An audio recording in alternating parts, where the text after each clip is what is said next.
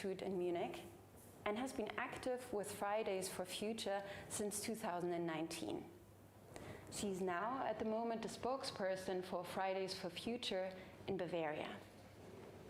The third person to speak, and he's gonna give today's keynote, is Saleemul. He's the director of the International Center for Climate Change and Development and a professor at the Independent University Bangladesh.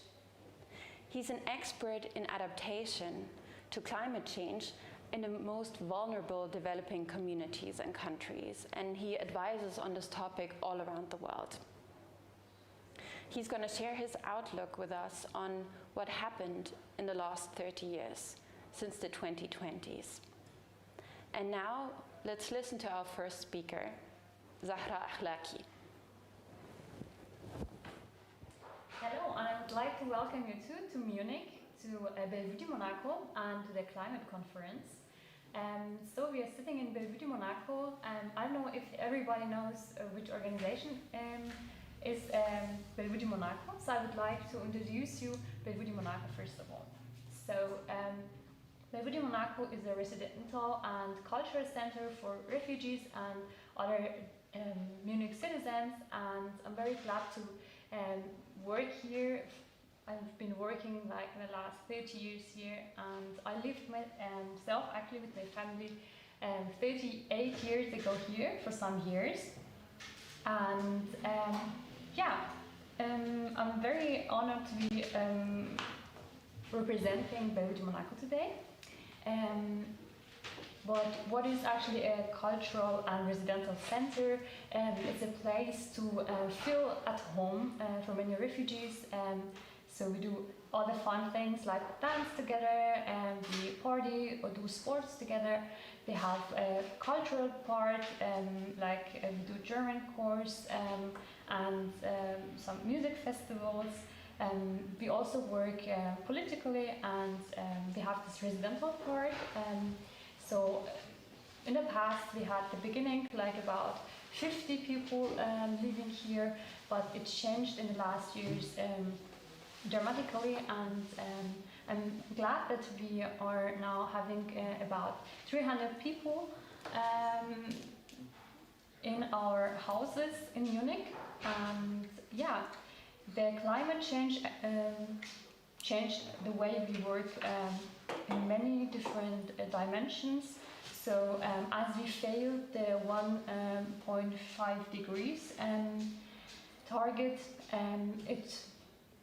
everything changed very dramatically. So we have 200 million people leaving their houses, their home, because they are not able to live anymore there.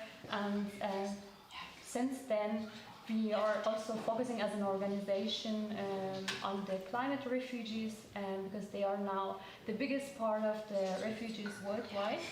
And yeah, so it's very important for me to be here, and I wish you a lot of fun and informative and nice time in the climate conference. Thank you. Thank you, Zahra. And we'll move to the next statement by Anja Paollucci from Fridays for Future. Hi, my name is Anja Paollucci. Today, in 2051, I am 49 years old. And in my younger years, I was an activist with Fridays for Future in Munich. As I sat down to write this speech, I got to thinking about how my activism started for the first time in years. I got so caught up in the fights I was fighting that I almost forgot what it was like when I started, which is quite sad, because I lost the hope that we felt when we started fighting. The first time I skipped school in 2019 to march for climate action, I was 16 years old, and I believed in a just world in which the crises of our society would be solved if one just pointed them out. The scientific consensus was clear, and our government had even signed a treaty that it would do what needed to be done to stay within 1.5 degrees global warming. I believed it wouldn't be more than a year of fighting and reminding our government of its duty before we could go back to being teenagers. I very quickly learned that the fight for climate justice wasn't as simple as just reminding our government of the scientific consensus and its duty. Instead, we were confronted with a deliberate gridlock in climate politics and illegal, sometimes even unconstitutional actions in legislature by our elected officials. In 2020, we sued our government over its climate law, and in 2021, the German Constitutional Court ruled in our favor. It argued that the German climate law was partly unconstitutional because it disproportionately affected the freedoms of future and younger generations. Do you want to take a guess at what our government did? It put the blame on everyone but itself, and then turned around and passed the same law again and just exchanged a few numbers. Let me tell you, that new law was in no way, shape, or form better than the old one. In 2020, activists from Ende Gelände were on their way to open-cast coal mines in order to block coal infrastructure according to the motto, climate action is manual labor.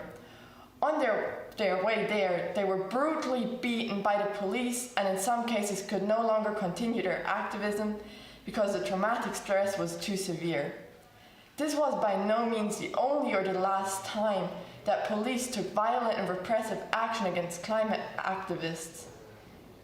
There have been countless cases of police violence across the world against peaceful climate demonstrations.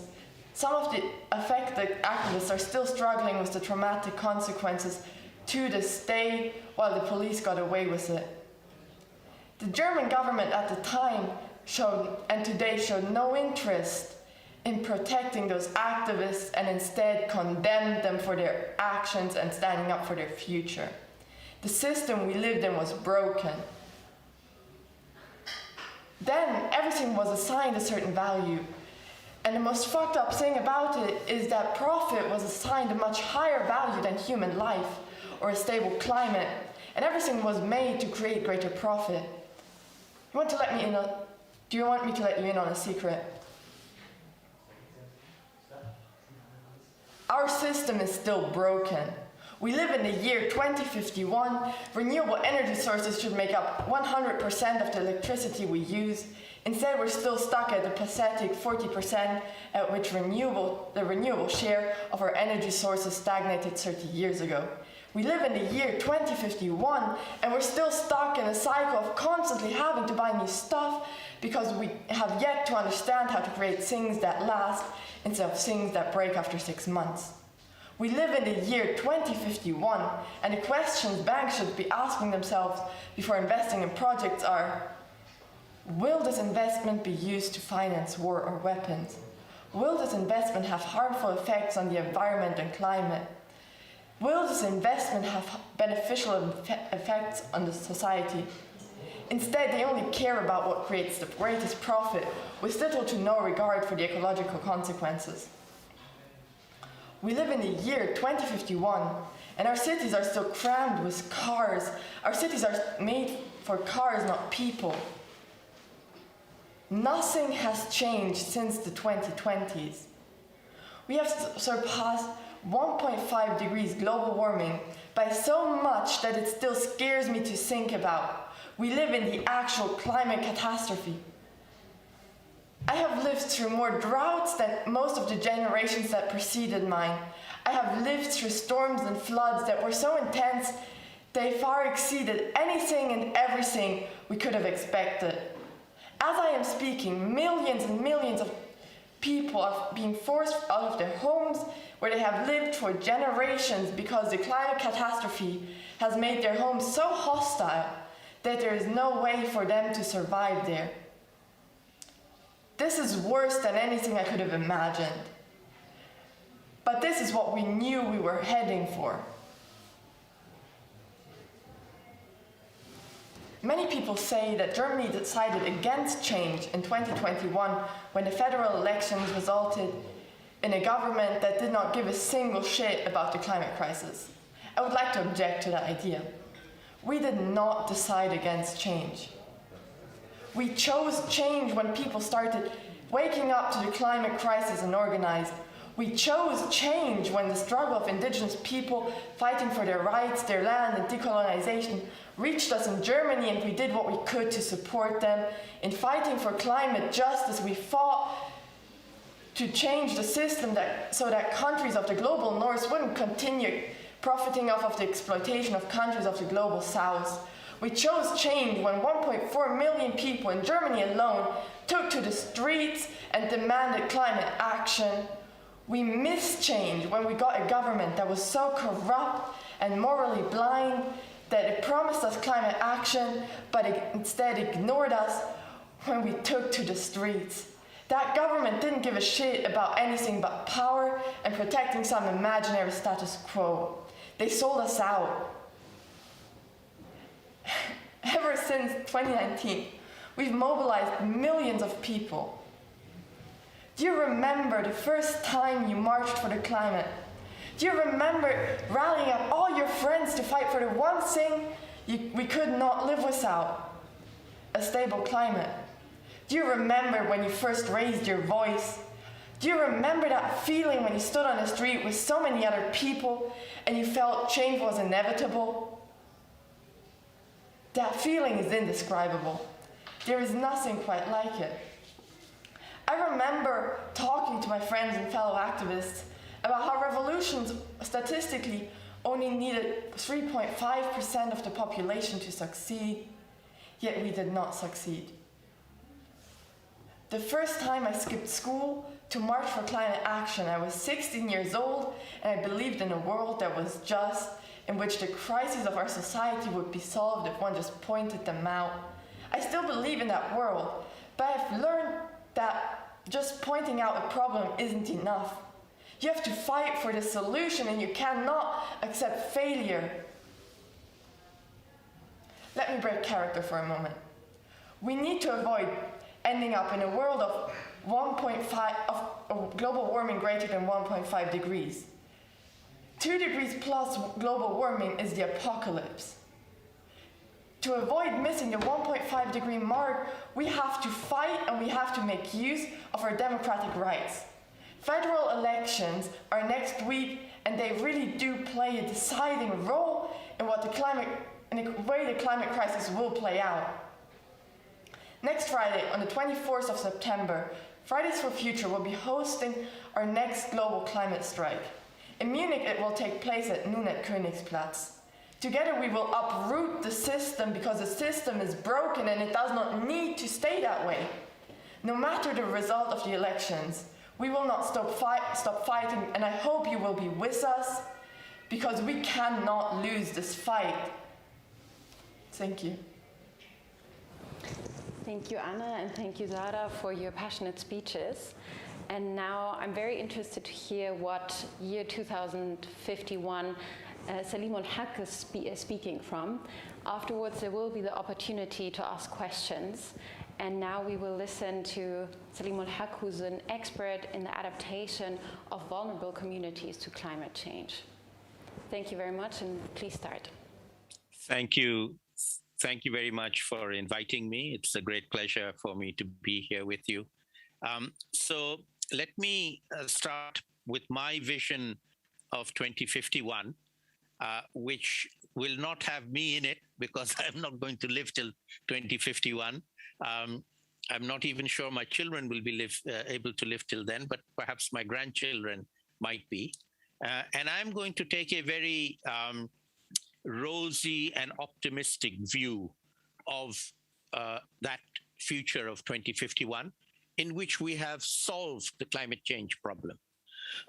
And we did it in the period of 2021 to 2025, or up to 2030. This was the critical juncture at which the world was able to change, the world agreed to change, and the world did change. Now, how did it do that, and what were the critical factors? I'm going to name three that I feel were the biggest contributors to making that positive change. The first one is young people. And we just heard the voices of a couple of young people just now. Young people around the world in the around 2020, 2018, 2019, 2020, 2021, mobilized in a way that we had never seen before. All over the world, every country had the Fridays for Future, school children going out of school, demonstrating, raising their voices, advocating with their own leaders in their own countries, and then globally with global leaders, and their voices got stronger and stronger, and they were able to make political differences, as we just heard, in electoral processes, particularly in democratic countries where the electorate has a big say in changing policies and leaders. And I'll cite just one example that actually happened in that period, where President Biden was able to defeat then President Trump in the United States election in 2020. A very large part of that success came from mobilizing the young people, or mobilization by and with the young people in the United States, for whom tackling climate change was a very high priority. In fact, tackling climate change was not a high priority for then candidate Biden. He was not convinced about the issue, but the young people that worked for him and voted for him and brought out the vote for him convinced him. And so when he came into the office, he understood that the magnitude of climate change was much bigger than he had realized before. And in fact, he was able to take actions to do that. In fact, if you have just seen the last few days on the television screens, you will have seen that he's been visiting the affected areas in the United States that were hit by Hurricane Ida just a few days ago, caused devastation. More than 50 Americans lost their lives. They lost it. So that's loss and damage from human-induced climate change, and he accepts it. And now he is trying to pass a bill in the US Congress to tackle climate change, along with other kinds of infrastructure in the United States of America. These are things that he originally was not convinced of, but the young people in the United States convinced him, and they are pushing him, and hopefully they will continue to do that. And in my scenario for 2020, 2051, they are successful, or they were successful in changing the biggest economy in the world and putting it on a path towards development that is safe development and environmentally protective development, and a fossil fuel free development. That is really the golden pathway that we need to develop for all countries going forward. And the 2020, 2021, particularly the COP26 held in November of that year, was the pivotal moment, in my view, that shifted the rest of the world in that direction, in the positive direction, which eventually allowed us to solve the problem by 2051. That's the first pillar. Young people all over the world, everywhere, working at local level, at national level, and at global level, and inheriting and creating the world that they want to create, and not just depending on their adult leaders to deliver, who had up till then failed to do so. The second pillar of this success, I would say, is amongst key leaders. Individual leaders matter a lot, and having good leaders in some countries has been a very big factor in taking action, being a leader who does things, and then persuades others to follow and join and do things. And I will say that female heads of government have played a very, very key role in moving us forward. And I'll cite some examples from the past, and then some examples from the present, which I hope will be built on into the future.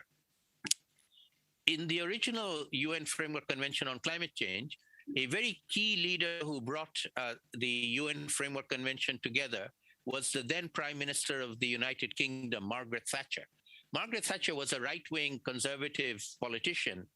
In general, her party is not a pro-climate change action party, but she herself had a science background. She studied science in university, and when she saw the IPCC report, she understood the science. She understood what, molecules of greenhouse gases, CO2 and methane will do.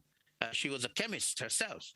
And she understood this was a global problem. And she was very instrumental in getting global leaders from around the world, including at that time, President Bush of the United States, around the table to negotiate and agree the UN Framework Convention on Climate Change, which was a pivotal acceptance and action by global leaders. Since then, we also had Chancellor Angela Merkel in Germany. She was the first president of COP1 in Berlin, in Germany. I remember that many years ago. I was there myself. And since then, she has been another leader. Again, she comes with a scientific background. She had a understanding of the science. She didn't have to deny the science or have it explained to her. And she knew that this was a reality, and she did what she could during her tenure as a leader, first as the Minister for Environment and then as the Chancellor of Germany. Now, moving forward in this time of 2021 and the upcoming Conference of Parties, I will name a few female leaders with whom I would ask everybody to keep in touch and keep an eye on. One of them is the Prime Minister of my country, Sheikh Hasina, who is currently leading a group of nearly 50 vulnerable countries called the Climate Vulnerable Forum, and she will be going to Glasgow and representing them. And she will be speaking on behalf of the vulnerable countries to keep 1.5 degree in sight and to make sure that we also deliver on the $100 billion a year, which was promised. And we also deal with this new and upcoming problem of loss and damage from climate change, which unfortunately has become a reality. At the same time, I would also ask you to keep an eye on the First Minister of Scotland, where the COP is going to be held. Not the Prime Minister of the UK, Boris Johnson. I don't really have much faith in him, but I do have faith in Nicola Sturgeon, who is the First Minister of Scotland. And Scotland actually has an independent policy on tackling climate change other than the United Kingdom, and it's much more progressive than the United Kingdom is. So keep an eye on Nicola Sturgeon. And then you have leaders like Jacinda Ardern from New Zealand, who has demonstrated in her leadership, particularly on dealing with COVID-19, that she is a leader head and shoulders above all the other leaders in every single country in the world. She has been able to protect the citizens of New Zealand by taking scientific actions on time and with the consent of the people of her country. So female leaders, and there are many more to come between now and 2051, I think they will be pivotal. They will be the ones who will be able to change, they will make others change, and they will persuade people to go along with them. And then the third and final building block of this success in 2051 is my country, Bangladesh. Bangladesh is perhaps the most vulnerable country to the impacts of climate change. It is now a country of 170 million people living in less than 150,000 square kilometers, one of the poorest countries in the world, one of the most vulnerable countries in the world, but at the same time, becoming one of the most resilient countries in the world. And between now and 2051, Bangladesh will show the whole world how to tackle climate change, not just deal with the impacts and manage the risk, but overcome the risk and overcome the impacts and become prosperous. And we are in the process of developing what we are calling our Mujib Climate Prosperity Plan to deal with climate change. It's no longer just a resilience to climate change, but prosperity despite climate change. And I'll cite the example of Bangladesh, which is now in this year, 2021, celebrating 50 years of its existence as a country. 50 years ago, when we became a country, there were leading politicians like Mr. Henry Kissinger of the United States that predicted Bangladesh would die. It would become a basket case. It would not survive. 50 years later, we are thriving. Whole country of Bangladesh is one of the leading developing countries in the whole world, and we will continue to do that. And a large part of that is investing in our young people, in our girls and in our boys. And they have already demonstrated their ability to lift the country up from a least developed country into a developing country. Over the next decades up to 2051, we intend and plan to become a fully developed country based on our young girls and our young boys who are as bright and as energetic and as enthusiastic as any in the world. And we will not only help solve Bangladesh's problem, we will help solve the whole world's problems. Look to Bangladesh to be a world leader in the coming years and decades. And hopefully we will make that transition to 2051 and stay below 1.5 degrees and keep everybody safe. Thank you.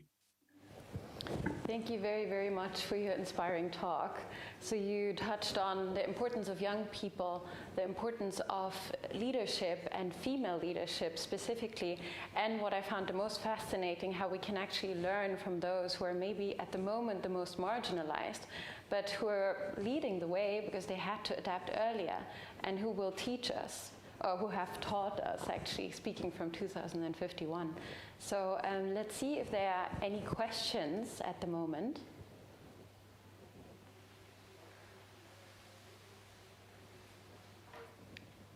Not so far. Right, maybe I will ask with start with one question then. You were talking about the importance of leadership in the early 2020s, though, or generally the beginning of the 2000s. We had a problem with populist leadership that very much relied upon a view of human and nature relationship that was very extractive. What do you think created that change towards a different vision of leadership? How did that happen? I can tell you how it happened from 2051 backwards, but I can also mention it happening now in 2021. And it is a generational change. The populist leaders that you mentioned are all old people looking to the past and basing everything on, the past was good, the present and future is bad, immigrants are bad, colored people are bad, young people, progressives are bad, and they hearken back to nostalgia. That's how they appeal, and that's how they get the votes from a dwindling number of old people. And in the developed countries like the United States and in Europe, white old people, all right? The future does not belong to them. The future belongs to the young people. The teenagers in these countries, many of them of mixed race, many of them immigrants who have become Germans, who have become French, who have become Americans, and they are fully fledged citizens of their countries, and they are the ones who will propel the future. And they will bring in this new future, which I'm predicting will happen in the next few years, in this decade. And it'll be a sea change. The world will be unrecognizable once this new generation takes over. And the big difference between the old generation and the new generation is the old generation thinks in terms of national identities, okay? They think of themselves as Germans or Americans or British, primarily. The new generation thinks of themselves as citizens of planet Earth. We share the planet with citizens all over the world. We are connected all over the world. And the problem of climate change is a global problem that can only be solved by treating it globally, by citizens of all over the world, of planet Earth, taking actions to deal with it. And so the young people are going to be able to shift from thinking of themselves from citizens of Germany first to citizens of planet Earth first and citizens of Germany second.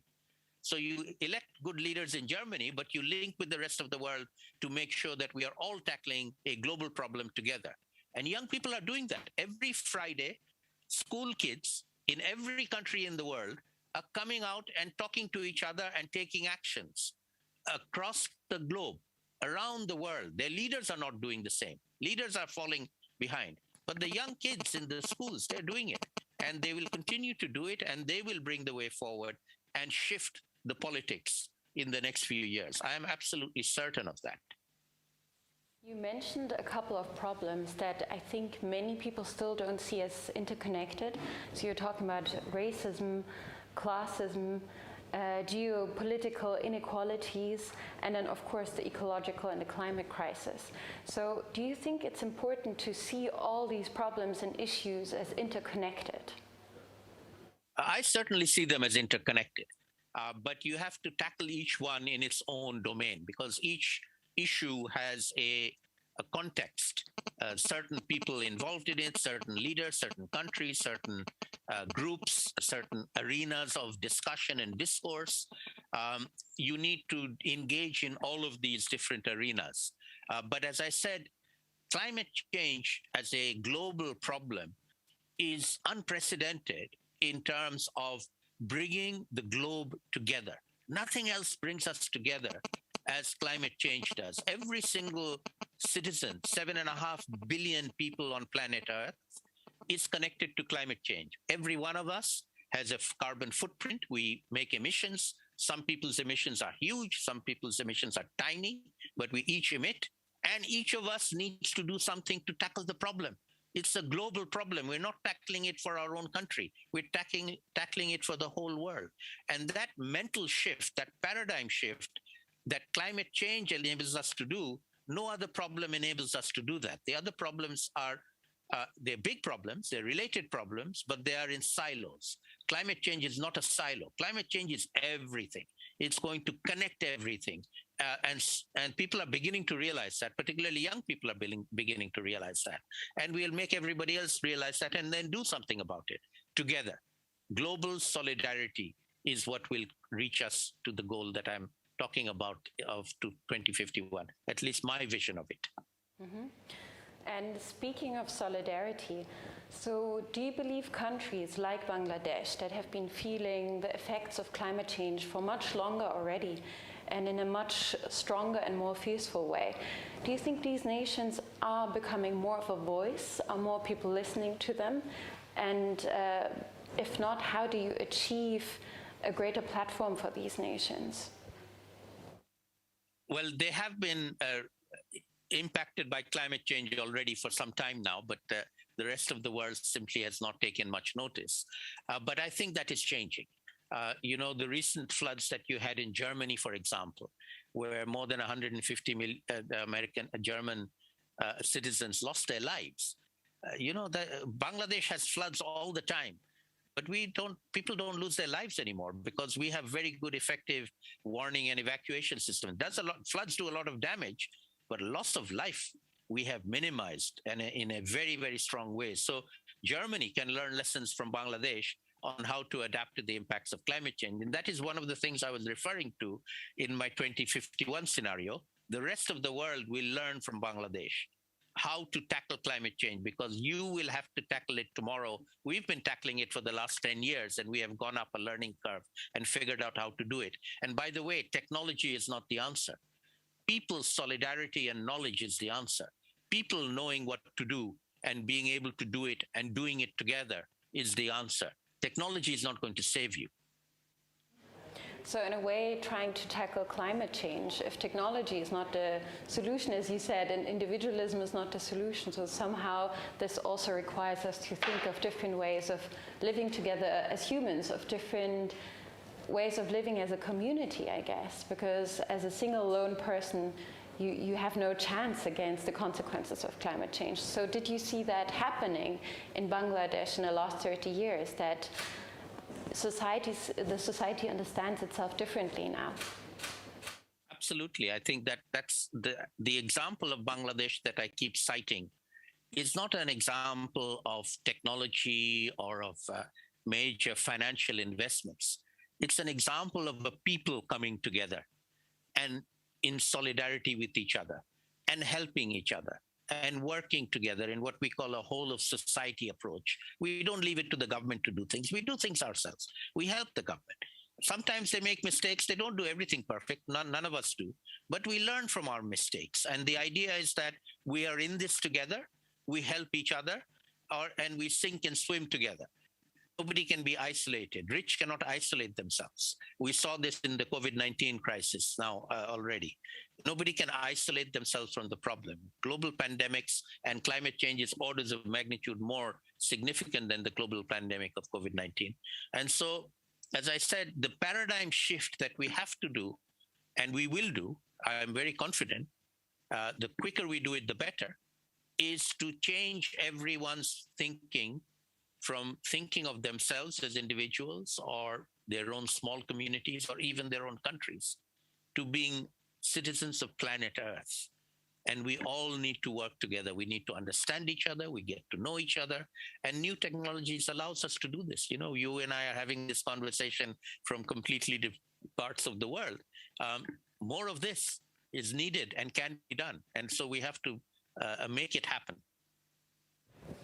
Thank you so much. Are there any more questions from the audience? Not at the moment, we're still getting into it. But thank you so much, Saleemul, for your speech. Thank you so much, Zahra and Anja. I'm going to give a brief outlook on how the day is going to look like today. So we're touching on a lot of the topics we just have spoken about as well. So in the first session at 12 o'clock, we'll talk about climate resilient development, where we can learn a lot from Bangladesh, as we just heard, and also about how to communicate effectively about climate change. How do you get people to start becoming active about it?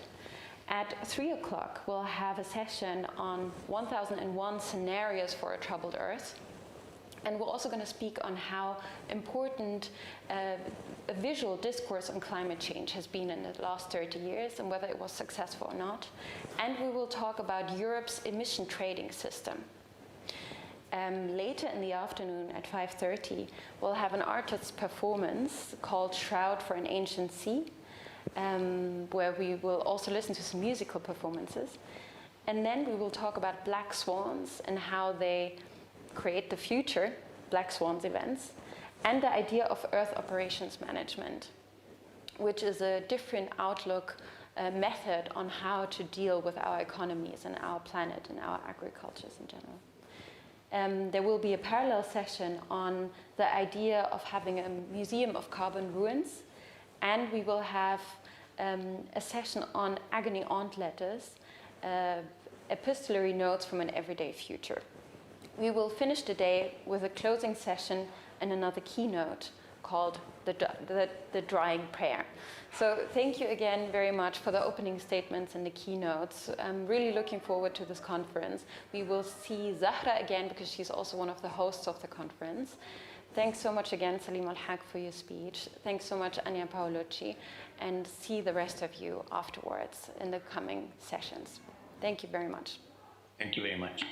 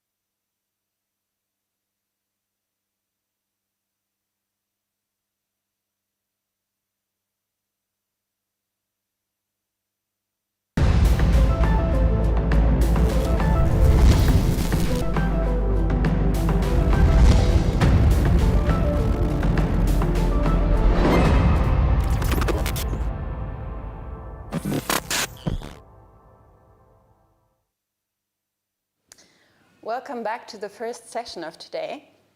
There were meant to be 2 sessions actually, 51.1a and 51.1b, but we've put the 2 of them together. So now we're going to listen to Lena Schlegel and Geronimo Gussmann and their 2 presentations. We're going to start with Lena Schlegel, and I'm going to give a short introduction to her topic. So yeah, as you know, we're in the year 2051. Looking back at 2020, which was a really crucial moment in time. Because at that time, many people were wondering, how do we gain the public's approval for our actions against climate change? How do we get people to actually become active? And one of the biggest challenges there is, how do we communicate all of this? Do we work with hope or fear, with facts and statistics, with storytelling, with visuals, with imagination?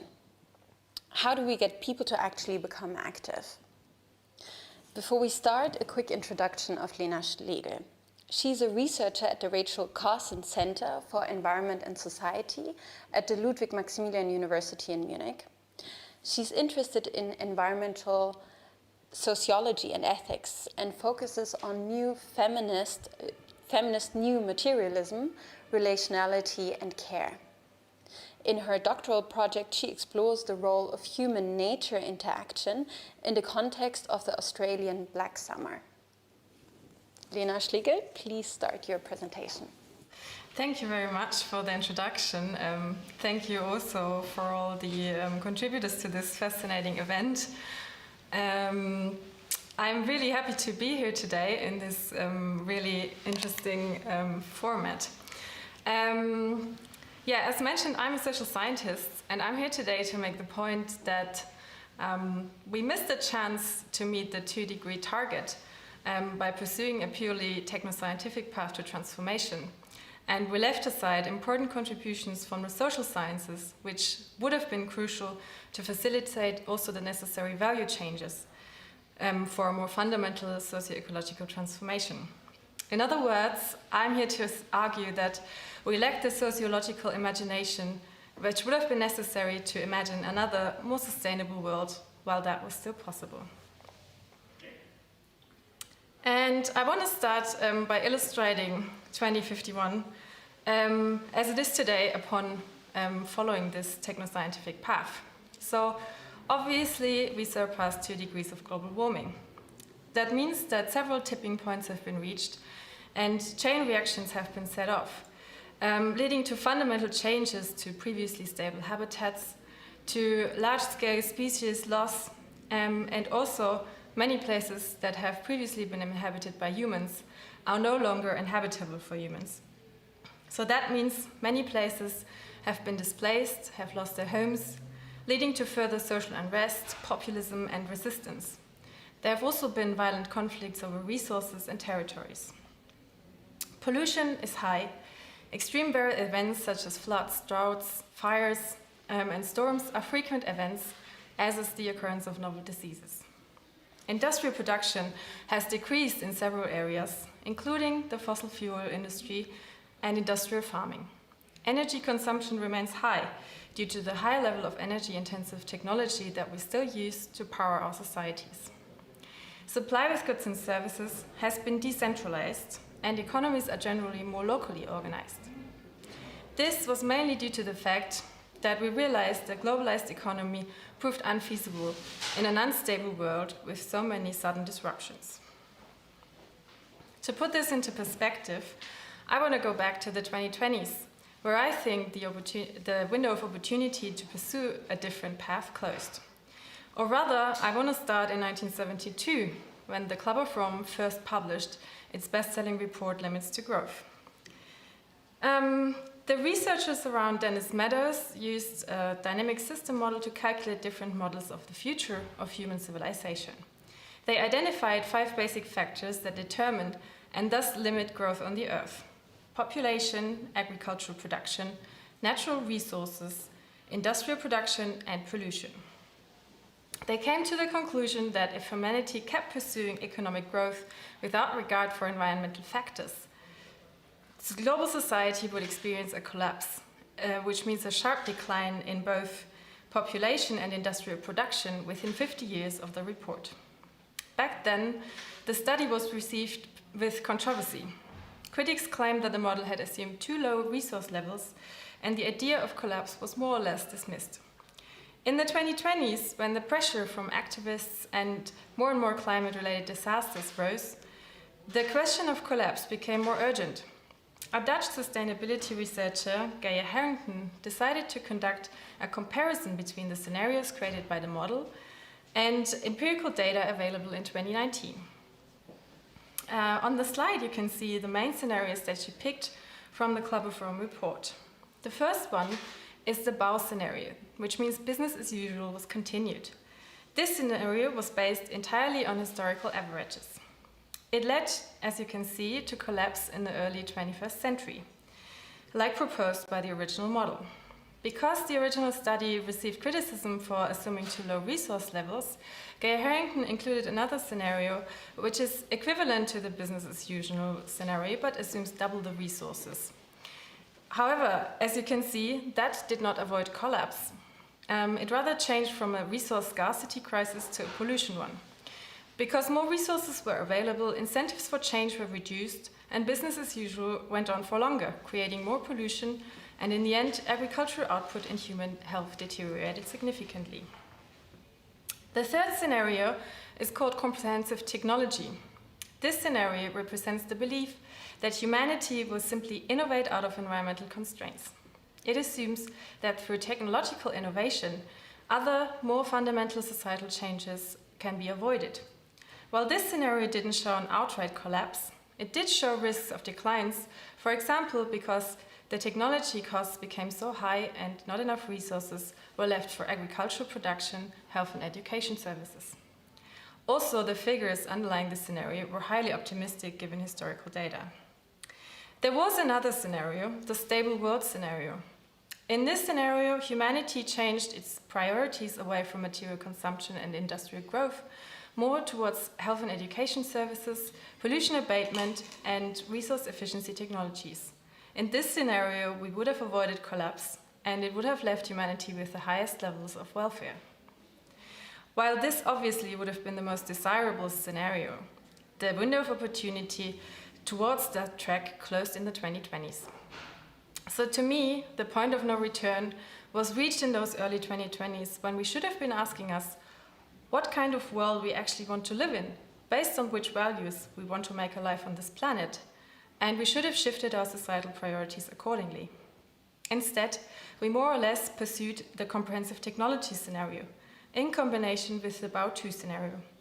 And this was quite a risky path to pursue, because we can see the declines in agriculture and industrial production and human welfare already, but we still don't know how sharp they will be, if they will be more moderate, as in the CT scenario, or more sharp, as in the Bau 2 scenario.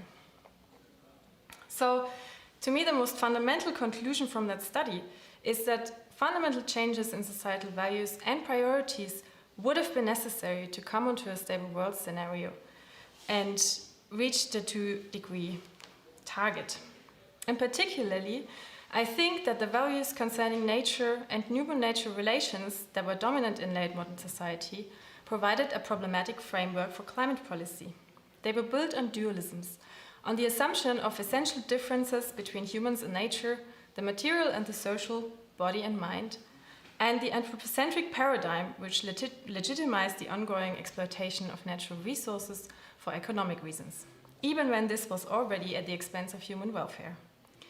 And that is where I argue we should have taken sociological research more seriously, which offered insights into the motivations and constraints for social change, alternative value foundations and efforts to reconnect with what had been separated by dualisms.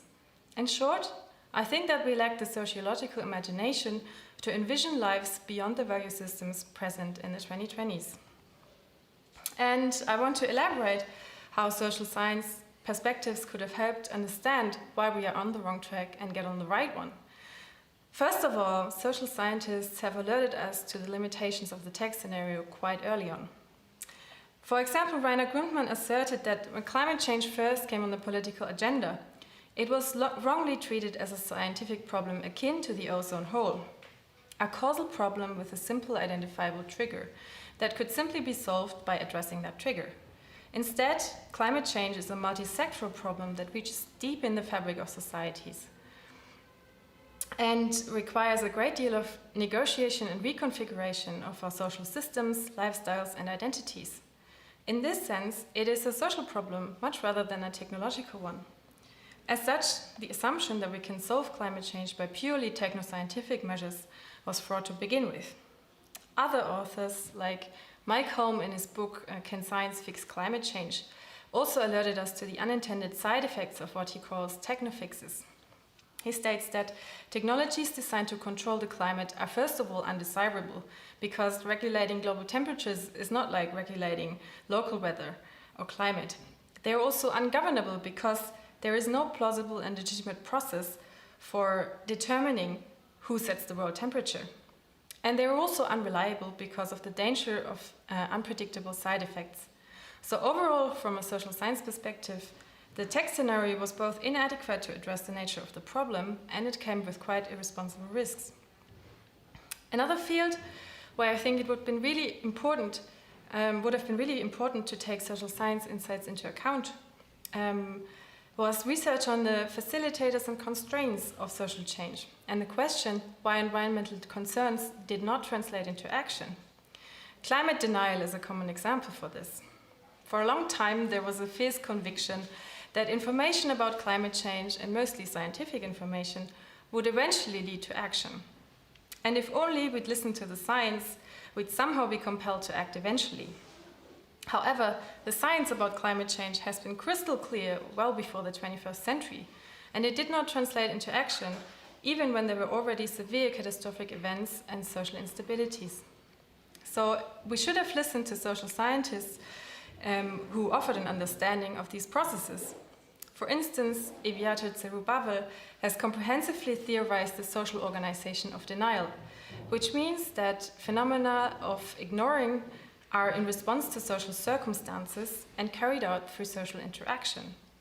With Stanley Cohen, who has theorized different kinds of denial, we can classify climate denial as a case of implicatory denial, which is the failure to translate concerns into action. With implicatory denial, what is denied or minimized is not the facts per se, but the psychological, political, or moral implications that conventionally follow.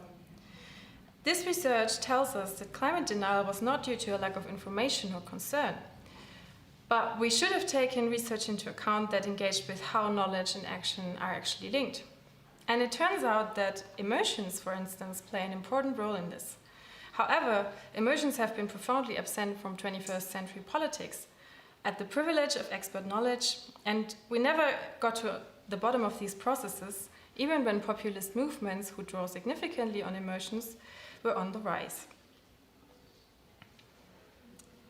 So the answers were out there, but we didn't really listen to them.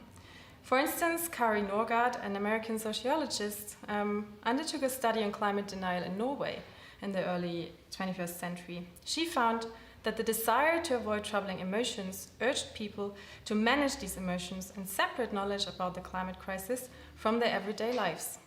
So while people were concerned about climate change, they did not connect this knowledge to their everyday lives, which led to collective inaction. Emotions are also crucial to developing the kind of sociological imagination I was talking about, because they link individual concerns to broader societal structures. So overall, we can see that emotions play an important part both for motivating action or for inhibiting it. So it would have been crucial to engage with how these emotions influence people's responses to climate change as well as political decisions. And finally, we should have interrogated from a sociological perspective with which presumptions we were looking at the future that we were trying to enable. The temporalities within which a socio-ecological phenomenon is perceived also affect how we can respond to them.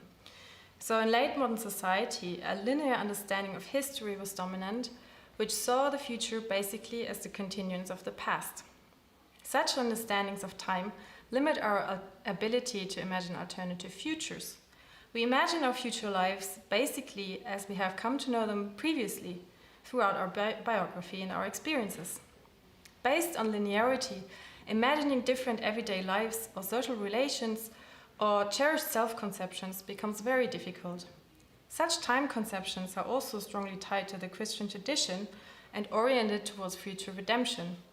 Thereby, they deflect us from a moral presence in the here and now, which, according to Deborah Bird-Rose, allows us to continue with harmful practices in the present without thinking about the consequences for the future.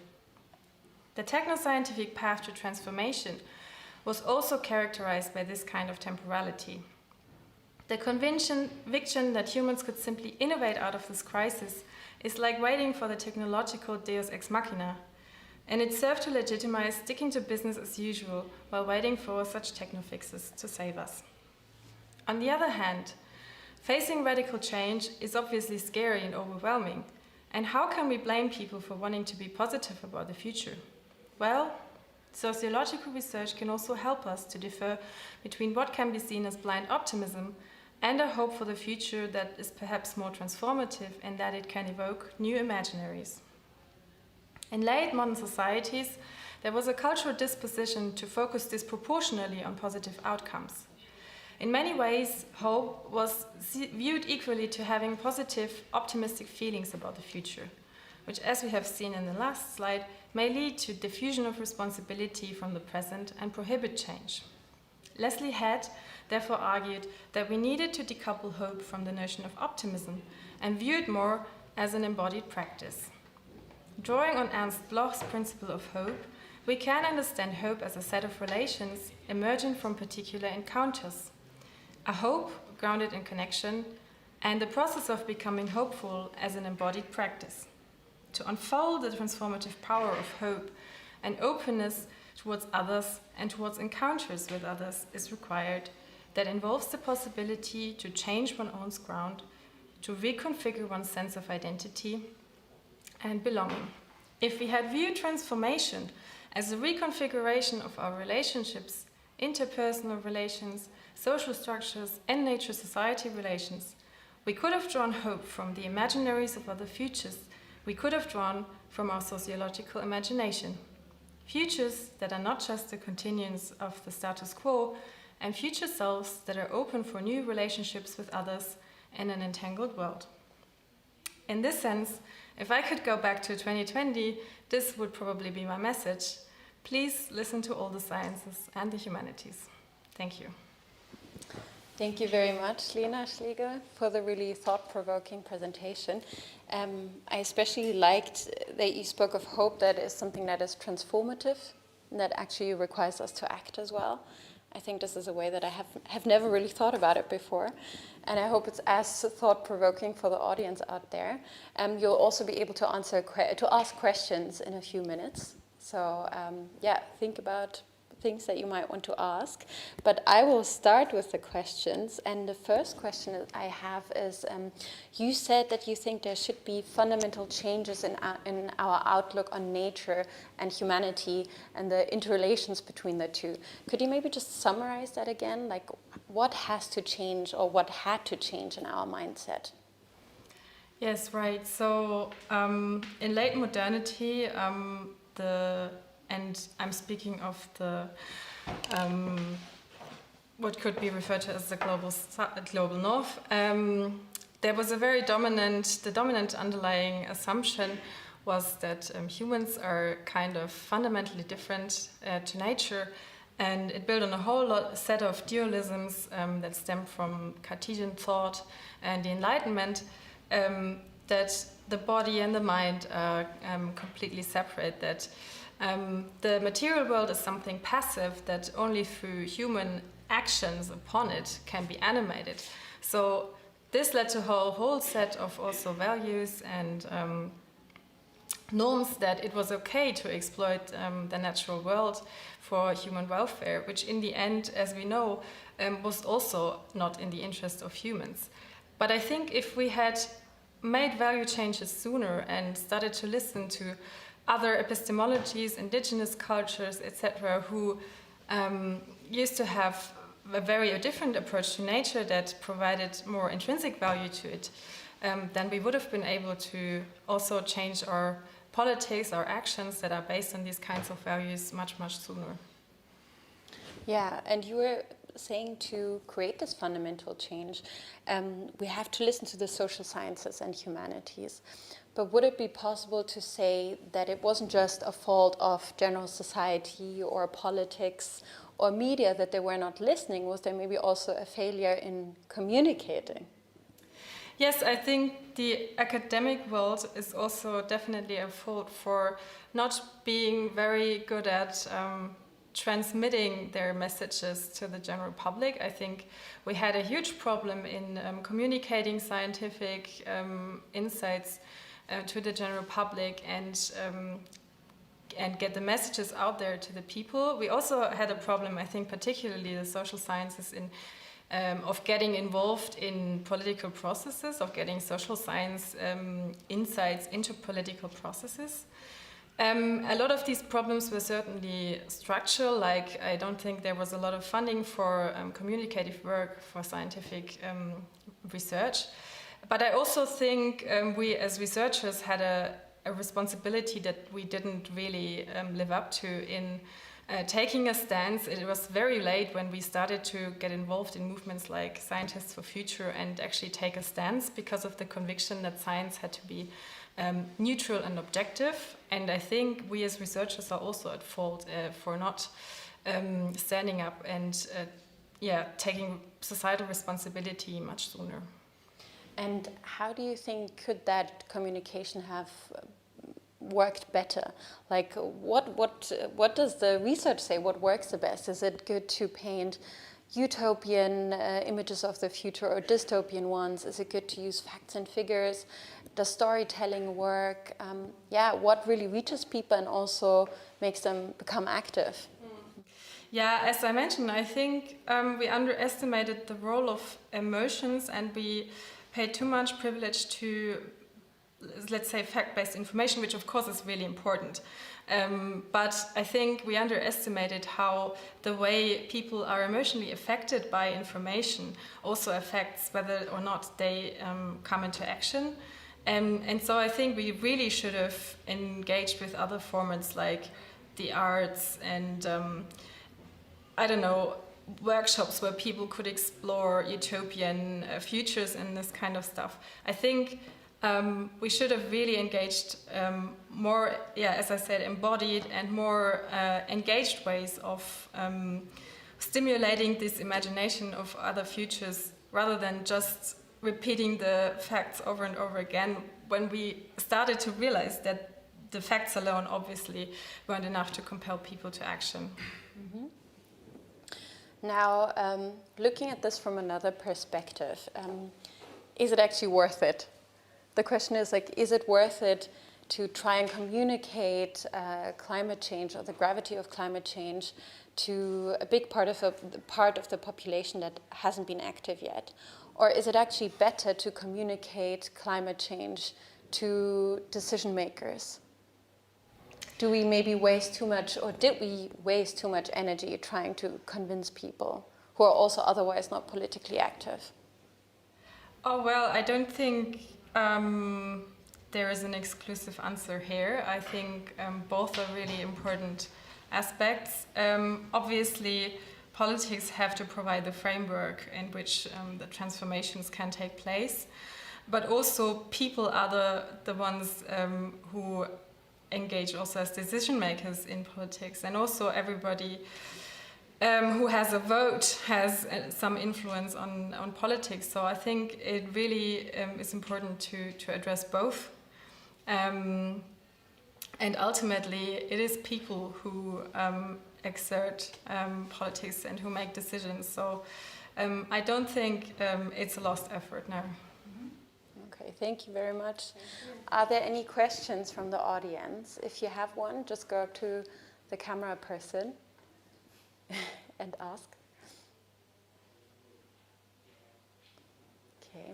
Meanwhile, while we're still waiting for questions, I'm going to ask you one other one. So with the communicating, there is one. Okay. There's about to be a question.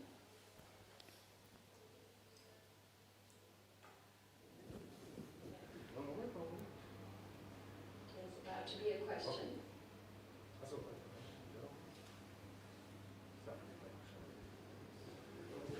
it's going to be there any minute. Yeah. There it is. Yeah. Okay. I think it's going to be there any minute. So, shall I already talk? Yeah. Okay, so my question is if you could elaborate more on what embodying this message means, like embodying this hope. You disconnected hope and optimism. You said that embodying could mean to become active politically, and you also talked about feeling the emotions of climate change. And I would be really interested if there is another sphere of embodying this message and becoming active. Thank you. Okay, thank you for the question. I hope I get it right. Yes, I think it kind of relates to the different kinds of communicating we were talking about before. I think what I meant is we need to start reconnecting things that in modern society seem really disconnected, like knowledge and action.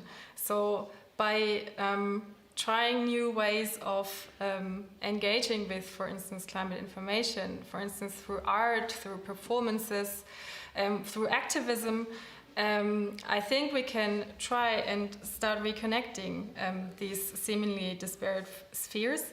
What I also mean by decoupling hope from optimism is viewing hope not only as something that always has to be positive, right? So I didn't have the time to get deeper into the emotions part. I would have liked to speak about a few emotions here, but I decided to stick to hope. But what research also shows us is that, for instance, grieving is a very important part of a process of transformation, right? So hope does not necessarily have to mean that we look at the future with an optimistic take, but it can also mean we are actively experiencing a process of grieving for things that we lose in the process, because I think every transformation obviously comes with loss. And I think it would have been an important step to acknowledge that hoping or being hopeful about the future does not always necessarily mean that we have to be positive about it, but also that we actively engage with the things that are changing. We notice the transformations that take place. We actively think about what are the selves we want to be in the future, or we can be in light of the transformation, because transformation is happening whether we want it or not. And if we do so more actively and try to connect more our feelings and the knowledge and what's happening around us, that perhaps we can take this transformation in a more active way and be part of a positive process rather than just waiting for catastrophe to come. I hope this sort of answers the question. Thank you so much. I think we'll now move to the second presentation, but there will be another opportunity to ask questions at the end of the session. So remember your questions if you had any. Thank you for your presentation and the beautiful ideas you presented. Definitely very thought-provoking. And just a quick announcement, we also today have the privilege of having somebody who's doing a graphic recording of the sessions. Matteo will probably share it on screen at some point, maybe now, maybe later. Yeah, so just all of you know there's another form of documentation that is going on. And now I'm gonna pass the mic on to my co-moderator, Suad Alfa.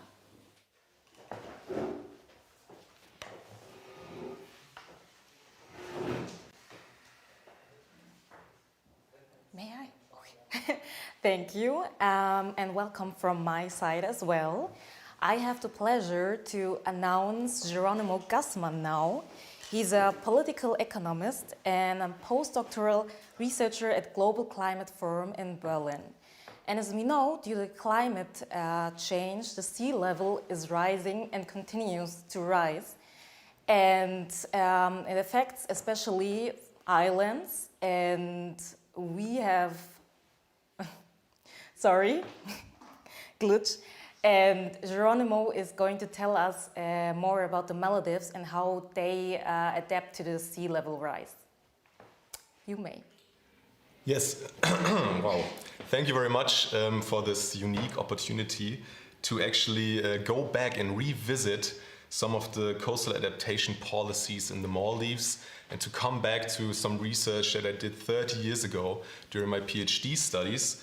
And I really want to jump right in and kind of introduce you to this point of departure that really got me started in researching this, the whole small island coastal adaptation nexus, if you like. And for me, the point of departure really was the study by Kurt Stulazzi and colleagues from 2018. And in this study, the authors argue that most atoll islands would be uninhabitable by now, actually, because of sea level rise exacerbating wave-driven flooding.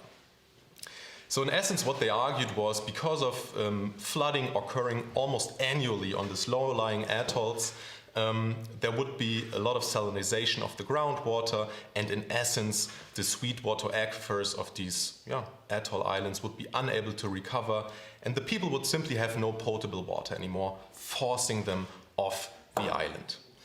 And during this time in 2018, then a little bit later, there was a report by the IPCC who actually confirmed this very dire outlook of these small islands.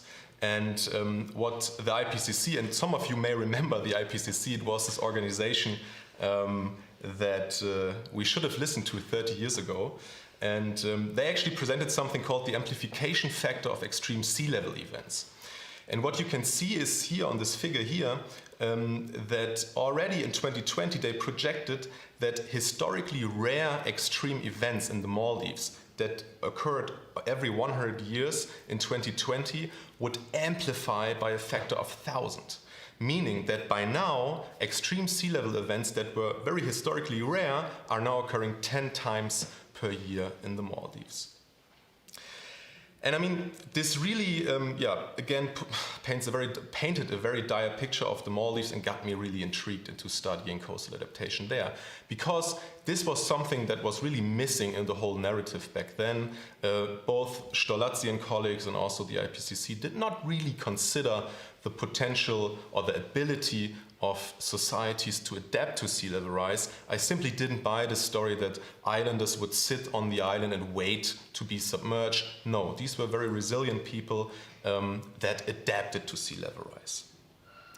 And before I go into more detail here, I want to kind of show you what the Maldives looked like in 2021.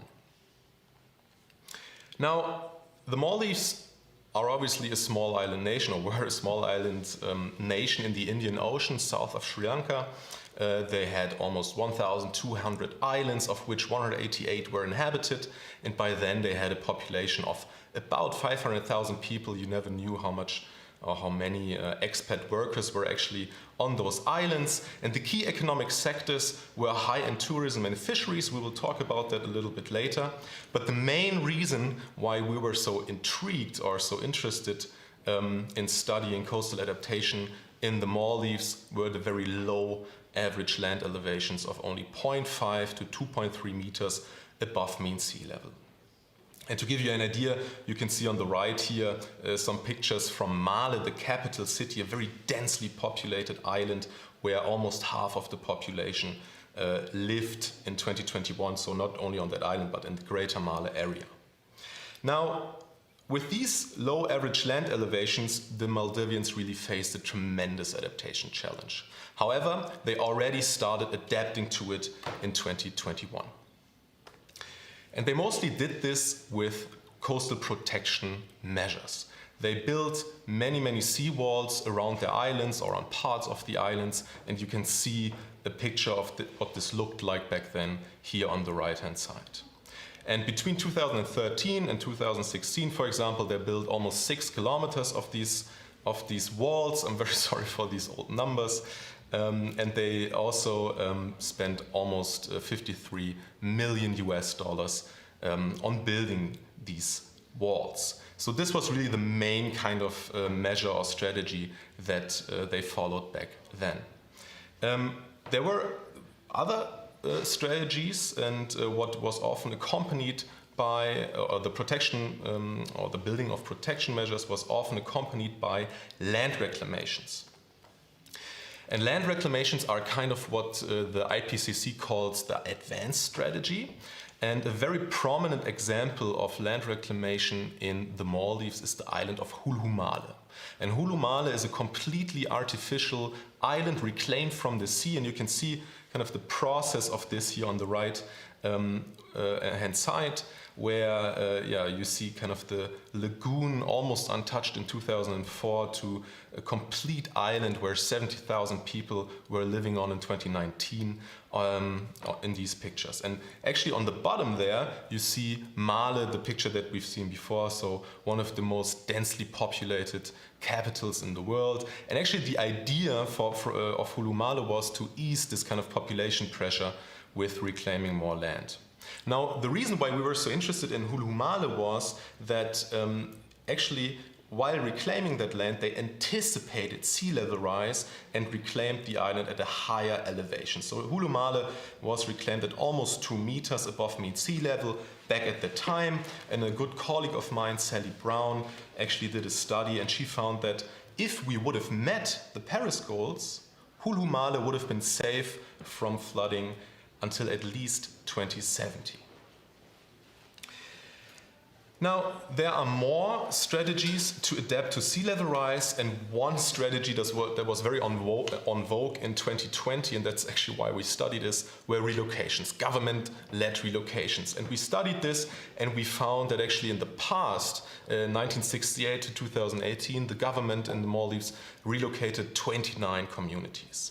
However, and this was interesting and very surprising for us, we found that actually these relocations were not really adaptation to sea level rise, they were more implemented as means to facilitate economic development. Not all of them, and one kind of exemption of this you can see on the right here. This is the island of Vivarium in 2004, completely untouched natural island. And then after the tsunami, the Indian Ocean tsunami hit in late 2004, the community of Kandu Huludu was relocated to this island, and now it's filled up to the brim, as you can see in the right there, or it was in 2018.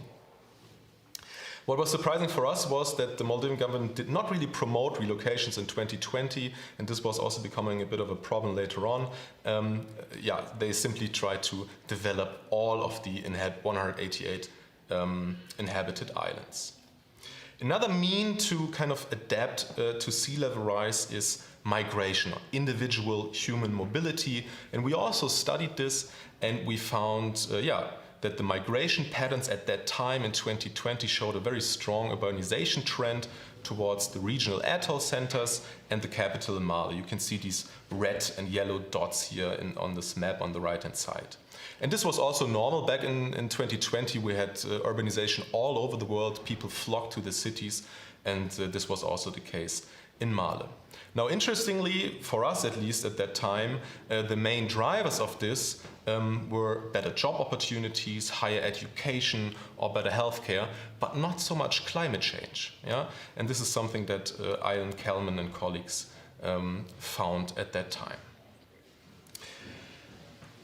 Another strategy to adapt to sea level rise is accommodation, and this is kind of the last strategy that I want to present here today. Some of you may know this, and we had Saleemul talk to us earlier today from Bangladesh.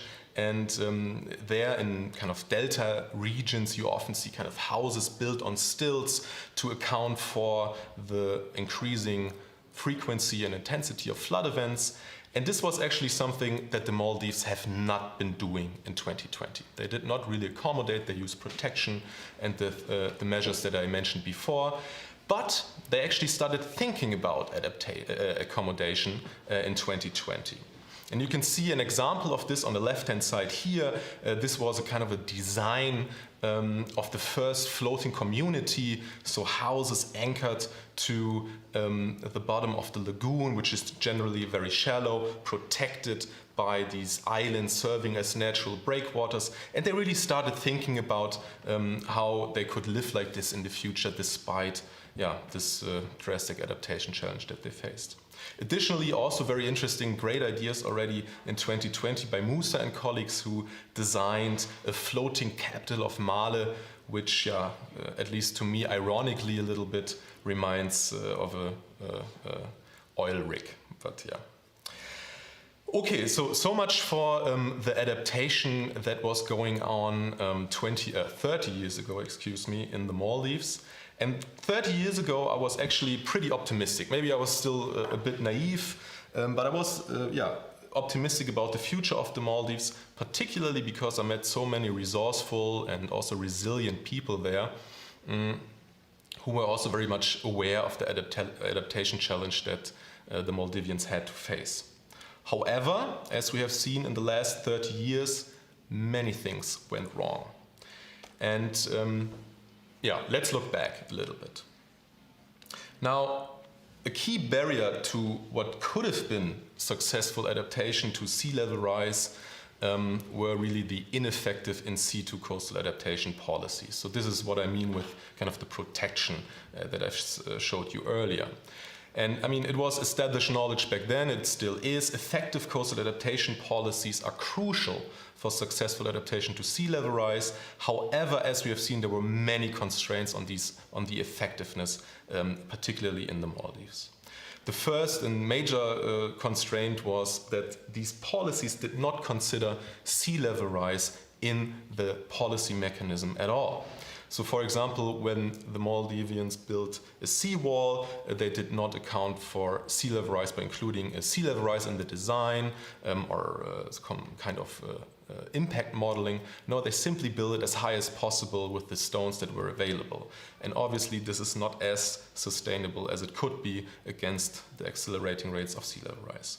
Additionally, and this is also a very important point, there was no consideration of nature-based solutions in kind of the array of strategies that the Maldivians were using. And a colleague of mine, Virginie Duval, has made that point in a very compelling way also in 2020. Simply building walls in these fragile atoll environments is not a good idea, because as soon as you put a wall at one end of the island, you create so many problems at the other end of the island, for example, because you impede the sediment flow. Relating to that, there were lock-in effects of these hard measures. So once you started building that and you got these new problems at the other end of the island, you had to kind of build a wall around the whole island, fortifying the island. And in essence, what you built was kind of a bathtub, because as sea levels rose, you know, the groundwater table within the island also rose, and you had to soon start pumping out the water, like the Netherlands were also already doing in 2020, and this just created many, many problems. Very important to me and also to my research was the political influence on the allocation of coastal infrastructures that we found back then. We found clientelistic patterns. A big problem was that instead of allocating coastal protection measures to the islands most at risk, politicians would intervene and allocate coastal protection to islands that were most politically opportune. So those that would say, okay, we will vote for you if you give us these measures here. And obviously these were very ineffective allocation patterns and left many, many communities still at risk. Another barrier was the lack of a comprehensive ex-situ adaptation strategy, and this relates to kind of the relocation and the migration that I've shown you before.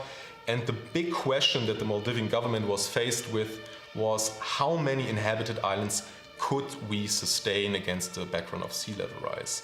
And there were different ideas to this, but some would say, okay, we need to protect all 188 inhabited islands. Others said, okay, no, we need to reduce the number to 50. But in the end, there was no strategic decisions being made.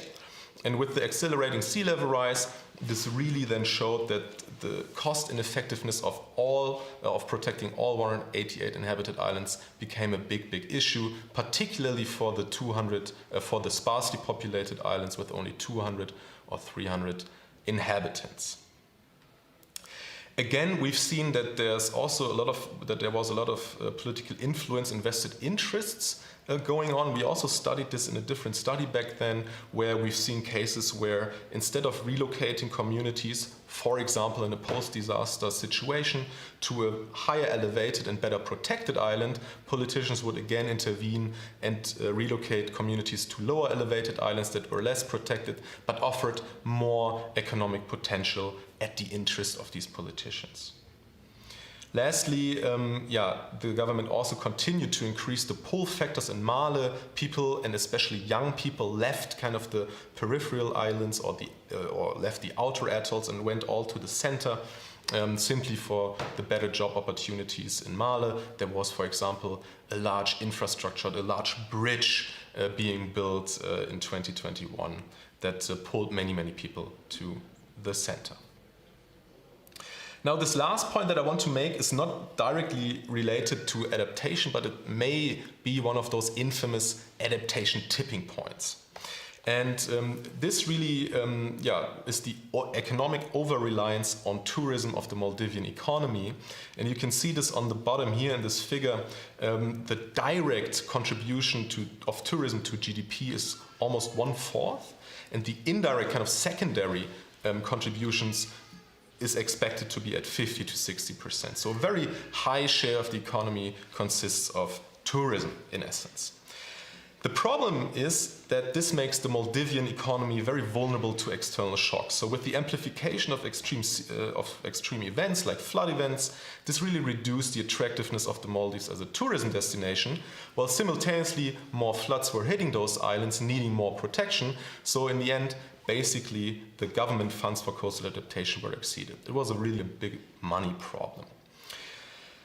And 30 years ago, it was already very difficult for the Maldivians to access international climate finance, and it remained the same. I didn't understand why this was the case back then. Somebody from the GCF or from the Green Climate Fund may explain it to me. I simply never understood it, and I don't understand it now. Okay, what could have been? I mean, let's imagine back a little bit, yeah? If I knew what I know now in 2051, what would I have done in 2021? And I just suggest these 3 following points, yeah? One very important point that we should have done back then was to address the lack of knowledge about the long-term effectiveness of nature-based solutions. I touched upon this a little bit. The Maldivians were very not afraid, but reluctant to use nature-based solutions because there was very little knowledge about can this actually protect our islands in the long run. Yeah, but we should have probably done some experimenting with planting mangrove forests to keep sediment in place, but this didn't really happen. Relating to this, there was still a lot of policy imitation from industrial countries going on, and these kind of policies were very unfit for atoll environments. One great example is one relict actually from colonial times when the British were in the Maldives, is the land use plan, kind of a British policy that was still being used in the Maldives in 2020, which kind of requires a setback zone around the whole island, which simply makes no sense. And we should have kind of thought of better policies here as well. And then, a very big point also, but I like to make it, strengthening the democratic institutions to alleviate this political influence, this clientelism, would have been very important also. Back in 2020, colleagues and myself, we had this working hypothesis that the more participatory, the more democratic the adaptation process would be, the better the outcomes. Yeah? And therefore, I think that especially this last point is something that should have been addressed a lot back then. Okay, I want to stop here and thank you all very much. Yes, long live the Maldives. This should have been actually in the font of this conference here today. Was kind of a hidden message, but I also like it like this. Follow me on Twitter if you want to learn more about the Maldives or also now actually the Baltic Sea. And this is some literature for you if you are interested. Thank you very much.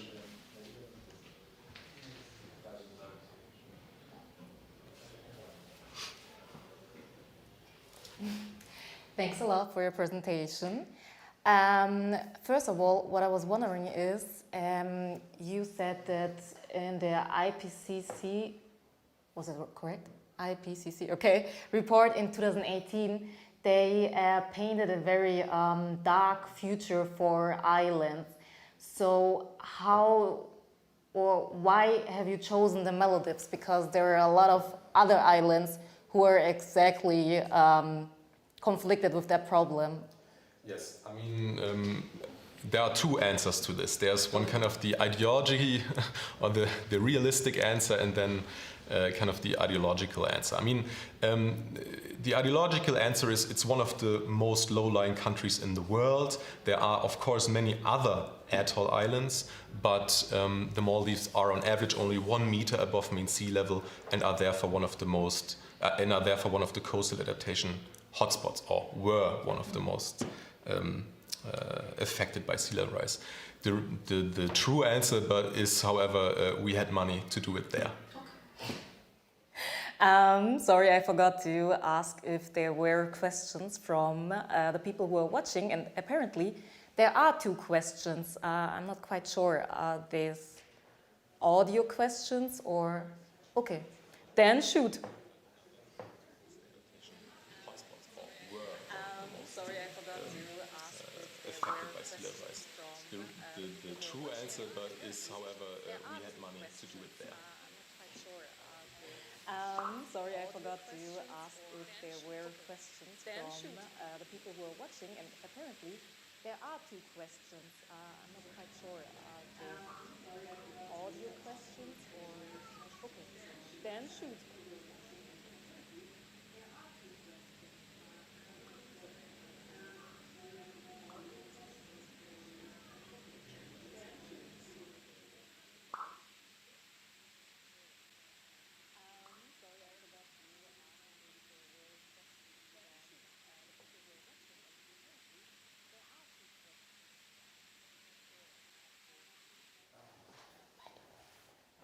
Oh, okay, so I will just continue.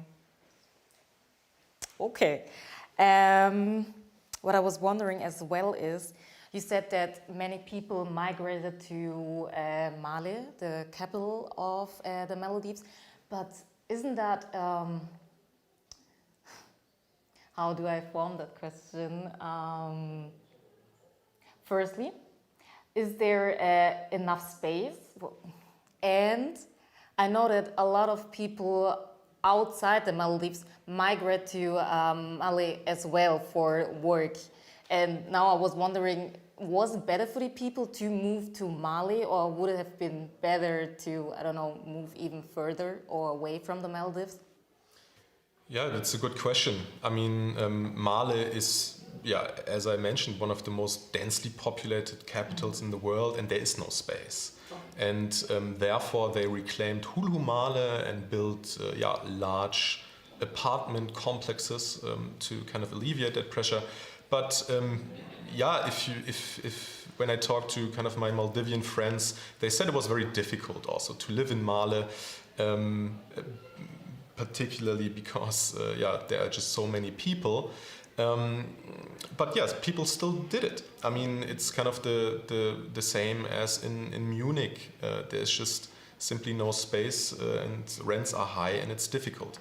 In what you say to kind of the people that came in, the expat workers, these usually resided on the tourist resorts.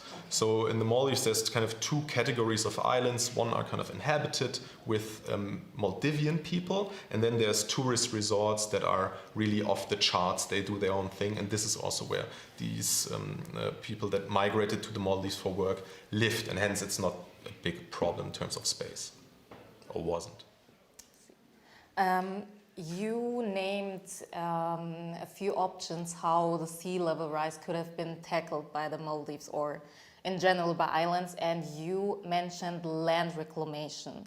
And I was wondering when you told us about it, if it's not just pushing the unavoidable for a short time or, I don't know, a matter of time just forward, because I don't know if the Maldives is like 2 meters above the sea and we will add like 1 meter, what will help? So what, God, sorry. For how long will it be helpful? I mean, this really depends on the extent of sea level rise that we will get. I mean, I've showed you kind of these projections that we had in 2020. And as you've seen, I mean, the sea level rise did not, despite of the kind of scenarios that we were on, did not really change much until now. So, I mean, we probably have 35 centimeters by now. Now is kind of the question, where does it go until the end of the century? And there is potential, if we reduce emissions, that the Maldives can sustain kind of to live in those islands, particularly if they are higher elevated, like Hulumale, for example. I mean, if we would have just met the Paris goals, they would have probably been fine for a long time. And so, yeah, is it I mean, can you avoid that they will lose kind of a lot of their cultural heritage and the way how they used to live? Probably not. Can you allow them to live on those islands a bit longer? Probably, yes. It will, I mean, we simply don't know really. Okay, another form you mentioned was like building higher houses, like having racks and then here the house. Yeah. Why did the Maldives didn't use that much?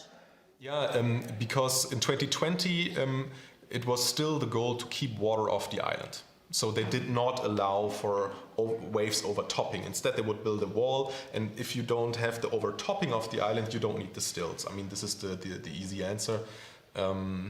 Yeah, it would have been interesting to know what happened now. I see. Okay. The Maldives were doing for a long time very great because there were like a lot of tourism and people coming and bringing money. And why didn't the government use that time where they were flourishing to prepare for the time where it got worse? Because we knew it was going to get worse. Yes, that's something that I also always wondered. And it's a difficult question. I mean, one thing that I touched upon is there was not really a comprehensive strategy. Yeah.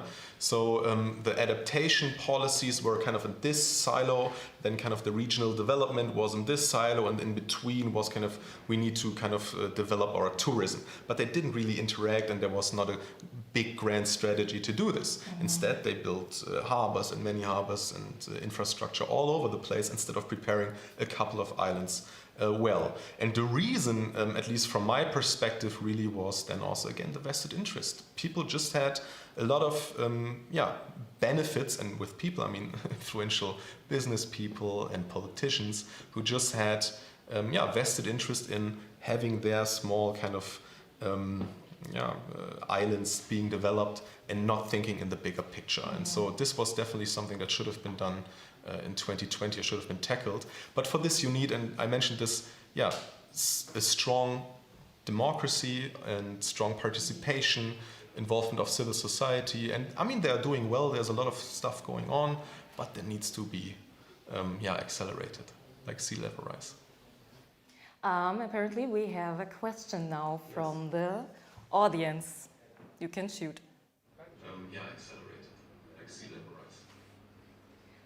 Apparently we have a question now from the audience. You can shoot. Hi, can you hear me? Yes? Okay. Well, you suggested one solution that you brought in 2021 to stabilize or increase democracy and democratic institutions. So, like, we look back now, what did you suggest? What did you do? That's A of my question. B of my question is, as we see now, it didn't really work out. And how did you cope with the emotions over 30 years, seeing it all go wrong? As we see now, it didn't really work out. Yes, thank you for the question. Yeah, what should we have done? I mean, building democracy is very difficult and cannot be built. It needs to be bottom up, it needs to be kind of grassroots movements, and there's a lot of that stuff going on in the Maldives also. I mean, it's simply, I'm not in the position to kind of say, I mean, here a Maldivian person should speak a bit better, should speak. Yeah, I don't want to make any statements here, but in terms of B, how did I cope with seeing this failure over the last 30 years? Cynicism.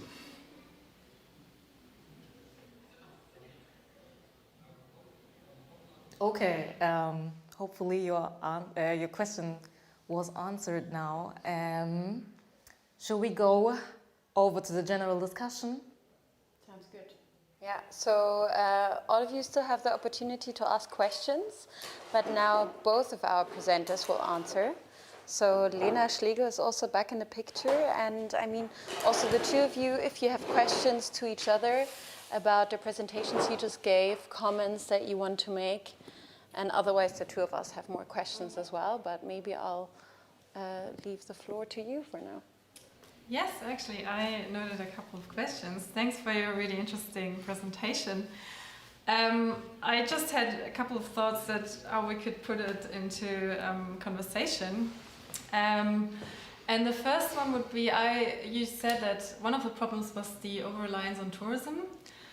And I was wondering if we take sort of my presumptions that I mentioned earlier, that now in 2050 we don't have this kind of globalized economy anymore, and everything has to be a bit more local and so on. Where does that leave the Maldives today? What are other sources of income for small island states like the Maldives? How did they cope with the loss of that tourism industry, or how could a more sustainable tourism look like today? Yeah, I mean, I was thinking about that question 30 years ago a lot, actually. And the problem is that the large economic sector of the Maldivian economy is fisheries. And obviously overcatch and kind of climate change, the increasing ocean temperatures are also a huge problem. Tuna population is decreasing a lot.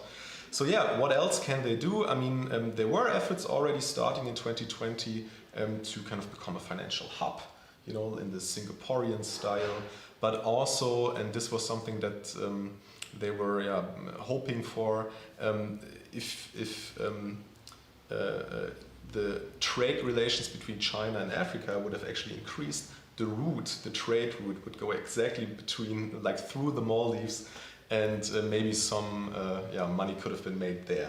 So those are those things. In terms of making tourism a bit more sustainable, I mean, this would have been something. Maybe you could take a nice trip with a boat from Sri Lanka down to the Maldives and have some high-end tourism.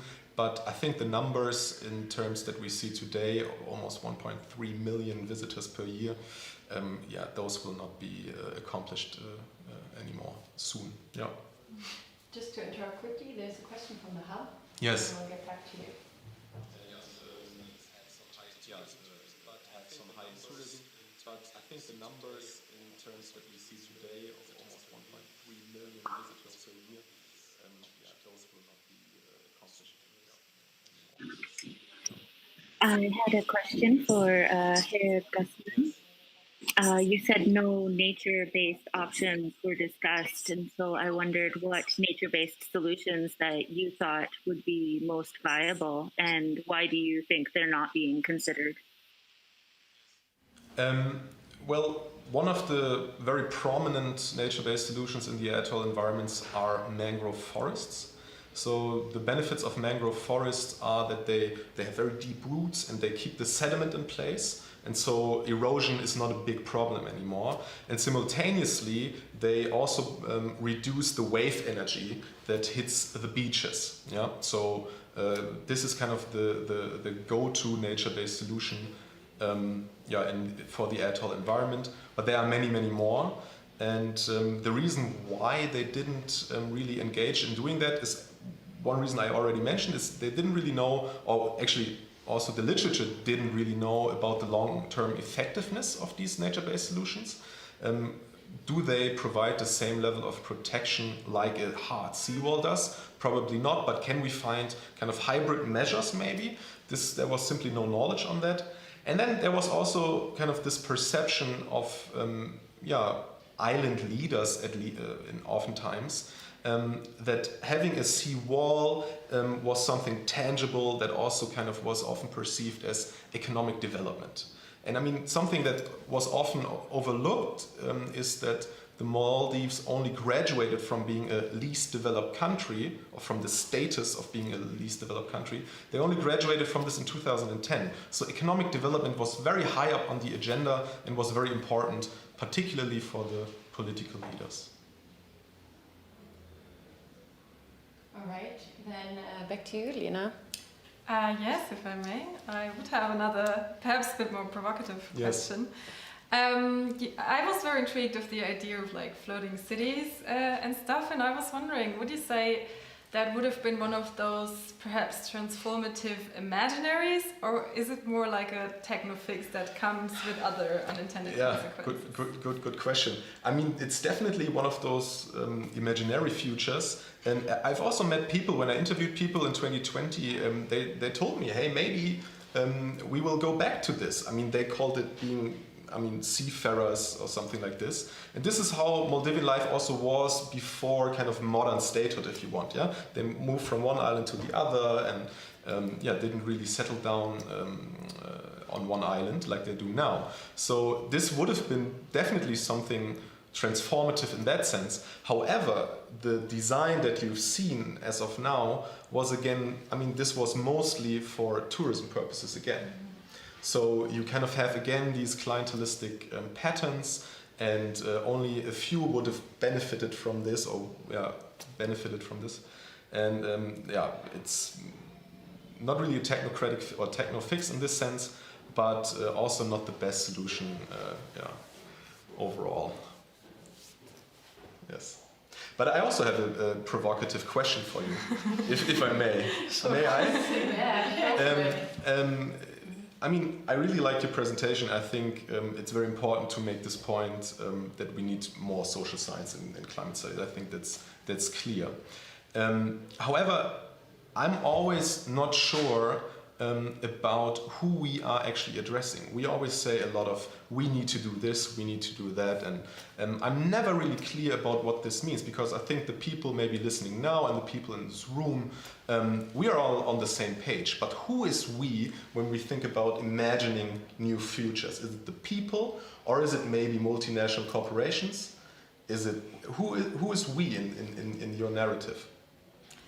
Yes, thank you very much. That's a very important question, both in terms of, I think, decision making and also in terms of responsibility, right? So there are certainly states that have more responsibility for causing the troubles that we're in than others, and also there are people who have more power in decision making processes than others. So of course, it's a collective we as societies, but of course also we as individuals. But I do want to make a point of shifting away a little the discourse from individual behavioral changes more to the collective level. And I think where we really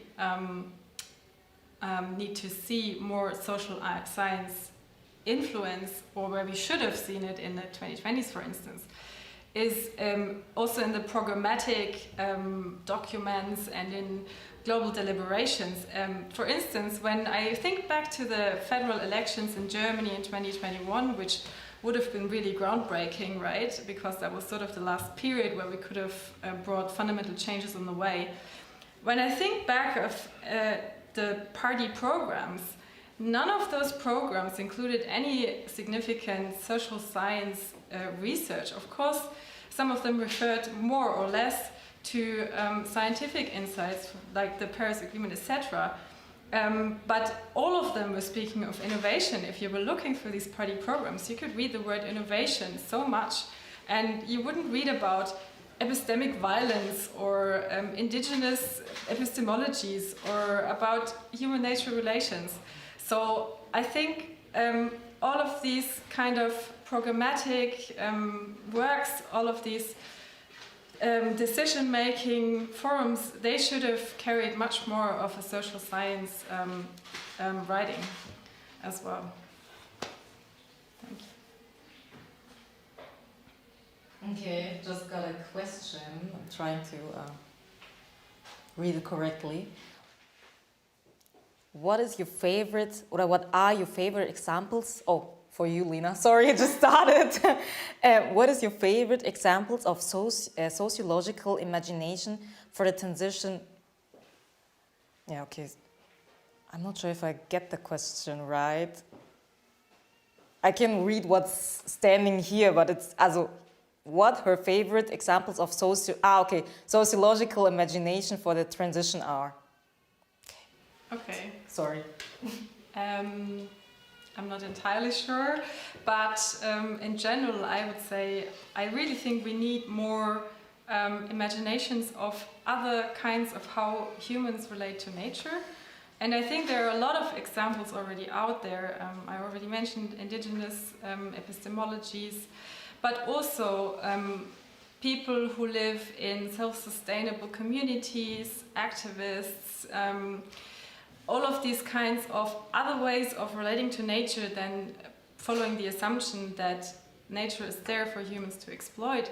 I think these are the kinds of ways of individuals relating to broader societal structures, or in this case, nature-society relations, that are the kinds of sociological imaginaries that we need right now.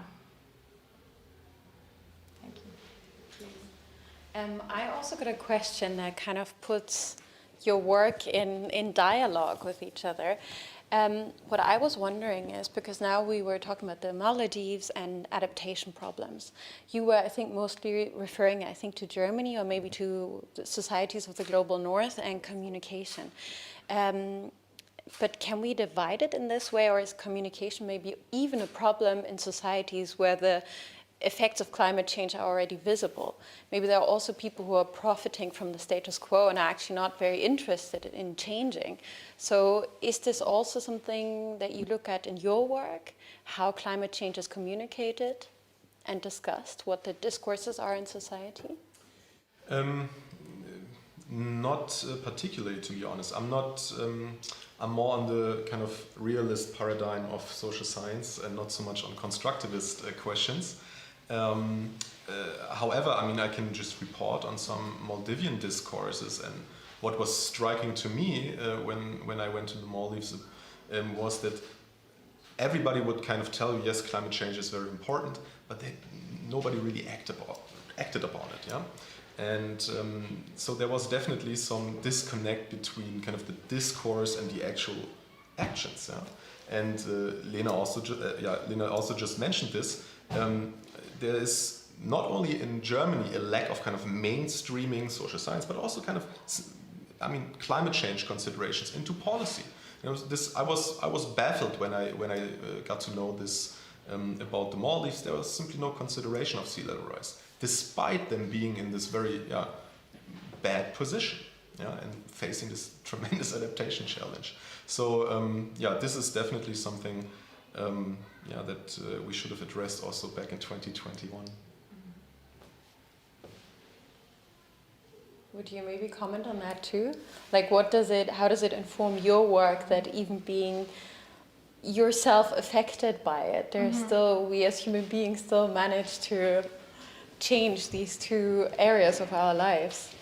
Yes, I think once again this is in part a question of vested interests and of who actually gets to speak in global discourses. Obviously, societies of the global north have a much louder voice in international negotiations.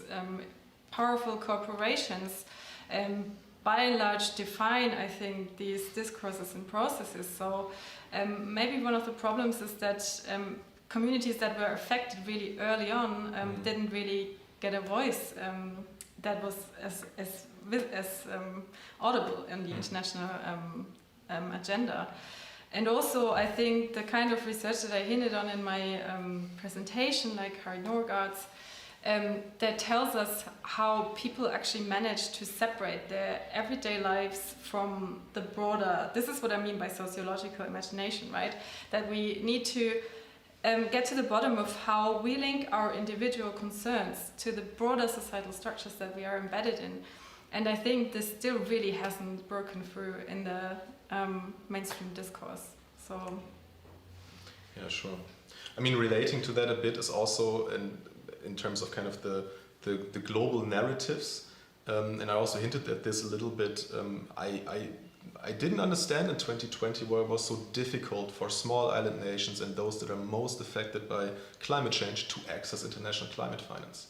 I mean, if you all remember, we have large amounts dedicated to helping those most affected, but it's so difficult to access this finance. And it stayed that way over the last 30 years, and I simply don't understand why that is the case. And I think there needs to be a lot of change there. This stuff needs to be made much easier so that people can actually take the money and use it to adapt. If we have the money, then we can figure out how to use it best. But this is definitely something that is very important.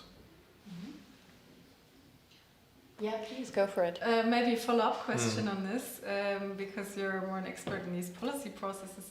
Because one of the problems with these funds was also that states of the global north didn't deliver on their promises, right? And why do you think that is? How did they get along with that?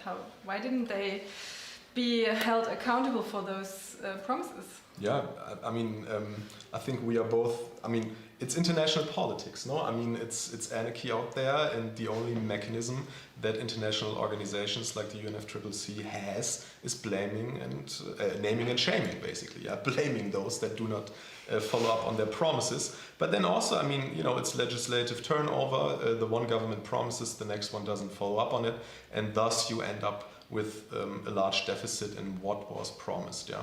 I mean, I don't want to go into the whole loss and damage discussion, but this is also something that in the last 30 years was most definitely very prominent on the agenda, and rightfully so. But I think there is money, and there was already a lot of money in 2020, but it was so difficult to access it. You had to show kind of how much risk from climate change do you reduce with these particular measures, and attribution is just very difficult, particularly if you are a small island state where only 500,000 people live. There's a handful of experts in the world, and writing these kind of GCF proposals is very difficult. Yeah. Thanks a lot. There's actually another question from the hub.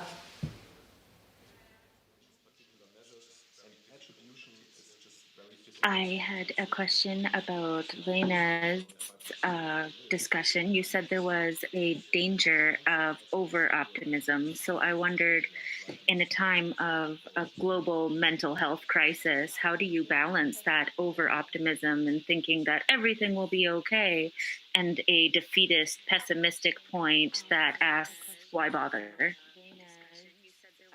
Right. Thank you.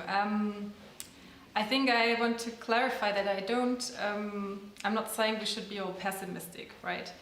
I think, in fact, we should take much more serious the fact that information about climate change and about global catastrophe is very disturbing. And we should take things like eco-anxiety and mental health distress due to these facts much more seriously.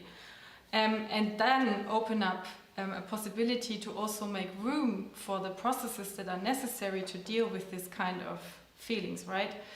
So to open up the possibility for processes of grieving, perhaps of public grieving, for sharing these feelings. And that's what I meant by differing between a sort of over-optimistic paradigm, and what I would also call a hopeful way of dealing with the future, but by also acknowledging those very disturbing and very severe feelings and these fears, etc.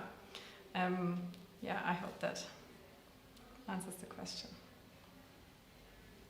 Thank you very much. Feel free to ask another questions. We still have a little bit of time. Before that, Suad or any of you? I mean, I was, in the meantime, maybe until the next person walks up, I was wondering, I mean, I completely agree with what you say, because I think this doom and gloom narratives don't really bring us anywhere, yeah?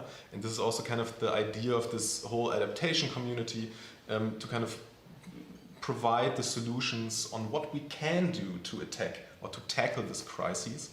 And this oftentimes also gets lost. So I'd like to make that point, because sometimes people think, okay, adaptation, well, you know, if you just say, it's not so bad, we can just adapt to everything. I mean, this is really not the point. Of course, we need to mitigate, and we need to reduce emissions. I mean, this is clear. And then, however, we can adapt to it. It's not the end of the world. We can adapt, but it will be difficult, you know. And so to kind of balance these narratives is very difficult. I mean, it's simply a hard thing to do, and I think it's great that you work on that, and hopefully you can provide some more strategies on how to communicate that effectively. I hope so. All right, if there are no more questions from the audience and from you, then I would say thank you very much. I feel we're all much better informed now, because we know a lot more about the challenges of adaptation and a lot more about the challenges of communication. And maybe it would also be a first step to... there's one more question. So I'll stop my monologue. Please go ahead. First step to... there's one more question. So I'll stop my monologue.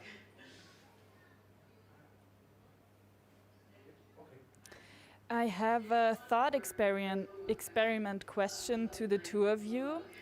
I wondered if you could think of yourselves back in 2021, now from the perspective from 2051. If you were back in 2021, would you like to look into the future? If you would have had the choice back then, would you have liked to look into now, into 2051, like knowing what is happening, knowing what is going on?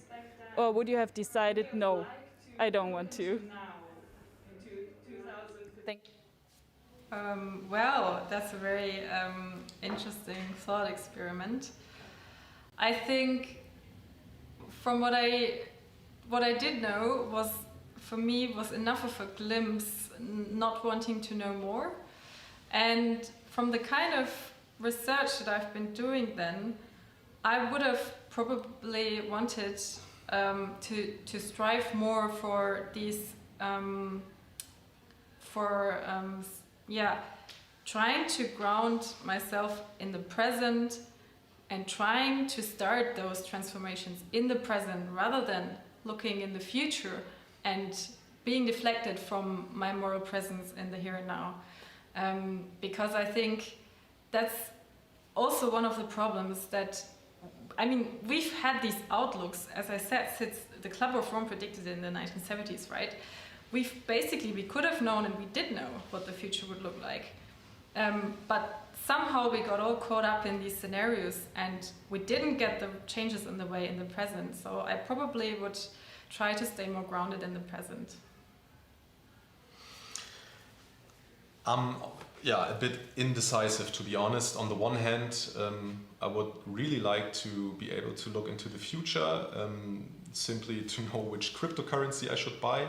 But on the other hand, I also don't really need to look into the future, because particularly for the Maldives, as I've showed you, the future looks very dire, regardless of the climate change scenarios or which kind of trajectory we will be on, you know.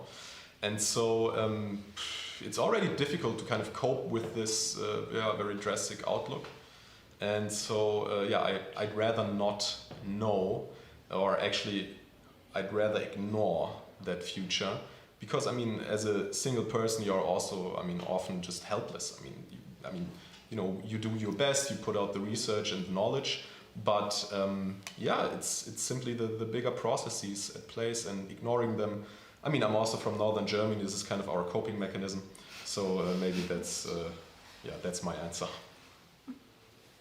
All right, thank you guys very, very much for a very insightful presentation and discussion. And yeah, stay tuned for more interesting sessions. We'll talk about everything from black swans to emission trading to a museum of carbon ruins. And the last program point will be at 7:30, the closing session, and then of course we have tomorrow. So thank you very much, both of you. Follow them on Twitter, social media if you're there, and yeah, see you in a little bit.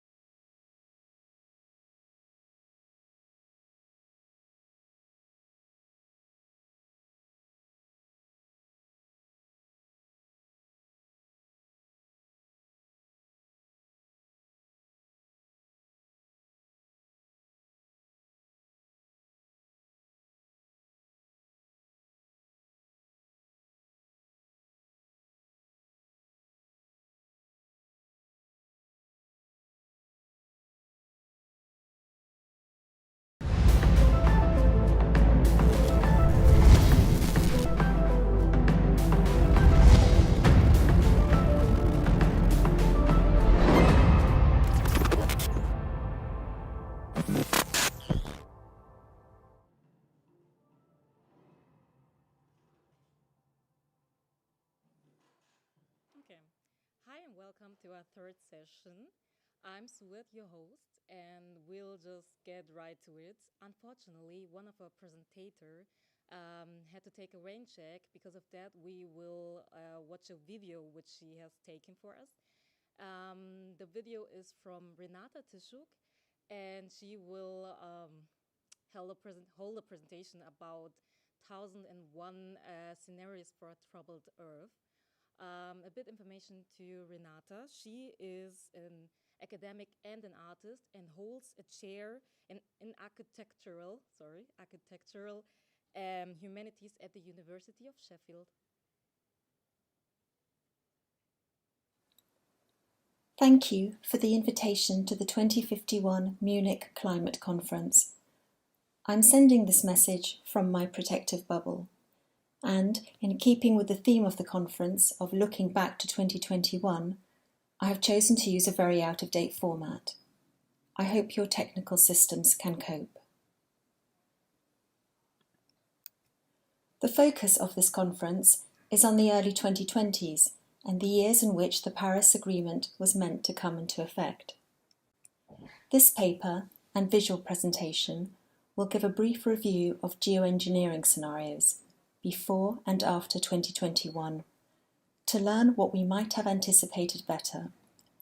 It will do this via an archive of scenarios, models, patents, sketches, stories, and microbiospheres, miniature planet bees. Looking back from 2051, did we tell the right stories? Did we understand the dangers of a single story, or the fallacies of narratives of scaling up and battening down? Did we mess everything up with speculative promises? Were we immersed in the wrong kind of speculative fiction? 1001 scenarios for a troubled Earth.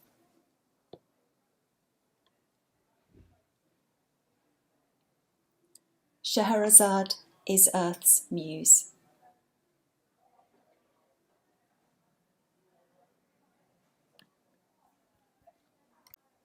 In the run-up to COP21 in Paris in 2015, the Intergovernmental Panel on Climate Change considered more than 1,000 scenarios of future climate change, the majority of which led to potentially catastrophic increases beyond 2 degrees average global warming. Following Paris, the IPCC produced a special report based on the 1.5 degrees threshold. All of the scenarios modelling average global warming not exceeding 1.5 degrees relied on what were called at the time negative emissions or carbon dioxide removal technologies. This brought them into the orbit of a whole range of planetary modification or geoengineering strategies that at the time were considered economically unviable, largely speculative, untested to scale, ungovernable, and potentially devastating to ecosystems and climates. At the time, it seemed futile to hope for radical decarbonisation and dangerous to depend on other grand-scale techno-fixes. Taken together, geoengineering schemes proposed bringing experiments which had hitherto been confined to laboratories and computer models to a planetary scale, to actually transform the oceans, whiten the clouds, shield the sun, bury the sky, and fix the earth. While such projects veered between the sublime and the ridiculous, feasible and fantastic, depending on one's point of view, they typically involved mundane of the earth, materials and technologies, mirrors, pipes and pumps, iron dust, sulfate or diamond particles, pulverized rock. Yet pushed around a sandbox earth, these materials could bring about massive changes. But would they save us or destroy us? And was there any way to model this accurately before we locked ourselves into a planet-sized experiment with no off switch?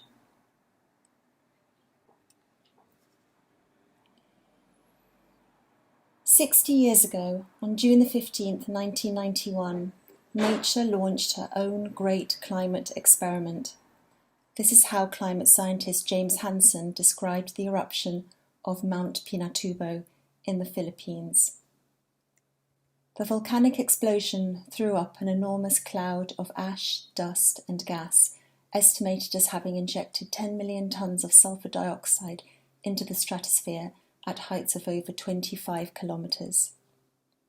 The cloud drifted across the world, and while the dust subsided, the sulfur dioxide aerosol particles lingered, reflecting sunlight and lowering average global temperatures by 0.5 degrees Celsius.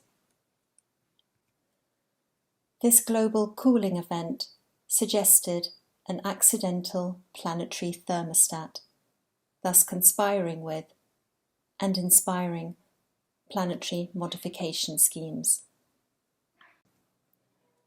Hansen saw the eruption of Pinatubo as an opportunity to test GISS climate models by running Pinatubo scenarios.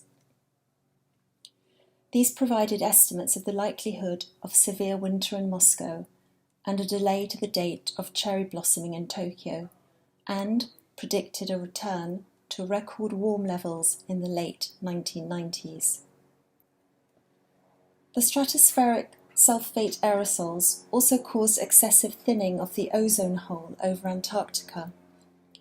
Pinatubo's changing of the climate occurred in the context of increasing alarm. For the year that Pinatubo cooled the Earth was the year that the United Nations Framework Convention on Climate Change was introduced at the first Earth Summit in Rio de Janeiro, 1992. As science journalist Oliver Morton observed, it's hardly surprising that some people wondered whether Pinatubo could be more than an experiment, whether it could, instead, be a prototype. In the first decade of the 21st century, geoengineering, defined by the Royal Society as the deliberate, large-scale manipulation of the planetary environment in order to counteract anthropogenic climate change, was established as a viable process of intentional Earth alteration, even as, or precisely because, it reified the planet as an object of experimentation and control. It started to be commonly referred to as resetting Earth's thermostat. The model for averting the climate emergency was the Pinatubo eruption. Atmospheric chemist Paul Crutzen argued that it was possible to simulate the volcano loading effect using balloons and artillery guns for stratospheric aerosol injections. He pointed out that human activity was already putting more than 100 million tons of sulfur dioxide into the sky every year, the equivalent of 10 Pinatubos. The largely speculative and unproven geoengineering technologies promised to either repair or stabilize the Earth's climate and get human societies out of the mess they had made. In part as a result of exasperation at the slow progress of the Plan A of internationally coordinated emissions cuts, geoengineering started to be considered as Plan B. Everyone knew that the stakes were high, as the familiar activist slogan adopted by former UN Secretary-General Ban Ki-moon asserted, "There is no Planet B." There remained unease, misapprehension, and downright fear when it came to geoengineering. There was suspicion that societies would come to depend on it. Many doubted that the proposals would work and were concerned about negative and unintended consequences, reconfiguring and destabilizing regional and local climates in unprecedented ways. There was fear of hostile uses of climate control and the potential for new political and security emergencies. Deployment, it was argued, required a Manhattan Project scale of activity. Moreover, the task of convening appropriate and responsive modes of geoengineering governance on a fractious planet seemed impossible. In spite of all of this, some considered geoengineering as a bad idea whose time has come. In 2014, the IPCC's fifth assessment report had presented scenarios of up to 6 degrees of climate change by 2100, a world where most of the planetary surface was uninhabitable, the oceans had stratified, and mass species extinctions had taken place. At the same time, its summary for policymakers had concluded with a terse warning about the real-world implementation of geoengineering schemes and their side effects and long-term consequences on a global scale. Yet as commercial interests aligned with scenarios of a desperate world, many businesses, including oil companies, Shell and ConocoPhillips, and individuals such as Bill Gates, funded geoengineering research. The decade also saw a rush of private-led patents for geoengineering technologies, which in itself indicated that the climate was no longer considered a commons, and even more, that climate instability could turn a profit.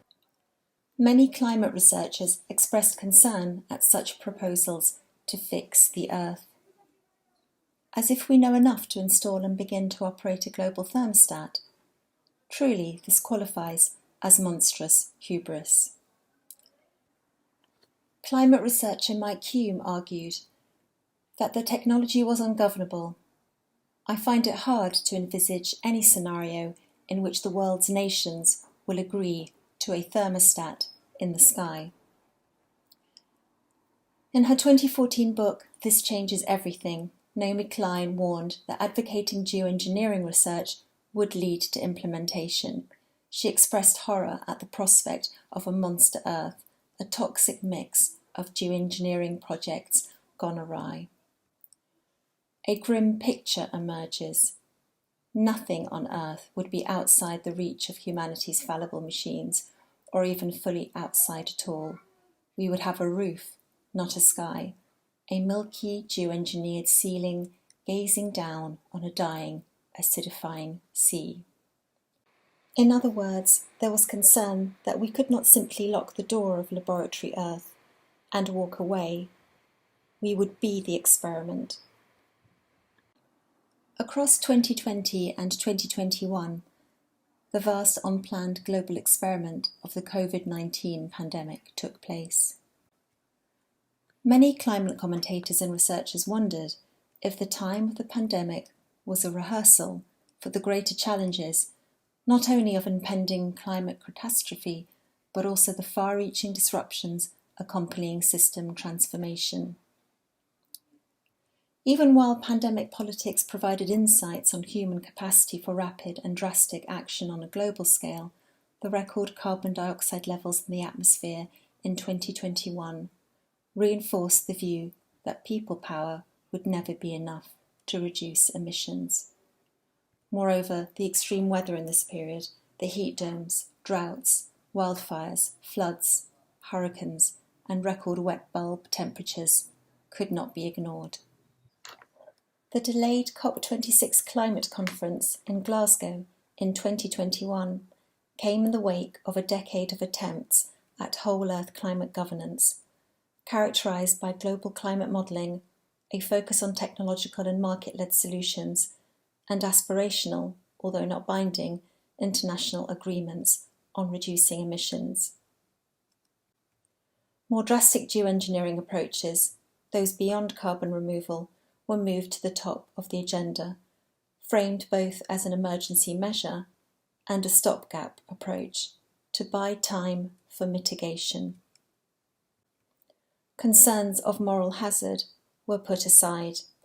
The signatories to the Glasgow Accord conceded that the risk of mitigation complacency and decreased emissions cuts did not outweigh the benefits of helping millions of people survive increasingly brutal temperatures. Scenario analysis combining climate science impact and integrated assessment gained even more prominence. However, the mechanism for holding politicians, states and corporations accountable to the goals established in multilateral United Nations processes in any scenario had yet to be developed. By 2030, emissions were supposed to have met the global targets, bending, flattening, even reversing the warming trajectories. Part of the issue with what happened next was the assumed fiction that we could somehow track the metrics of Earth systems and manage the trajectories of climate change, and that things would go to plan. 2031 marked the move to Plan B, the beginning of 20 years of proliferating experiments, miniature eruptions, extractions, plantings, and burials in attempts to pause climate disruptions. Rather than a concerted effort, however, this was largely unregulated. The world was stuck in a fragile and volatile system of nation-states, and no one knew, and we still don't know, exactly what the others were doing. China's 2033 mission to Mars was indefinitely postponed while it redirected state funds to geoengineering initiatives. The Climate Action Coalition, including prominently India, Bangladesh, Egypt and Nigeria, that shared both vulnerability to extreme climate disruption and high levels of adaptation know-how, initiated an incremental program of hybrid geoengineering and ecosystem management. The Nordic nations took the lead in solar radiation management, considered the best chance of buying time, and embarked on a series of proxy volcanic eruptions based on the Harvard SCOPEX project. Inevitably, different states, corporations, and individuals had their own names for the various schemes, and the media toyed with the usual monikers to describe the global state of affairs: Operation Earth, Mission Possible, Manhattan Projected. But it was the more collective and colloquial Planet B that stuck. News headlines provoked the questions: what on earth? What is Planet B? In 2038, Alan Robock, former leader of the Geoengineering Model into Comparison project, published a trenchant update to his seminal 2008 article titled 20 Reasons Why Geoengineering May Be a Bad Idea. This time it expanded to 40 entries. Numbers 1 to 20 were revisited, with number 1 being disruption to rainfall causing massive drought in Asia and Africa, which had already happened, precipitating a colossal human tragedy. Number 24 indicated conflicts between countries. Number 28 was, do humans have the right to do this? Number 30 noted the collapse of the Paris Agreement on account of the inability to deliver collective action. Numbers 31 to 35 listed a series of localized, regional, and global physical effects, including disruptions to El Niño and El Niña, destruction of species habitats, and the disappearance of summer Arctic sea ice. Numbers 36 through to 39 drew attention to industrial espionage, ensuing patent wars, financial catastrophe, and insurance racketeering. Finally, number 40 asked, what if we got it wrong?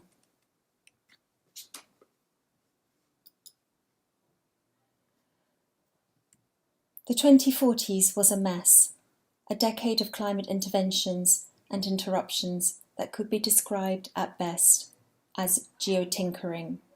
No one wanted to talk about Paris, Pinatubo, or precautionary principles. It was way too late for that. Various experiments initiated in the 2030s were, and are, still ongoing. Techno fixes that needed to keep on fixing. No one was prepared to risk the termination shock or potentially catastrophic rebound effect that climate models had predicted. Years without winters were followed by years with strange summers. As anticipated, the sky turned milky and sunsets glowed red, and the human catastrophe escalated.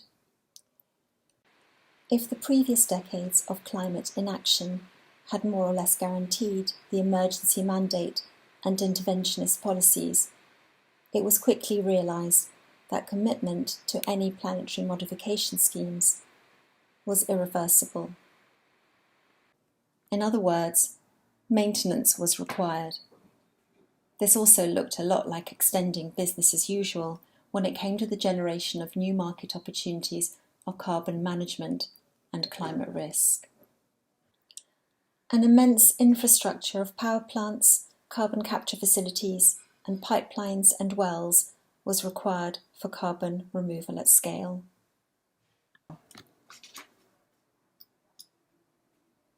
The fossil fuel industry doubled down on repurposing its technologies of extraction to try pumping out the meltwater from beneath glaciers in Greenland and Antarctica to stave off sea level rise. It was a simple equation. The less sea rise, the better for its shareholders, surely. The aeronautical industry developed a fleet of high-altitude craft based on sails or stratospheric aerosol injection lofters for the job of constantly replenishing sulfate or diamond particles sprayed into the sky. The UK Centre for Climate Repair embarked in 2045 on its ambitious Gates Foundation project of marine cloud brightening to refreeze the Arctic. The question on everyone's lips: what did the future have in store? It's 2051. This is, and was, the future now. It has taken us this long to acknowledge that the planet is not a machine that can be safely reconfigured. We've learnt the hard way that the Earth's systems cannot be controlled as if adjusting a planetary thermostat between threshold levels of 1.5 or 2 degrees of warming.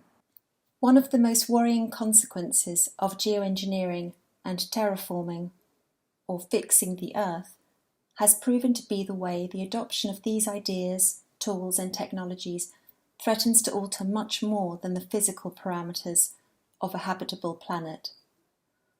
While changing climatic circumstances on Earth have driven many to consider ever more audacious acts of earth-shaping and recomposing, they have at the same time provoked a massive redescribing of human and non-human relations. It was always the shaping of these relations that was at stake, and it was always the human communities distant in space and time from the places where power was held that suffered the burden of anthropogenic climate catastrophe. The challenge is not just about inventing or refining modes of whole earth intervention or governance, but about paying attention to the shifts in the human capacity for climate justice, cooperation, restraint, and respect in an increasingly precarious world. Living on planet Earth or within our protective bubbles calls for the kinds of improvised adjustments that recognise Earth's processes as always escaping human efforts to stabilise, restore, or secure them. This is not about resisting change or future-proofing. It is about the collective imagination required for crafting more humble futures of coexistence, care, and refuge. It is also about making room for acts of hospitality and generosity among the infrastructuring practices that grapple with planetary turbulence and unsettlement. The challenge is both how to stay with the trouble and change the story. And for this, we still need myriad, multiple scenarios that rehearse the world otherwise.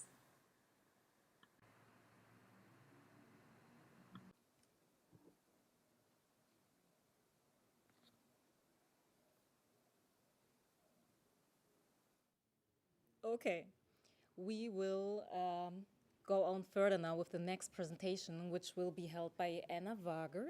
She's a biologist, weaver, forest pedagogue, and a former Rachel Carson Fellow. And what will her presentation be about? About the silvopastoral management solutions to environment and economic problems.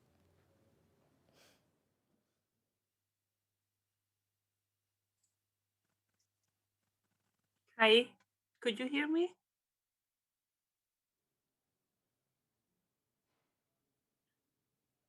Hört sie mich? Could you hear me? Yes. Okay, super. Oh, okay. Sorry. Good afternoon. So, Hi.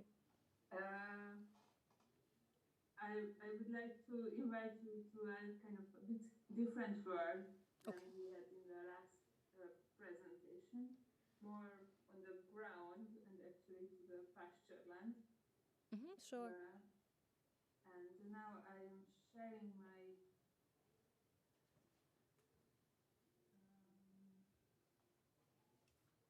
it says that host disabled participant finish sharing. I hope I could.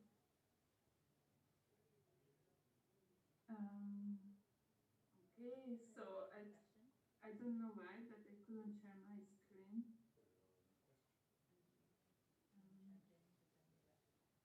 It says the host needs to.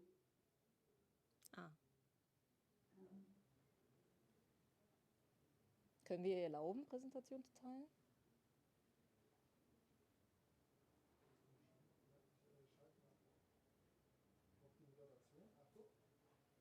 Wieder zurück auf mich? Okay. Okay, we are having some technological problems. It will take some time. Sorry.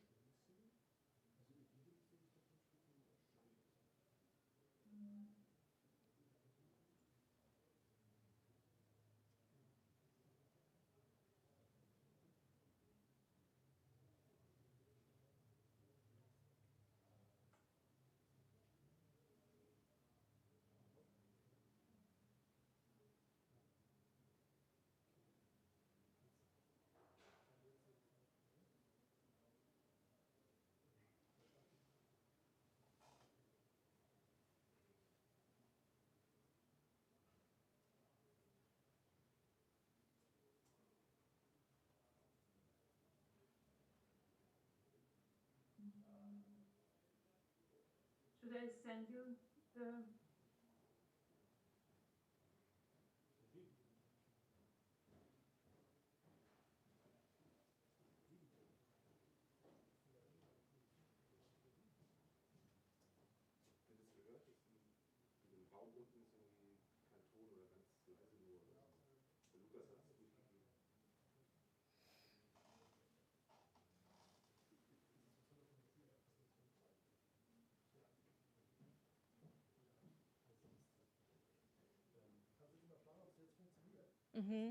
Klar.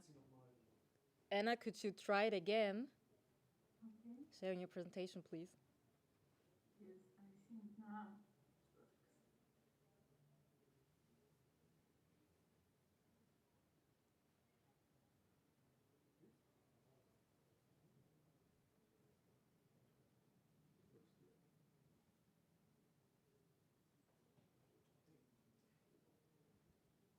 Okay. Could you see? Yes, we can. Super. Okay, you may start. Yes, now I. Okay, so in my presentation, I would like to show a kind of solution or one of the way how we can deal with the warm temperature, the hot weather, and the strong sun, and also the dry seasons in 51 or just the next couple of years already. It's based on my PhD work, but still I continue my research on this topic. It's a history of the silvopastoral management system in the Carpathian Basin, the focus on Hungary. And when I got to know about this conference, I was thinking about and came to my mind that actually there was a huge dry ness in the 1862, 63, some region in 64, and I was wondering that those knowledge and actually the memories and after the solutions could help for us to prepare for 51. And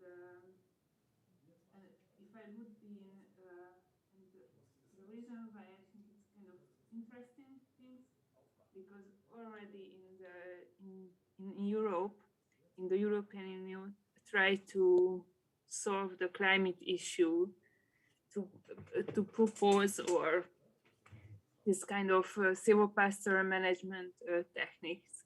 So I would like to now to share some backgrounds to understand more my idea, which linked to this conference. So first of all, what does it mean, silvopastoral management system? It's a very complex land use type, which includes closed forest, open grasslands, shrubby area, and also parkland type wood pastures. And it's really hard to make a concrete definitions because it's really depends the each person, I can say, but the basic is that it's a diverse landscape, and the main components are the trees, shrubs, grasslands, livestock, and the pasture, the herder. It's also very important. The people who actually maintain those kind of land use type and habitat as well. So please try to remember of this landscape type. Actually, this picture was taken in Transylvania in Romania, and where is it still living management and land use system. Which is also important before we go for the next slide, the trees and the shrubs, what we can see on these pictures, they were, they are not just wild growing trees and shrubs. Actually, they were kind of gardening by the livestock farmers, the herders, to keep on the pasture land. So actually they were decided already which trees or shrubs they would like to keep it. And the reason why that they are usually acorn or wild edible fruits is possible to collect or to use as a fodder for the livestock on those pasturlands, because the main they prefer oak trees or beech or wild pear, wild apple, wild cherries. So it actually became a kind of wild garden in a way, but it's a very intensive management system as well. So for the next slide, I hope it's going. Yes. So if we look back to the history of Europe, you could already read about those kind of landscape in the Greek and Rome myths and stories. They take place in such a parkland, such a wood pastures where herders are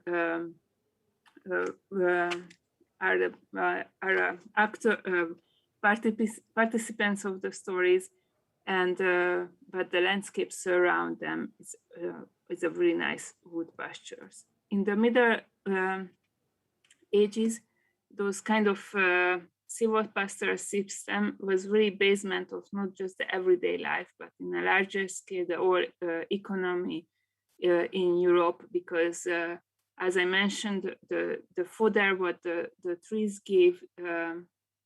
And also the life, it was the basement of the livestock keeping, and which was the basement of economy. So the acorn feeding was a very important income for the people, for example. If we look at the traditional part, in any countries where are trees or livestock, you could find in the traditional folk art symbols with the trees, the herder, and the livestock as well. It also highlights the importance of this habitat and land use system. And if we see it nowadays, one of the most expensive ham comes from the Iberian island, and it's because it is fed by acorn, the pigs, and so it's really getting back to the gastronomy, the role of the importance of the gastronomy. And if we see it in the European level, in the EU level, and the policy level, we could see that in many aspects it highlights, especially from the nature conservation side. Of course, there were many problems because it was not recognized, the trees were not recognized as part of the pasture land. So actually the farmers had to cut out of the trees to have their the EU agriculture support. So it's a really interesting phenomenon, and now luckily it has changed in the 10 years, also thanks to the agroforestry activists, the farmers, and also the projects which were showing that the importance of these systems. And nowadays the EU recognized the agroforestry system and part of the silvopastoral system as the most one of the most effective way to solve the climate issues in the countryside. So just reflect to the conservation road, there are many protected species could be found on those habitats because it's very diverse, and the grazing could help as well to maintain habitats for rare species. And it's an interesting factor from the history of Europe in general that, and also nowadays it's really popular to speak about the wilderness or to rewilding the landscape. And many, the people who were kind of set up the wilderness concept, actually the idea's basement is a wood pasture system, this kind of open, semi-open, closed forest mixture landscape. And so it's a very interesting from a theoretical way as well. So how about the scientific recognition of this wood pasture or silvopastoral system? I checked the Web of Science, and I was just kind of surprised that until 2005, there was just a couple of papers about those system. And after 2005, the papers, the studies just grow up very fast, and it's still growing. Luckily that many researchers are working on this topic from social science, from natural science, conservation science. So it's a lot of interdisciplinary research takes part on those landscape, and they have very good results as well. And also it helped really, for example, to acknowledge the importance of trees on a pasture land by the EU, those research. So what was actually in the Hungarian case, when I started this research, I've started from my own idea in 2005, so it's really interesting. And as well, but what I have found it that it was most of this landscape was, most of them were abounded. There was just a few herders who were grazed on wood pastures. The wood pastures mainly were filled with shrubs, and it became a forest, for example. And there was not really scientific data about the impact of the grazing in forest. We know it from the ethnographical research that the forest grazing was an important activity, but everybody said that it is forbidden from the 19th century. There is no data about it, and there is no knowledge of the people about the silvopastoral system. And I went to the field and visited many villages and herders, and it came up that it's a still living knowledge, and of course it's hiding, and there are many problems. But after 2010, actually, thanks to the agriculture support system, those abandoned areas they started to reuse it again, and they restored, and many areas became already again wood pastures. But if we look at the history of it in the last 200 years, we could see that already in the policies and also in the scientific books, that it was not one day from another day to have this abandonment and forget about those systems. Actually, it started in the middle of the 19th century, which was right, because they enclosed the pasture lands. And for example, there are villages who lost their grazing land from one day to the other 90%. So actually there was no grazing land anymore for them, or they had just very small areas. So it was in the 60s, and it's important to remember of it. And they had an area where they could have their grazing activities. But during the Soviet time, those areas were also taken from the villages. They were able to use it, but the ownership was belonged to the government, so the people not really take care of it. And also there was regulations that one family could have only just one cow, so the livestock number also decreased, and it's all resulted the abandonment of the areas. And of course, as well, the intensification of the livestock keeping helped this whole process. So we were around end of the 90s, around 2000, that the areas were mainly covered by shrubs and forest. And this EU subsidized system helped to restore them in after mainly in 2010. And in 2017, the forest grazing they changed the forest law, and now it's in certain forests it's possible to graze again. But still, I would like to show a slide about what the herders, how the herders are using the landscape, because also it's important to understand and to have the plan for the 51, that in a traditional grazing system, it's not located only just to the pasture land, which is usually in the people mind that it's a green area, an empty green area, grasslands, and this is the pasture land where they graze. But in a traditional system, they were grazing all around the landscape, really depend on the weather and also the year, and also in a way the livestock as well. But the most important thing is that it was really depend on the weather. So they didn't stay in one area for the whole year, so it was not overgrazed.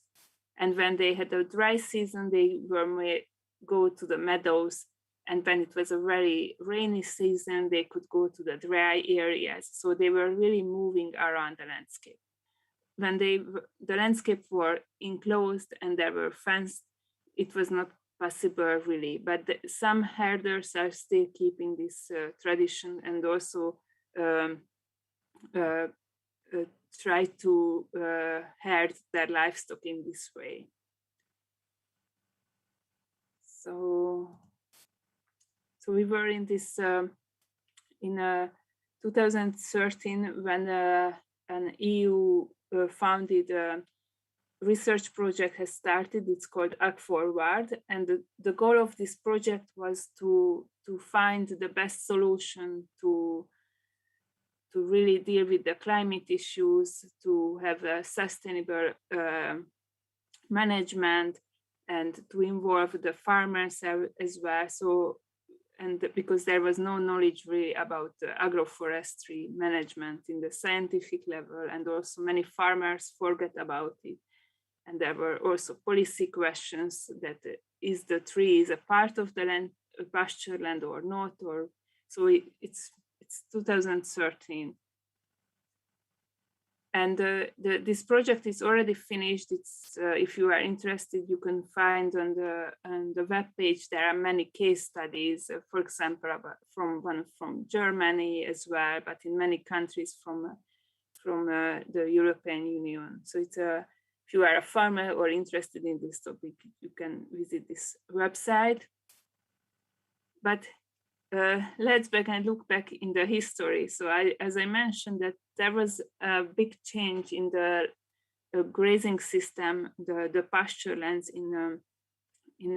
after 1853, and during the process when the village people, the communities were losing their grazing rights, actually there was a huge dryness in the Carpathian Basin, mainly in the middle of Hungary. And I was really surprised when I found super books actually about how the foresters were trying to solve the problems, these environmental problems as well. And they were suggesting and great methods how the farmers could improve their pasture land with trees actually. And these books are very detailed and based on scientific research as well, and also practice as well. So in a way they could be really used in nowadays. So just about this drought, it was really affect and the whole society, because actually already in end of the spring there was no fodder in 63. So it was a really huge problem, because at this time the whole economy, the society was really based on the livestock keeping. And there are many actually artistic opinion about this dryness. Here is a poem which emphasizes, and which is also interesting, that at this time as well, the people they know it, that they have responsible about this dryness, because before that it was just they started the river regulations and the meadows were dried out as well. So it's a really complex, they realize that it's a complex issue, and it's not just, there is no rain, and this is not a very easy thing. I mean, just we could really learn from them how they were reflect very fast on this drought, and to use this knowledge and experience what they shared with us in those texts. And when we would like to prepare for 51, those kind of texts would be really useful. So just the maps about that have at this time Hungary was part of the Habsburg monarchy, and this is the map of the Hungarian Habsburg monarchy maps.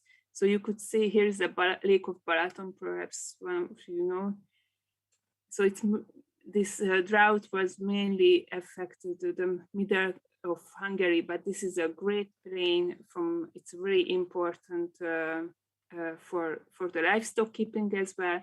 And it's still nowadays they are dealing with this drought again, and it's very dramatic for the farmers.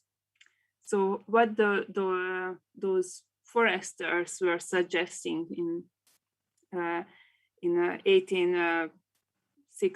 1860s, they were actually suggested to create such a landscape, what we could see it, where the old trees are, and planting young trees on the pasture lands, and grazing as well, and those areas. So I put in this picture because it's really close to the conference, and it's in Munich. It's an English garden, whereas the north part is grazed by sheep. If you go there, and you can meet the flock and the shepherd as well. So if I would like to imagine how Munich would be in 2051, I would say that the English garden would expand around Munich, and I know because there is the only way to have a good place for the people as well, and also to keep this kind of mosaic landscape. The sheep could help for the grazing activities. So thank you very much, and I'm happy to answer for any questions, and sorry for the issue.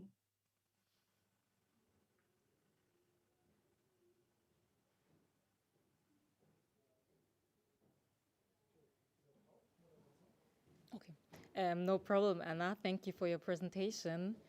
Do we have any? Okay. I was just wondering if we maybe had some questions from the people who are watching, but then I will just go. You just said that in 2051, probably now, the English garden will expand to half of Munich. How will that work? How are we going to manage that? I think around Munich could expand. Around Munich? Yes. Okay, sorry. And what kind of animals would be, chilling in the English garden?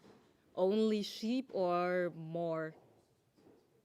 Actually, I think sheep and cow as well, and goat. And of course, there are already imagination by the livestock researcher that in 2051, for example, in Central Europe, we have camels, and instead of cows, for example. But if we could keep this kind of landscape, I think the cattle and sheep, as we could keep those kind of livestock type as well. And I think what I've seen on a very practical ground, that really the old variety of or traditional breeds could be, because they used to be outside, and they can deal with the different climate issues. So, for example, I could imagine that less intensive type of breeds would be grazed in the English garden, and they were. Okay, Anna, could you put on your webcam, maybe, please? I can't see you, unfortunately. Oh, I can see my.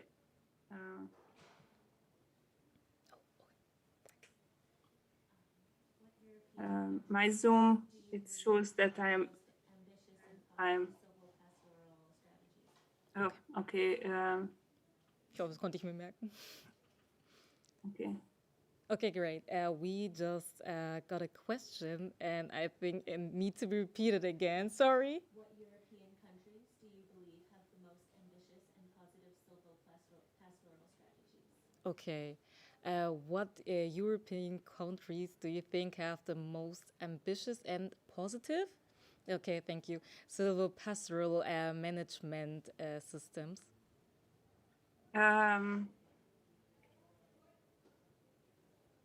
It's my Yeah, actually, in each country you could find good examples. I wouldn't highlight countries. I think farmers, but regions. But I think it's in Transylvania in Romania. I would say one of the region, and the other one is Spain and Portugal, the Deheza and Montado system. And it's one farmer in England who actually rewired his estate, and he creates a wood pasture and use as a rewilded area, but also a livestock farm, the Kneep farm. But yeah, if I would choose this to the Iberian island and Transylvania in Romania. Okay, thanks. Does silvopastoral management work everywhere? Like, I don't know, could I do that in Brazil, for example, as well? Is it universal? There are examples in Brazil as well. So as I mentioned, the definition of the silvopastoral system is a really basic one. So actually, where are the trees and livestock meets? You could see it's a kind of silvopastoral system. Okay. And you already said some advantages, because in droughts, for example, where forests were nearby and pastoral land, the livestock didn't die, I'd say. What other advantages are there, and why is it better than other forms of? Yeah, it's it's like the extra fodder what it provides. So actually, it's from the hairs of the livestock. It's also really good because they can have really different type of fodder, not just one type of grass. So they can eat also, for example, rose hip. They really like. So it's a really full of with C vitamin. So for example, from the hairs of the animal, the hairs. And also for the people who actually work on it, they can use it as a kind of wild garden as well. They can collect mushrooms and berries too. And the other reason why it's good to have grazing in forest, because it's a tool to prevent forest fire, and it's used as a in Portugal or Greece, they graze the forest to prevent the fire. So already there are practical examples. Thanks. So you brought some examples from the past and said that at one point silvopastoral was forbidden. Do you know why? Yes, it's because the reason was that they were introducing the intensification was one of the reasons why it was forbidden, because they wanted to have, for example, in the forest more timber. So they started to manage the high stand forest, and the grazing was kind of not against it, but it made more difficult to have those timbers to grow, because so it's more about the intensification, I think, in the forest management and also in the agriculture too. And even if you look at the books of the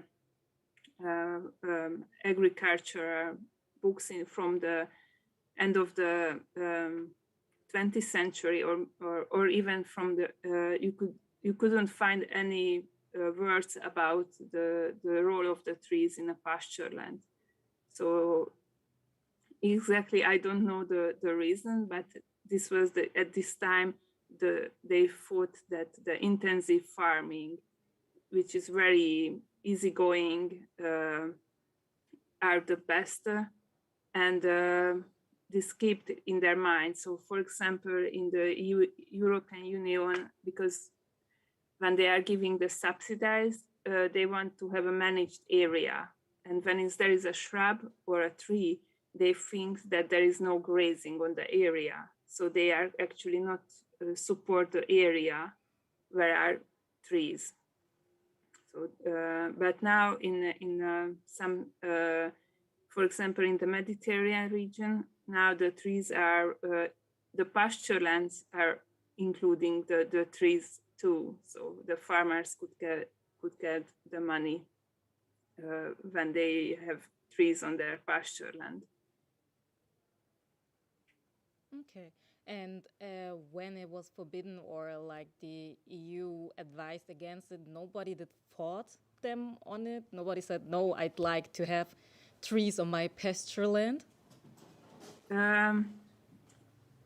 Yeah, yes, it was forbidden, and therefore this was a huge activism from the farmers and also the agroforestry associations, and they were really make a reclaim, and they were using those research results as well to showing that the trees are important from social ecological aspects as well, and from the animal health as well. So it's like, yeah, it was a huge work.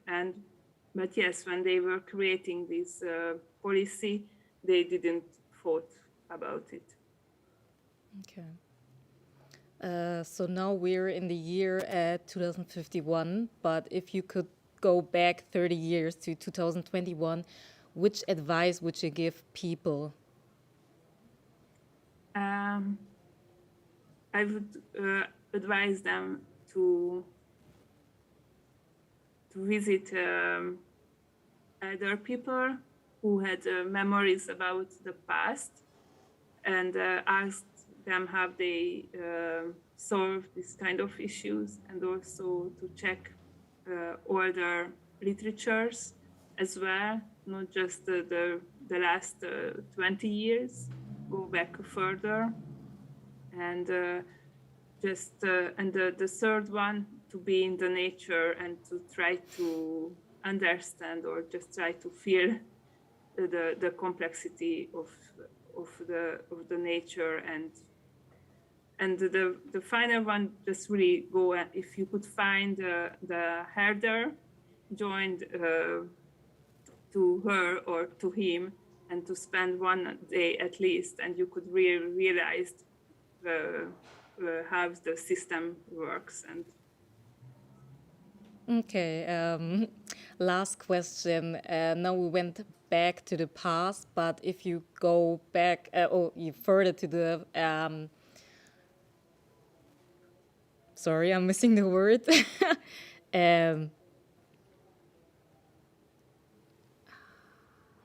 God, okay, I won't. I will do it without the word. If we go back, no, further to 2081, what do you think will Europe look like? Because you said now that half of Munich is pasture land, so will it continue growing? Will it go back? Will it stagnate? mm-hmm.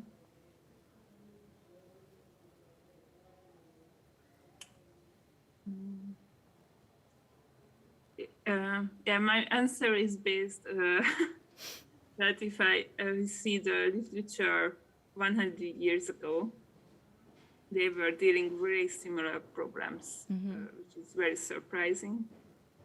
And but I have the hope that now we have this kind of network, also the how we could actually now to talk with each other as well.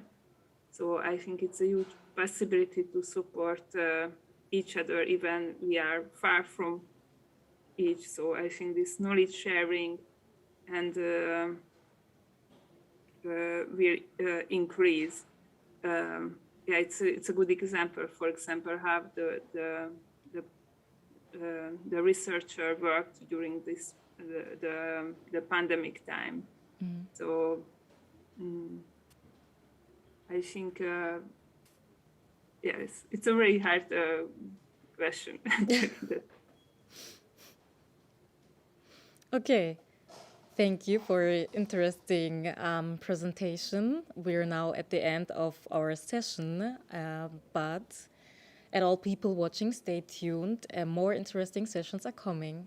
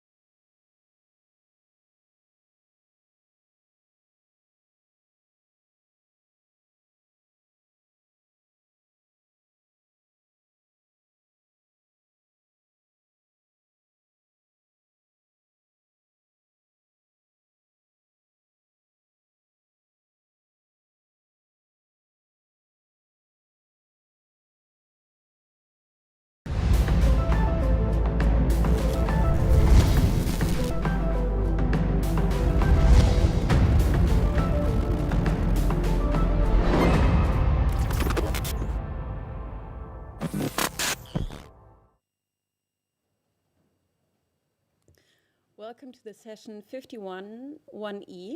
In this session, we're going to listen to an artist's performance who unearths geographical histories through shrouds. Shrouds that can be vocal performances or expansive textiles. We're going to listen to a presentation about black swans and how the year 2025 transformed the future. And we'll look at the idea of Earth operations management, an idea that applies the logic of business thinking, not only to a company, but to the entire planet. And we will start with the artist's performance of Zahra Nance, who's here today from the Southern Methodist University in Dallas. She's an artist based in installation and fiber, and she looks at the entanglements of geological processes and human experience. And she explores different kinds of landscapes, archived landscapes, imaginary landscapes, constructed and speculative landscapes. And her project that she's presenting today is called Shroud for an Ancient Sea. And Zahra, could you please introduce your work to us before we show the videos? Sure. Thanks, Nabila. I'm glad to be here. So the larger body of work that I'm presenting today is called Shroud for an Ancient Sea. And the first piece that you will hear is Marseille tidal gauge aria. And it's based on 130 years of tidal gauge data collected from the Bay of Marseille, France. And what I've done in this piece is taken each yearly average tide level and converted it to a note that's within my vocal range. And then perform the piece in an operatic style. The text is taken from the Baroness de Tristan Razouillan-Tugan's book, Songs from the Black Moon. And something that you'll hear throughout the piece is the rising levels of the tide reflected in the increasingly higher pitches of the aria. And I think that's all I'm going to say right now before we go ahead and experience it. Sure, then we will now play the first video.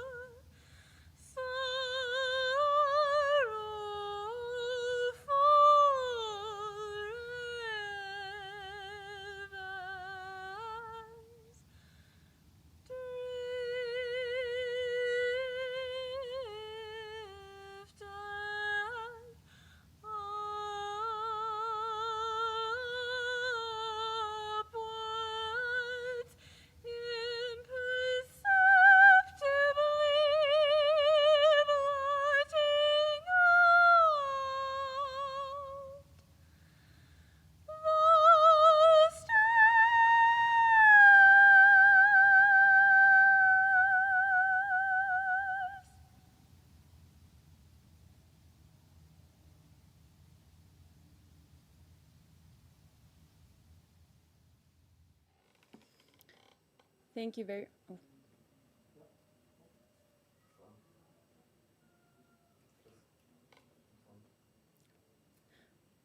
Thank you very much, Zahra. Could you explain a little bit, tell us a little bit about your connection to that landscape? Why did you choose this particular place? So that piece is filmed in the Guadalupe Mountains, which is in Texas, and it's part of the Permian Basin, which was under, an underground, or was under a sea at one point in time.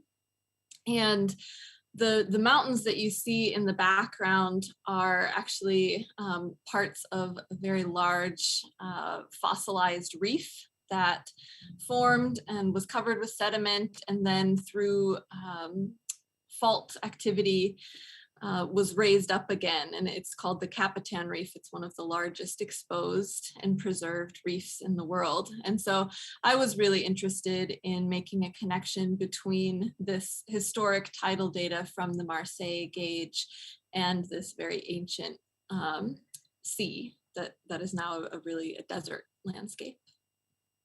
Thank you very much. We'll talk about your connection to those landscapes and why you picked them and how you kind of made them audible later on, but we'll look at the second video now.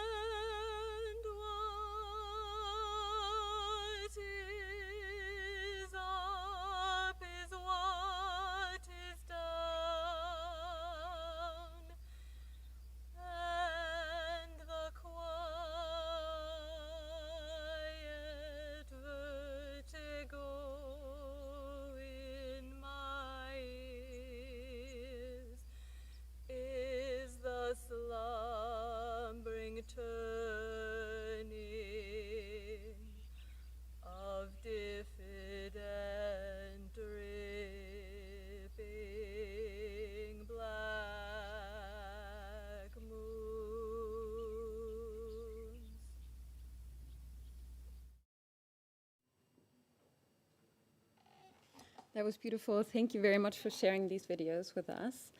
My first question is, why this idea of a shroud? What does a shroud mean to you?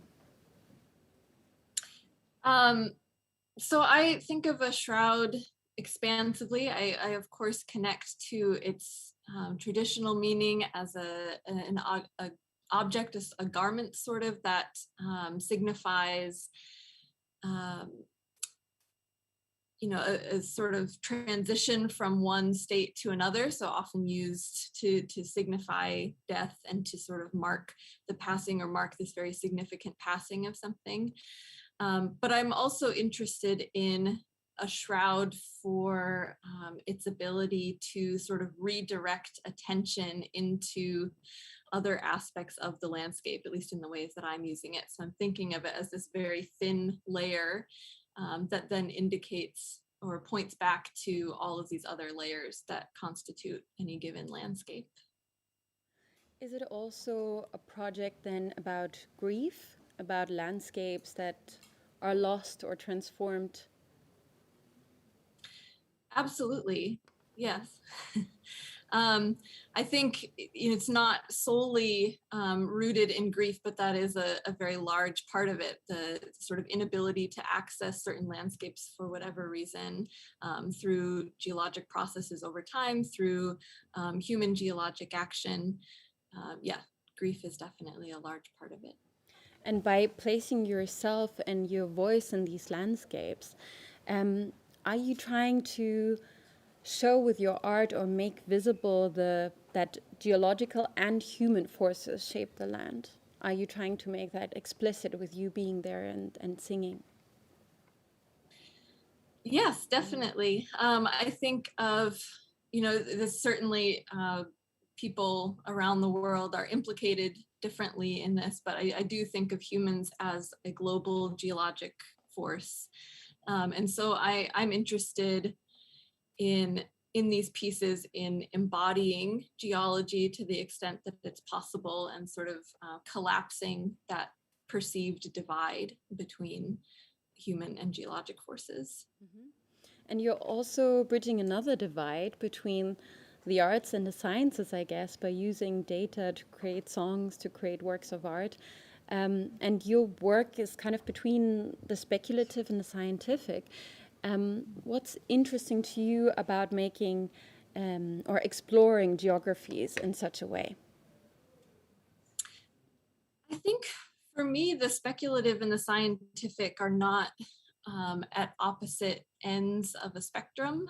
I actually think of them as quite close to one another and reliant on one another. I think science really relies on quite a bit of speculation in order to advance knowledge and to make new discoveries. And I think likewise, the speculative is very much based in experience and sort of past events in order to make that leap into what might be or what might have been. So I'm more interested, I guess, in the way that those things overlap and intertwine rather than sort of thinking of them as opposites. Yeah. And I mean, in previous sessions today, we spoke about how complex and difficult it is to communicate the gravity of climate change and how the sciences or the academy has kind of not failed completely, but failed to some extent at doing this. So do you think it's important to also incorporate the arts to communicate better?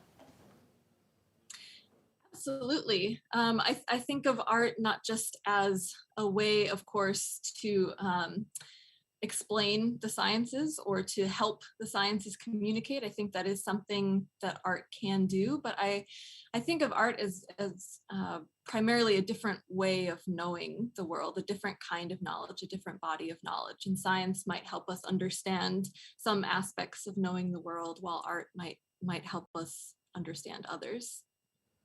Yeah, okay, so you don't see that hierarchy. We also had another presentation where we spoke about how important it is to not neglect the humanities and social sciences when talking about climate change. So I guess you would see art in the same way, not as something aiding the natural sciences, but something that has something to say about knowledge and climate change, I guess, in its own right. Mm-hmm. Mm-hmm. Yes, and for me as an artist in these pieces, it feels important to be able to embody and emote these data points. That creates a very different experience, at least for me as a performer, of these data sets, of this information on rising tides. All right, thank you very much, Zahra, and we'll get back to your work and talking about it in the general discussion at the end. But we'll move to the second presentation, and I'm really looking forward to see how you will comment on each of this work by the end and how it informs what you've done before. So now we're having a presentation by Mark Kernan with the title Accelerating Towards the Anthropocene, how 2025 Transformed the Future. And Mark is actually here with me in the same room. He has worked as a journalist for a Tibetan newspaper, as a chef in a French monastery building coffins, but now he teaches climate change and sustainability at university and beyond. And he will talk to us about the Anthropocene, about how things escalated after the year 2025, and about black swans and what role they play in human history. So please, Mark, start. Thank you. Thank you for allowing me to present. I suppose I should introduce myself. My name is Mark Kernan. I'm from Ireland. I'm from Northern Ireland originally, actually, but I teach in University College Cork in the south of Ireland. And as Nabila said, I had a circuitous or a roundabout route to academia. But I purposely want to make sure that this is as non-academic as possible. So I'm not, as much as I can, I'm not going to use academic words. Because I feel that really this is about communication. how we communicate first. Well, okay, but we're 2051, so we're looking back. So we're communicating where we're actually at, and enough people understand that. So the title is accelerating towards the Anthropocene, how 2025 transformed the future. And I'm sure everybody's aware of what the Anthropocene means. It basically is, or how we've affected and impacted the Earth through industrialization. And there's another related term called the Great Acceleration, and that roughly began about in the late 1940s with the Anthropocene.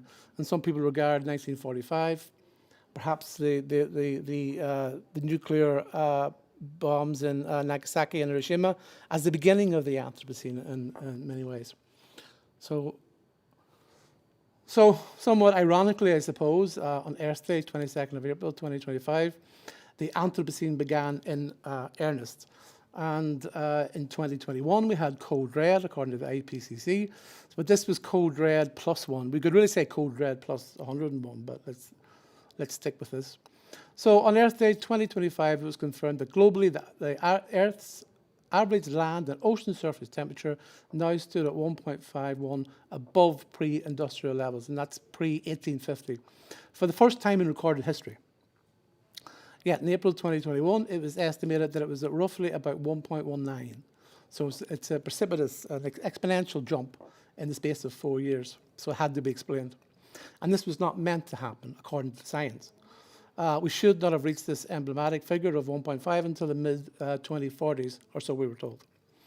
Only weeks earlier, it had been confirmed that the atmospheric global average carbon dioxide, CO2, advanced from 413 parts per million in 2021 to over 500 parts per million in 2025. A huge, unprecedented and exponential leap in only 4 years, and the highest in almost a million years. So how did we get here? It was discovered by the IPCC and others that continuous global permafrost, which is 25% of the land in the Northern Hemisphere, was thawing much quicker than anyone had known was possible or had truly anticipated. So CO2, carbon dioxide, and methane releasing at a rapid rate, heating up the atmosphere. Atmosphere in turn caused permafrost to melt even faster, and anybody who knows a rough bit about the climate science knows that this is a feedback loop, which is dangerous and unprecedented. Such an increase has never happened before in recorded human history. So how did this cataclysmic event impact globally, politically, and environmentally? And as we know, the environment and ecology and political, social, and geopolitics are all interrelated. So it was called the crash of modernity, Code Red +1, 2025. But the problem is the permafrost shock is not the only one. It was not the only one. And basically we got unlucky, and this is related to the idea of black swans. Other unpredictable, unexpected, rare, and random events overlap with it. So the internet shut down sporadically, globally for 5 days. I won't go into the reasons why it happened, we just assume that it happened. The jet stream weakens. There was a small nuclear bomb in London, and heat domes over North America and Europe since summer of 2024. And of course, things begin to unravel when you have 3 or 4 particular events, right, happening at one time. So public anger and political overreaction, as always, when there's a public anger, there's a political overreaction. It's almost a shibboleth of politics. So what are black swans? They're unpredictable, they're rare, and they're outliers. They're low probability, but large and disproportionate impact. And the guy who, well, it wasn't really his idea as such. He put a name on it. This goes back hundreds of years. And this guy's called Nassim Nicholas Taleb, and he's a Lebanese-American professor now. He once was a trader on the financial floor in Wall Street in New York. So he's quite an interesting character, to say the least. But the central idea in the black swan is that rare events cannot be estimated from empirical observations since they are rare. So basically, our knowledge is fragile. So black swans are low probability, but they have exceptionally high impact. And we'll go on to talk about a few of the great black swans of history in a moment. So learning from observation and our experience is severely limited. we have not developed tools to measure uncertainty, apart from astronomy and economics, of course. So Taleb says, somewhat counterintuitively, that it is events we do not and cannot predict that will have the greatest influence on the future, and because of this blindness, the future is essentially near to unknowable. Which is the opposite of what we believe, right? We have got hundreds of universities, people teaching courses, etc., and all the rest of it, and this is counterintuitive to what we think. So it's challenging. So understanding black swans. So I thought hard about how I could try to explain the idea of a black swan.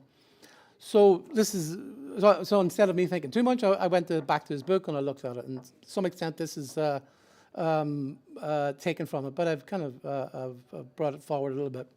So imagine we're all sitting in a room on the 28th of July, 1913, a full year before the outbreak of World War I, on the 28th of July, 1914, which, as we know, was the first fully mechanized industrial war. Imagine, so we're all sitting there, and most of us could not imagine that a world war breaking out just 1 year later. And if we look at the historical record, many people did not think for one moment this could happen.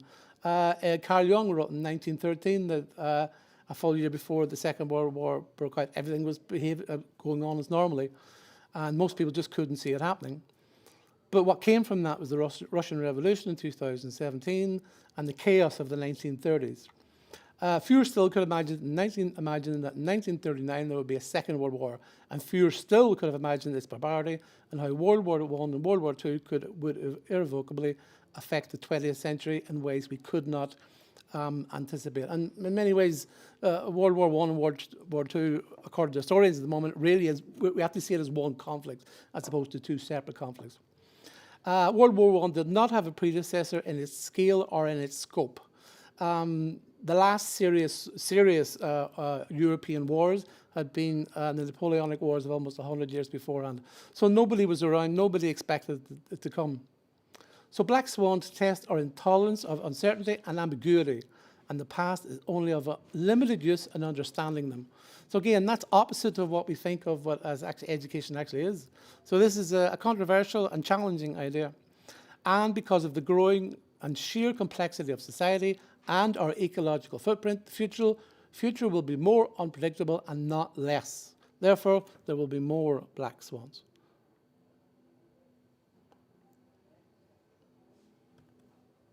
Unfortunately, I seem to have a problem with the computer.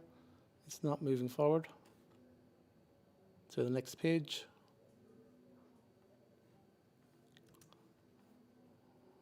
Oh, let's try again. I can give you mine. Is that okay?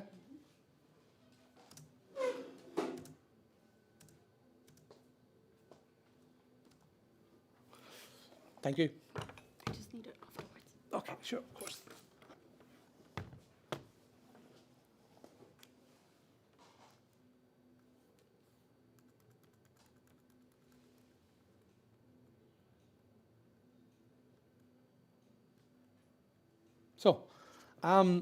So understanding black swans. Given the sheer complexity of 21st century global society, Taleb is telling us that things could spin out of control very quickly, potentially creating multiple and reinforcing black tipping points, which we know from the climate science, which could in turn eventually create multiple feedback loops, social, financial, geopolitical, and of course, climate related. A climate black swan event or events is essentially a climate tipping point which we cannot see coming, or at the very least thought highly improbable. And human nature concocts explanations after the fact, rationalizing the event to make it explainable and predictable. We only understand them with hindsight, if at all. And there are many examples of that. And I suppose going back to the 2008 financial crash, I don't know what it's like in Germany, but I know in Ireland and to some extent in Britain, it wasn't forecast whatsoever. But it was explained afterwards, which is quite ironic to say the least. So black swans are extreme non-linear events. 9/11 in 2001 was a classic black swan event. Sadly, our world is dominated by the improbable, and I guess that's the key to understanding this idea of or one of the keys to understanding the idea of black swans. So 9/11 came seemingly out of a blue sky, a clear blue sky, right, for most of the people. The only people who knew it wasn't a black swan who were the people who organised it, basically. So we are blind to randomness and deep uncertainty, and is much more prevalent than we wish to acknowledge. We are also much more fragile than we care to admit. Plus, we have a normalcy bias. We always revert to the mean. So we want things to be normal consistently.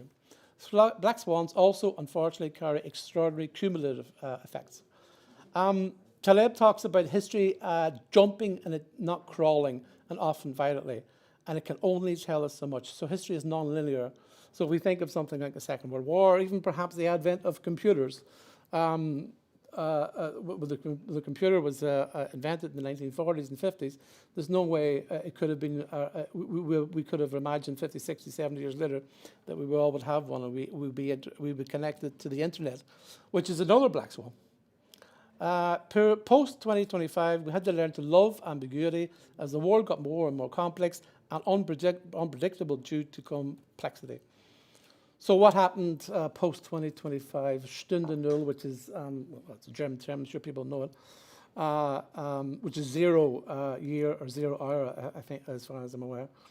So I took this quote from Jared Diamond, who's another writer who wrote this book called Collapse a few years ago. And he said, where there's a conflict of interest between the short-term interest of the decision-making elites and the long-term interest of the society as a whole, especially if their elites are able to insulate themselves from the consequences of their action.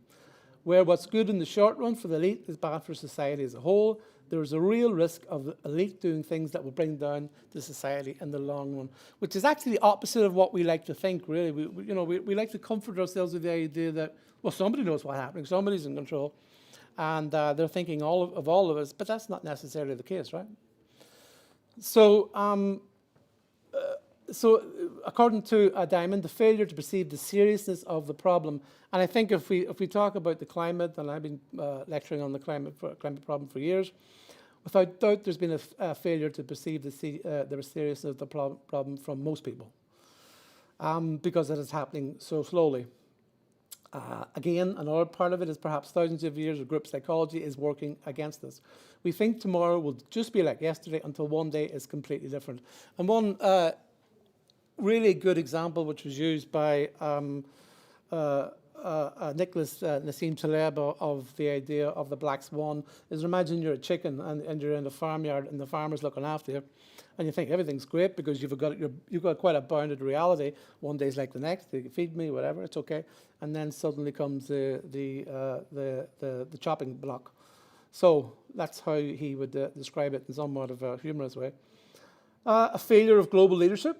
I'm sure people could argue that's happening at the moment. Different countries with different interests and values. We can't assume that all countries and all regions are going to cooperate. Not at all. What about the role of nationalism and populism and the failure of cooperation? Economic rivalry and the rise of military technology and the arms race between the large European powers pre-World War I led to the catastrophe of the early to mid-20th century. So I'm going to move on a little bit because I'm aware of it. So Jared Diamond, Environmental Collapse, how societies fail to choose or choose to survive. So Diamond also argues that economic inequality, particularly in wealth, and the capturing of political decision-making by elite groups can lead to conditions which could cause collapse or partial collapse. So the example he gave was Russia in the 1990s and the rise of unaccountable oligarchies only a decade or two after it was at its strongest. So if you were in Soviet Union in 1987, you could not have imagined what happened 3 or 4 years after that. I think the important thing to remember when we use the word inverted commas collapse, that collapse happened in Russia in the 1990s, and there was poverty and economic problems of extraordinary length, actually. So collapse can mean many things. I don't think we're looking at if a collapse does happen, which it could in the next 20, 30 years, and it did, it can take many forms. It's not Mad Max scenario. So in 2015, Paul Mason asked in his book, Post-Capitalism, how long will it take before the political culture of the West tries to emulate the authoritarian political culture of Xi Jinping in China and Putin? He went on to argue that, will it come down to a choice between capitalism and democracy, with authoritarian capitalism winning out. So I'm going to move forward, but I just, because I'm aware of the time. And this is Hannah Arendt on the origins of totalitarianism. And, you know, I don't think just because elites capture a society and they don't act in the best interest of all people, it leads to some kind of totalitarianism. But it could. And so that's the important part of this, is to think the worst rather than the best, and then we'll be prepared, right? So what she said in 1954 was, when institutions, particularly those of government, start to break down and lose their legitimacy, they lose their power over the everyday conduct of citizens. So what they do as a response to the loss of power is incite violence. Violence flows into the loss of power rather than being an expression of it. If I had been here and I had been reading this out 4 years ago, people would have said, oh, I'm not so sure about that. But we had Trump and we had the storming of Congress literally a few months ago, something which many people would have regarded as unimaginable 2 days beforehand. So after 2025, autocracies and dictators with extreme ideologies, when faced with chaos, anger and disorder, act with repression and violence, suspend civil liberties and reach for the gun and the torture, and proclaim themselves as the leader, the only leader who can bring about security and peace. So who does that sound? And you see there's a few characters here right there. Modi in India and Bolsonaro in Brazil. And it's the thing of, you know, what the first thing that any populist leader does, for either left or right, is, you know, talks about the threat of the other, which gets, you know, which for many of us goes straight into our amygdala and our limbic system. And as we know, the limbic system controls the frontal cortex, not the other way around. It's worked before, it could work again. So an elite-led revolt against democracy was already underway in the early 20s and had been for years. The temptation to temporarily suspend democracy was too strong for the new autocrats and despots post-2025. So how did we escape global annihilation, ecocide and runaway global warming? After the 2030s and the now infamous decade of wars over water, the last remaining fossil fuels, the authoritarian despots were defeated, and just like the mid-20th century, and the aftermath of war then, the world turned to politics and the new super intelligent technology to save itself. Yet ironically, it was war which drove technological innovation to new heights. Which sounds like a paradox, but actually it's not. War, unfortunately, does drive innovation. Not the only one, but. So I've kind of put this together just to kind of cheer us all up a little bit. And this is just speculation, of course, it's conjecture, but it's worth thinking about. And I think, and it's kind of, it taps into this kind of philosophy, which our minds, if you like, our Stone Age minds are working against this, because we don't like to think of the worst in the future. But I think we have to at this point. So what if there are cascading geopolitical and climate black swans before 2025 and after 2025? So as you can see, there's a few there. The California wildfires of last year. 2020 is the hottest year in recorded history, with extreme rainfall in Germany. And then afterwards, extraordinary heat dome, 2023 in Europe. Europe, summer of 2024, engulfed by heat riots and martial law declared. Operation Software Vulnerability, internet shut down for 5 days. And then, as we know, 2025, permafrost melts exponentially, and another virus escaped. So what happened in 2025? The world reaches 1.5, as we talked about at the beginning. A military coup in the US. All essential travel cancelled, both methane and CO2 now escaping from permafrost. And people turned to authoritarian leaders in desperation. Fortress Europe, Fortress Japan. The global average temperature was 2,000 degrees in 2030, so we saw so it doesn't just end, the heat keeps rising. So early 2030s became the decade of war. Hundreds of millions down water and other water resources. But what comes to the rescue, or what came to the rescue? 2040, technological singularity comes to the rescue. I can't go into too much detail on this here, but this is the idea that with the exponential rise of machine intelligence, there will be a technological singularity, and we will have machine intelligence of extraordinary ability. So you can see there, the green line at the bottom is human intelligence, which is biological evolution.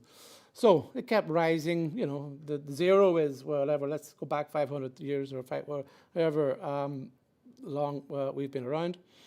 So basically, what this meant was artificial superintelligence or machine consciousness overtook biological intelligence, and there was an explosion which never ends. So you can imagine machine intelligence having an IQ of 5,000 or more, and being, you know, working out a PhD within an hour or two. So human beings cannot compete with this level of intelligence, right? Did the technological singularity come to the rescue of the climate change singularity? From climate dystopia to climate utopia? Well, yes. So there is an element of hope in this presentation. Non-biological intelligence superior to human intelligence, which will eventually merge with human consciousness, which did. And it was a godlike and super fast problem-solving pattern recognition machines that will be able to think creatively like humans. So there are a few forms of superintelligence, and it was speed superintelligence which took over. So a superintelligent self-learning machine that will be thousands of times more intelligent than the smartest human device solutions to combat global warming. So, as we know, we were saved, but we didn't save ourselves. We were saved by the intelligent machines which we invented. It created super machines to suck all the cumulative carbon out of the atmosphere, which we couldn't do, or were unwilling to do to some extent. So, genetically engineered super trees on an extraordinary scale. It found a way to inject sulfuric dioxide droplets into the atmosphere to reflect more sunlight back into space, so reducing the amount of heat that reaches the Earth. All these inventions came from biological humans, but of course, superintelligence machines knew how to work it out much quicker than we did. So solar engineering on an epic scale. So it also came up with another plan to combat runaway climate change. So artificial superintelligence to the rescue. So in many ways, we see it as natural selection, which is us, versus superintelligent selection. So you can imagine who won. Well, we know. It decided that the best thing to do was kill off humanity, most of humanity, to carry on itself as the next more efficient and intelligent stage in evolutionary intelligence and a small and insignificant part of the universe. So coming to the end. So here we are. It's April the 25th, 2051, which is Earth Day again. And where are we now? Well, we know that the planet is at 3 degrees Celsius. But even though that's very bad, it could have been much, much worse. So the global average temperature has now stabilized at 3 degrees Celsius, a full degree more than in 2025. But it could have been a lot worse, as I said. Yes, many hundreds of millions have died in wars, climate change catastrophes, and plagues. Many more have been psychologically scarred for life, but we avoided mass extinction at least. Humanity has defeated the worst excesses of authoritarian violence in the 2030s, just as it did in the 20th century. However, it is also true that there are many less of us in 2051 than were before, and that many now live in zones of sacrifice, suffering nuclear fallout, and zones of heat. Others suffering localized temperatures in excess of 4 to 5 degrees Celsius, which is unlivable for most people. But ask yourself the question, at least you are still alive, and it is good that the machines are now fully in control, is it not? So welcome to the real Anthropocene. So post-2051, it computed that the quickest way to minimize misery was to obliterate humanity. Good luck, everyone. Thank you very much. I'll just quickly get my computer back. Oh, go for it, yeah. Thank you.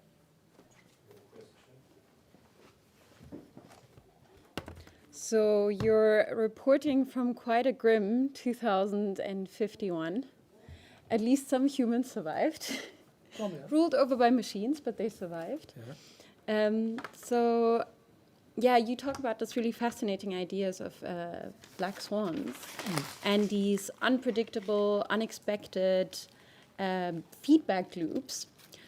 But how likely is it, or could it have been also that there were many positive black swans? Because we're all actually expecting negative things to happen. Yeah. So shouldn't a black swan then be something really positive? Then Well, the rise of technological singularity was a black swan, right? So that was a positive. It just wasn't a positive for most of us, but it's a positive for the machine, the super intelligent machines, right? But yes, that could happen. But I'm kind of digging into this idea from Taleb, Nassim Taleb, that in a sense, when he took the idea of the black swan, which is a book written in 2007. And I think to me, it's one of the most revolutionary ideas of the 21st century. Yet it hasn't swept through. Definitely hasn't swept through university, but it hasn't swept through thought as yet, intellectual thought, because it's only 14 years later, right? And a lot of people don't want to hear this idea. But anyway, yes, there could be positives out of it. But his idea is that it's better to imagine the worst, and if you like, to game out what possibly could happen. And that's the idea of imagining yourself in 1913. So you know, are we in some kind of weird 1913 at the moment? Wouldn't it be better to think, well, hang on, we don't want that to happen, or even because, as he says, the future is inherently unknowable. We don't. And, you know, the only people, he said somewhat sarcastically, who pretend they can understand the future are astrologists and economists. And he was being very sarcastic when he said that. But the idea is to imagine the worst rather than, because if you imagine the best or even somewhere in the middle, you just sit back, that's okay, it'll be all right, you know, and we'll throw it out to the universe and see if it's okay. But that's not good enough at this point in 2021 with the 6 months weather events which we've just had. So is it a dystopian view I've given? Yes. But what do you want? You want to pretend? You want to live in? Do we want to live in an Alice in Wonderland and pretend that it's going to be okay when it's not looking good? Sure. There's a question to you from the audience. Two-part question. Mm-hmm. How can we enhance our capacity to deal with black swans? Second, should our priority be developing predictive tools to understand the risks or to maintain a toolkit to deal with the black swans? Can you repeat the first one again? How can we enhance our capacity to deal with black swans? So the first question was, how can we enhance our ability to deal with black swans? Yeah, well, environmental philosophy, I guess, is this idea of the precautionary principle, which I think is a very clever idea. And basically, I suppose in a sense, this is to some extent tapping into the idea of the precautionary principle. And the precautionary principle sounds like what it is. Be very careful what you know, don't let technology get ahead of itself, for a start. And we have to be very careful about allowing politics and politicians just to take control of this. We have to take control of it as well in many ways. But it kind of ties in with the second question, which is kind of interesting. How do we develop tools which can predict? Well, we can't, huh? That's the point. We can't do that. And this is where it's quite challenging. It's quite a challenging idea. Yes, we can have some tools and we can prepare, but we just can't predict.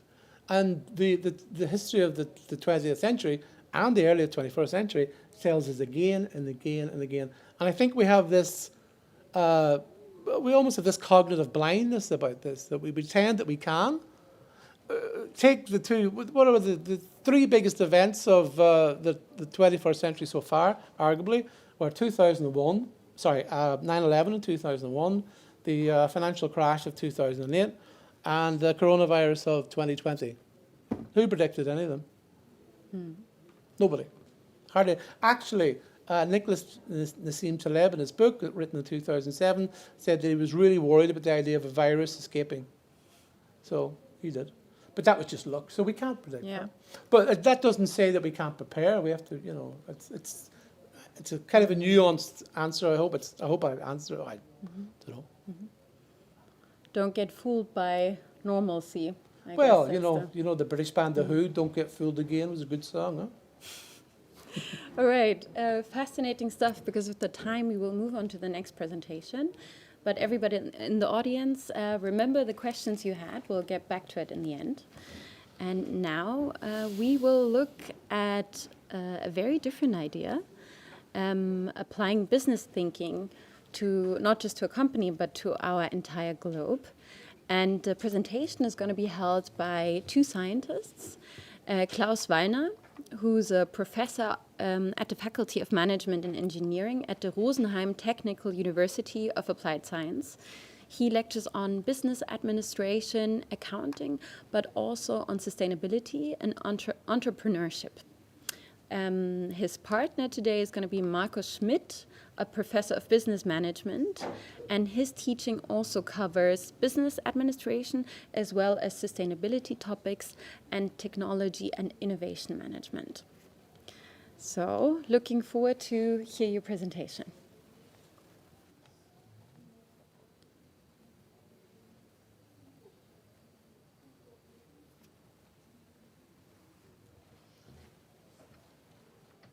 All right, thanks, Nabila. Can you see my presentation right now? Yes, we can see it. Okay, and you can understand me as well? Yeah. Okay, thank you, great. So welcome everybody to our presentation on Earth Operations Management. Actually, it's a story about how managers found their right business. And maybe you have seen the top news of yesterday, the 17th of September 2051. It tells us that average global temperature increase is now at 2.2 degrees Celsius. Bad news, of course, but at least the rate of increase has started to decline. And experts expect no more than 3 degrees Celsius by the end of the century. Of course, that's far away from the goals of the Paris Agreement, but Earth representatives are confident that we can secure minimum climate control at least. We thought this news is a good point to pause for a moment and to recall how we got there. So let's look back where we started 30 years ago. 30 years ago, we had seen two tremendous developments starting in the 19th century. On the left-hand side, you see gross domestic product per capita, a measure for economic output. It had grown exponentially in all world regions, bringing wealth and prosperity to billions of people. At the same time, on the right-hand side, the atmospheric CO2 concentration had increased by half, causing the climate catastrophe that we all know. There are several reasons for these developments. For example, technical inventions, the use of natural resources, the division of labor, market economies, international value chains. However, to bring all these into effect, one specific human factor was needed, and that's business management. We estimate that there are around 300 million business managers globally in the 20s of this century. 300 million business managers globally. They were used to take action in order to achieve business goals. And obviously, they were very powerful regarding not only their individual business and the economy, but also, as we can see, regarding planetary development, such as climate change. Therefore, we asked ourselves in the 2020s, why not utilize the power of business management for the best purpose that we all share? We asked ourselves, what is the right business for managers? The right business in order to let all human beings live with dignity, preserve the natural foundations, keep climate under control. The very simple and striking answer was, let planet Earth be the business that managers take care of. Of course, planet Earth is much more to us than a business. It's our unique home, Some regard it as an integrated living organism or even as something divine. But the idea of Earth as a business opened the eyes of many smart people who had focused too narrowly on businesses in the traditional sense, such as on for-profit companies. The idea of planet Earth as a business made these powerful business managers attentive to our global needs. And it made them feel their own responsibility for this business named Earth. This change of perspective, so that powerful managers work for planet Earth as for a business, this change of perspective has given a strong boost to global climate protection. Now, what are the specifics of this new business?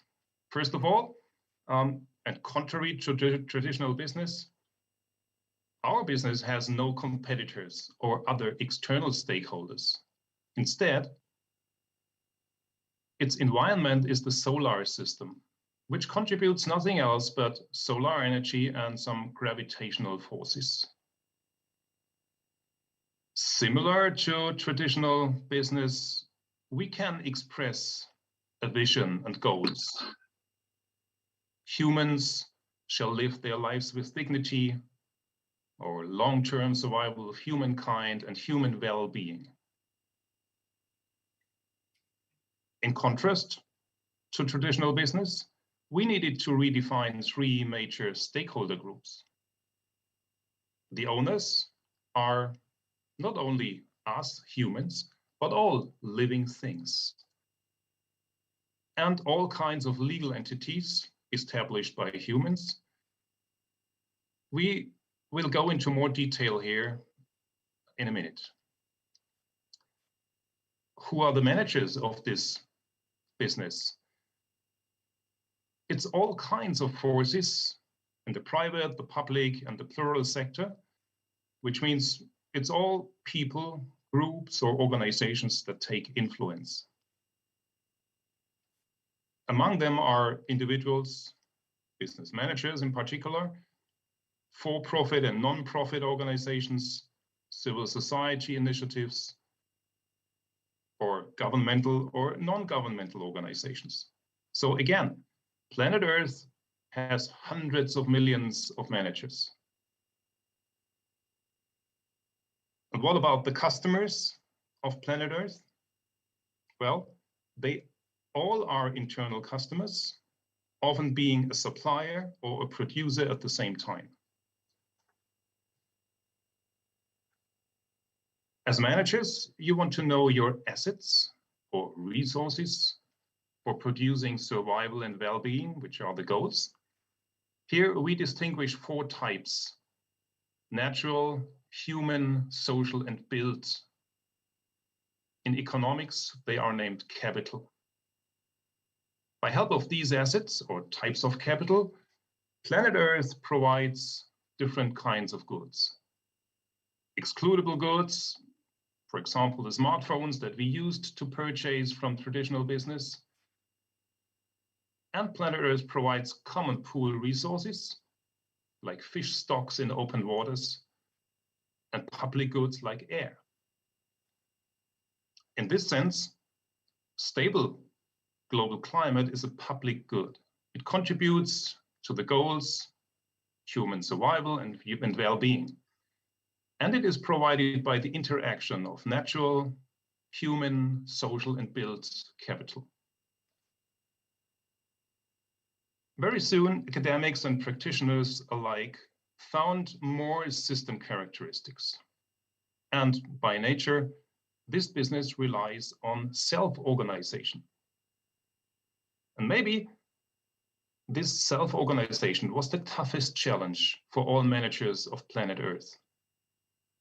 That there is no one from the outside who executes or delegates command over this business. In the following, we want to explain a few of these foundational characteristics in more detail. And we will start with the owners. This means with all living things. To be precise, the business owners are all species, from plants and insects to corals and fungi to fish and birds. All of these have their own space on planet Earth. They have their own right of living, and they have their own needs to be satisfied, just as we do, the humans, belonging to the class of mammals. And to be clear, many of the species had existed long before us humans. In the past, humans had already learned to share ownership in many of the planet's assets. They had implemented rules for co-ownership, and they even had established legal entities, such as corporations, who were co-owners. Starting in the 2020s, humans had to extend this notion of co-ownership to the whole web of life. Today, in 2051, we know this was a quantum leap in terms of human self-conception, in terms of values, legislation, and behavior. To build this co-ownership, this joint venture with all other living things, we humans had to understand what really is the business process of planet Earth. We needed to understand how the given assets provide the necessary goods for long-term survival and well-being. The starting point of our new thinking for this understanding of the business process was well known from traditional economical theory. 4 types of assets or capital are utilized in the economic process to produce goods and services, which then are consumed or used as investments. Consumption had been regarded as the key to survival and well-being. However, traditional economic theory had almost entirely forgotten about 3 essential elements. First, natural capital plays a much bigger role to the economic process than assumed. Second, natural capital provides ecological services, which substantially contribute to our survival and well-being. And third, we cause waste, pollution, and depreciation, which deteriorate the ecological services and the 4 types of capital. Once this extended business process had been understood, we needed a new way of accounting to find out whether our common business, planet Earth, was doing well, whether it was making a profit or a loss. Our accounting approach focused on the 4 types of capital. Traditional economic accounting was obsessed with gross domestic product, and it neglected a large part of the natural capital. As a result, in the past, we had misguided ourselves with the illusion of a profitable economy, and we concluded that our traditional way of doing business was all right. But thanks to the new perspective, that is, planet Earth as a business with all its ecological services, we detected the huge value of natural capital and, sadly, its ongoing decline. We realized the real losses of capital and finally concluded that we needed a strict business turnaround.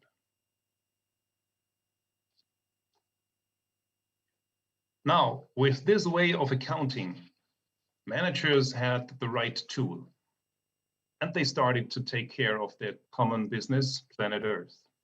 They wanted to make this business profitable and one in which the most valuable capital, nature, is maintained.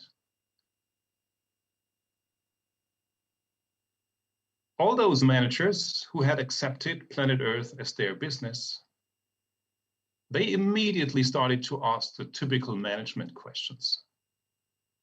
Questions such as, what is the suitable organizational structure for planet Earth as a business, or how to operationalize its goals, or what are the available strategies for achieving these goals, and so on.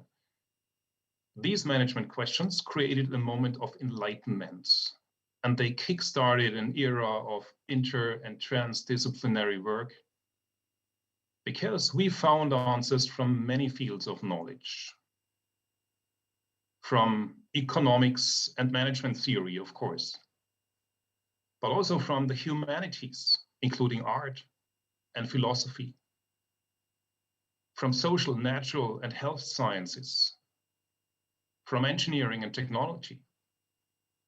For instance, the well-known Sustainable Development Goals of the United Nations, they provided a first set of operational goals that helped us at getting started with planet Earth as a business. One example is the Sustainable Development Goal number 12, responsible consumption and production. In our business, planet Earth, there are so many consumers and producers that we needed to utilize market mechanisms for coordination. Complexity gets even higher if we consider that each actor could be consumer and producer at the same time. However, we would have to coordinate them in a smarter way than through completely free markets. Rather, we would have to design sustainable rules for these internal markets. Let's take an example. We have a company that builds a windmill. The electricity produced is sold to our customers. The company uses different resources to build the windmill.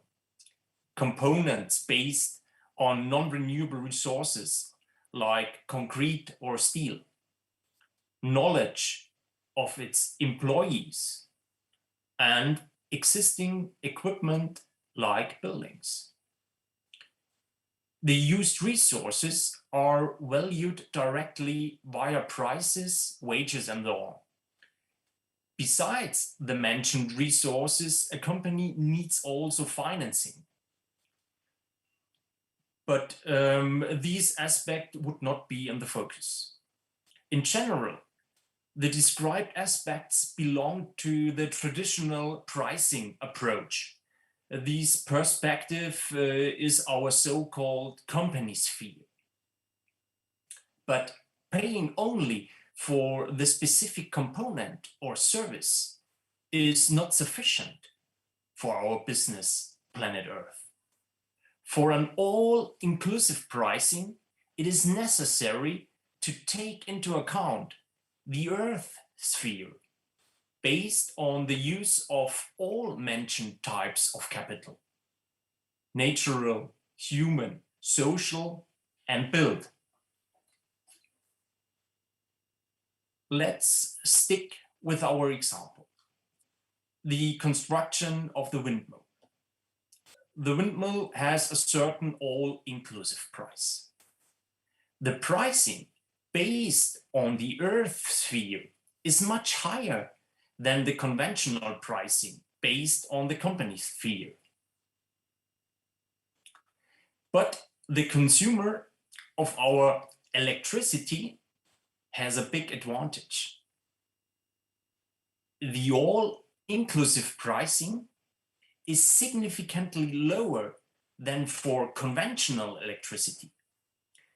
The last years have shown that the trigger to produce goods and offer services with a low all-inclusive price were a huge step forward. As a result, companies producing goods and services based on renewable resources have been ahead in recent years. All-inclusive pricing was only one of the practices that later on were called Earth Operations Management.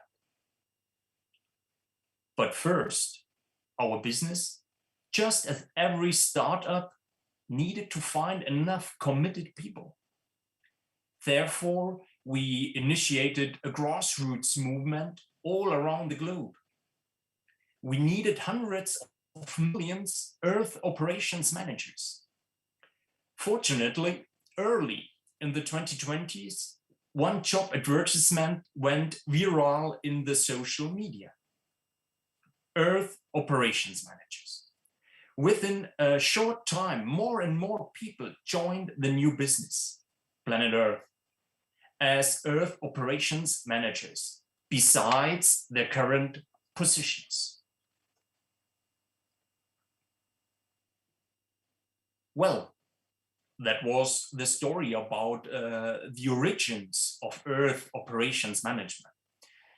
It all started with a simple but path-breaking idea in the 2020s, Planet Earth as a business.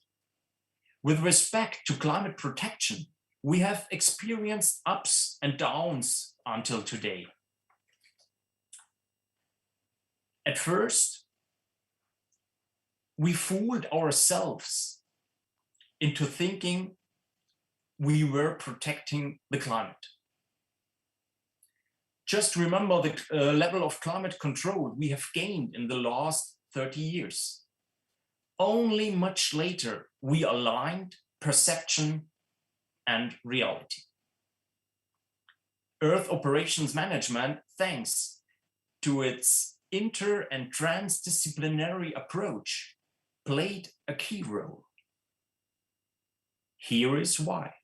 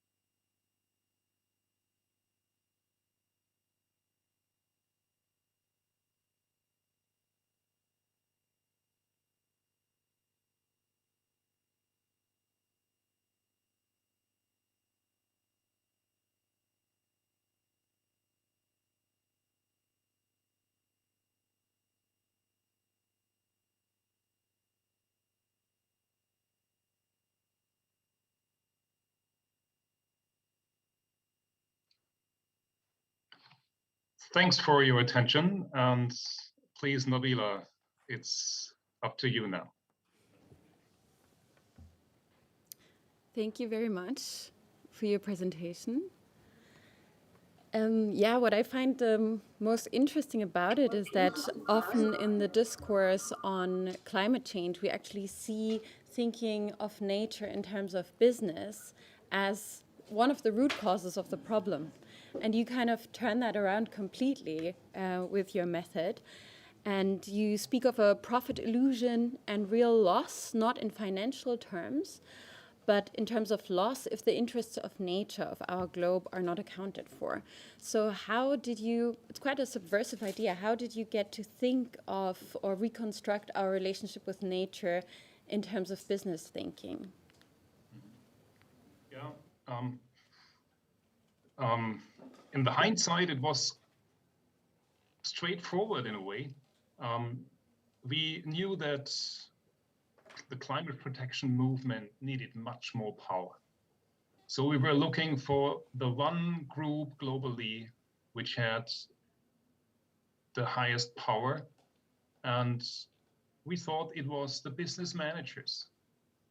As we said, we think there were around 300 million business managers around the globe, people who are enthusiastic at achieving goals, people who are ready to spend a lot of their time for achieving ambitious goals. And so we had in the climate protection movement. So in the next step, we asked ourselves, how could we motivate such people to support the climate protection movement? And instead of retraining the people, we just said, let's exchange the business and let's give it the purpose that we all need. So we said, what is the common business that all those business managers could work for? And then it was a very simple idea to say, well, it's planet Earth. Of course, this might sound provocative if you hear this for the first time, but I think, and at least my first experience already told us, business managers like this idea. First of all, it's a kind of inspiration, and it's even entertaining to think about how would it be like, what would it be like if planet Earth would be a business? And then more and more they got acquainted to this way of thinking, and this is something which influenced their behavior and their daily actions. So this is something which, at least in the hindsight, was quite straightforward. But to be fair, there were, of course, other thinkers who inspired ourselves. For example, Kate Raworth, a British economist who published her ideas about the donut economy, where she pointed out this embeddedness, economy embedded in the society embedded in the living world. And we just turned all the logic around and said, the living world is our business. Mm-hmm. Yeah, today the returning topic really seems to be communication and how to communicate climate change. And is this a way of communicating it so that it caters to the tastes of people who would otherwise maybe not want to adapt their ways of living, who like to think in terms of business models and business thinking? Well, as far as myself is concerned, and I was a business guy and I teach business. I was enthusiastic once I started thinking in this way. And whenever I talk to people, they find it appealing to think in this way. And of course, it's in a first step, a communication thing, but then people start thinking, reflecting, and they see that there is much more in their own reach, much more than that they can influence than they would have thought before. And they start feeling a responsibility just as they feel responsible for their traditional businesses. And I think that's something that changes the people, their mindset, their routines, and that's what we could observe in the last 30 years. Yeah. I also perceive another influence in your work. Maybe it's there, maybe it's not, because you talked about how well-being is the goal, and that kind of rang a bell, and it reminded me of, for example, the Buen Vivir movement in Ecuador, where also the goal of governance, of politics, of economics is the well-being of people, the good life. Is that also where you took inspiration from? So indigenous Klaus, epistemologies? would you like to answer, Klaus? Mm-hmm. Yeah, it was hard because of the sound, but now it's better, I think. Yeah, at first we had not in mind this development. We, as Marcus said, we thought about how can we turn the thinking of the managers, and we thought it was the language and the tools, and we tried to use the language and the tools to give it a new direction. Business, planet Earth as their task, and it is an interesting idea that the well-being idea is also in other different countries important, but first it was for us the idea to turn around the thinking of the managers. Well, and let me add, the Buen Vivir of Ecuador, this attitude of life, was not a specific concept that we considered when we developed this idea. However, we got input from several recent economical models which put an emphasis on the good life or on convivialism. So how can individuals interact in a creative and autonomous way independently from markets in order to have a good life? And one economic model is the economy for the common good, which originated in Austria, based on the work by Christian Felber, or the degrowth movement, which puts an emphasis on convivialism, or plural economics, which tries to develop new theory which goes far beyond the traditional economics. And let me add, in our approach, convivialism, which is something between human beings, had to be extended to all living things. So we needed to develop good terms, not only to other human beings, but with all living things, animals, plants.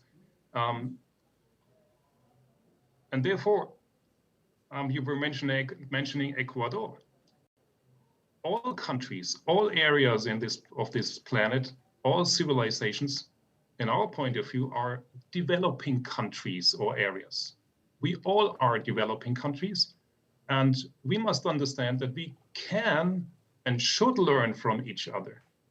And in the language of business, this would mean it's organizational learning. We as a global organization need to learn from each other. We need to search for development, so we are developing countries all together. Thanks so much. I would now lead over to the general discussion. So the audience is very welcome to ask questions, but also all of you to maybe comment on each other's presentations or work, tell us what inspired you. And there's already a question from the audience, so the rest of you have some time to think about what you want to say. Yes, please. Directed to Klaus and Marcus, what were the public reactions to the emergence of EOM, and how did people with more romantic notions about Earth react to the paradigm of planetary business? So the first question is about EOM. What were the public reactions to this? And what did people with a more romantic mindset about Earth or the environment, how did they react to it? Well, the public reaction to this concept of Earth operations management was a mixture, was a blend of different reactions. Of course, there were the front runners among the business managers who immediately understood there is a new job to be done.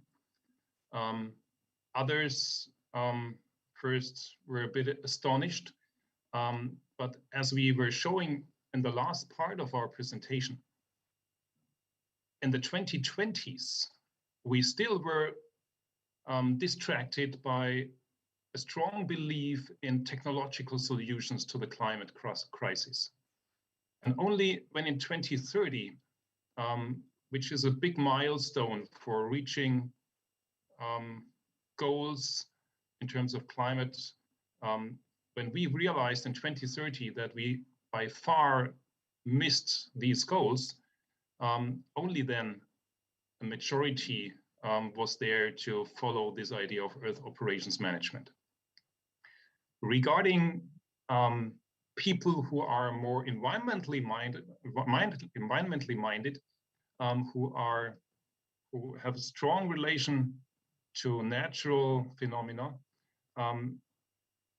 there we were happy to see that in other academic fields, similar frameworks were developed. For example, in the political sciences or in sociology, academics developed a framework of global self-regulation.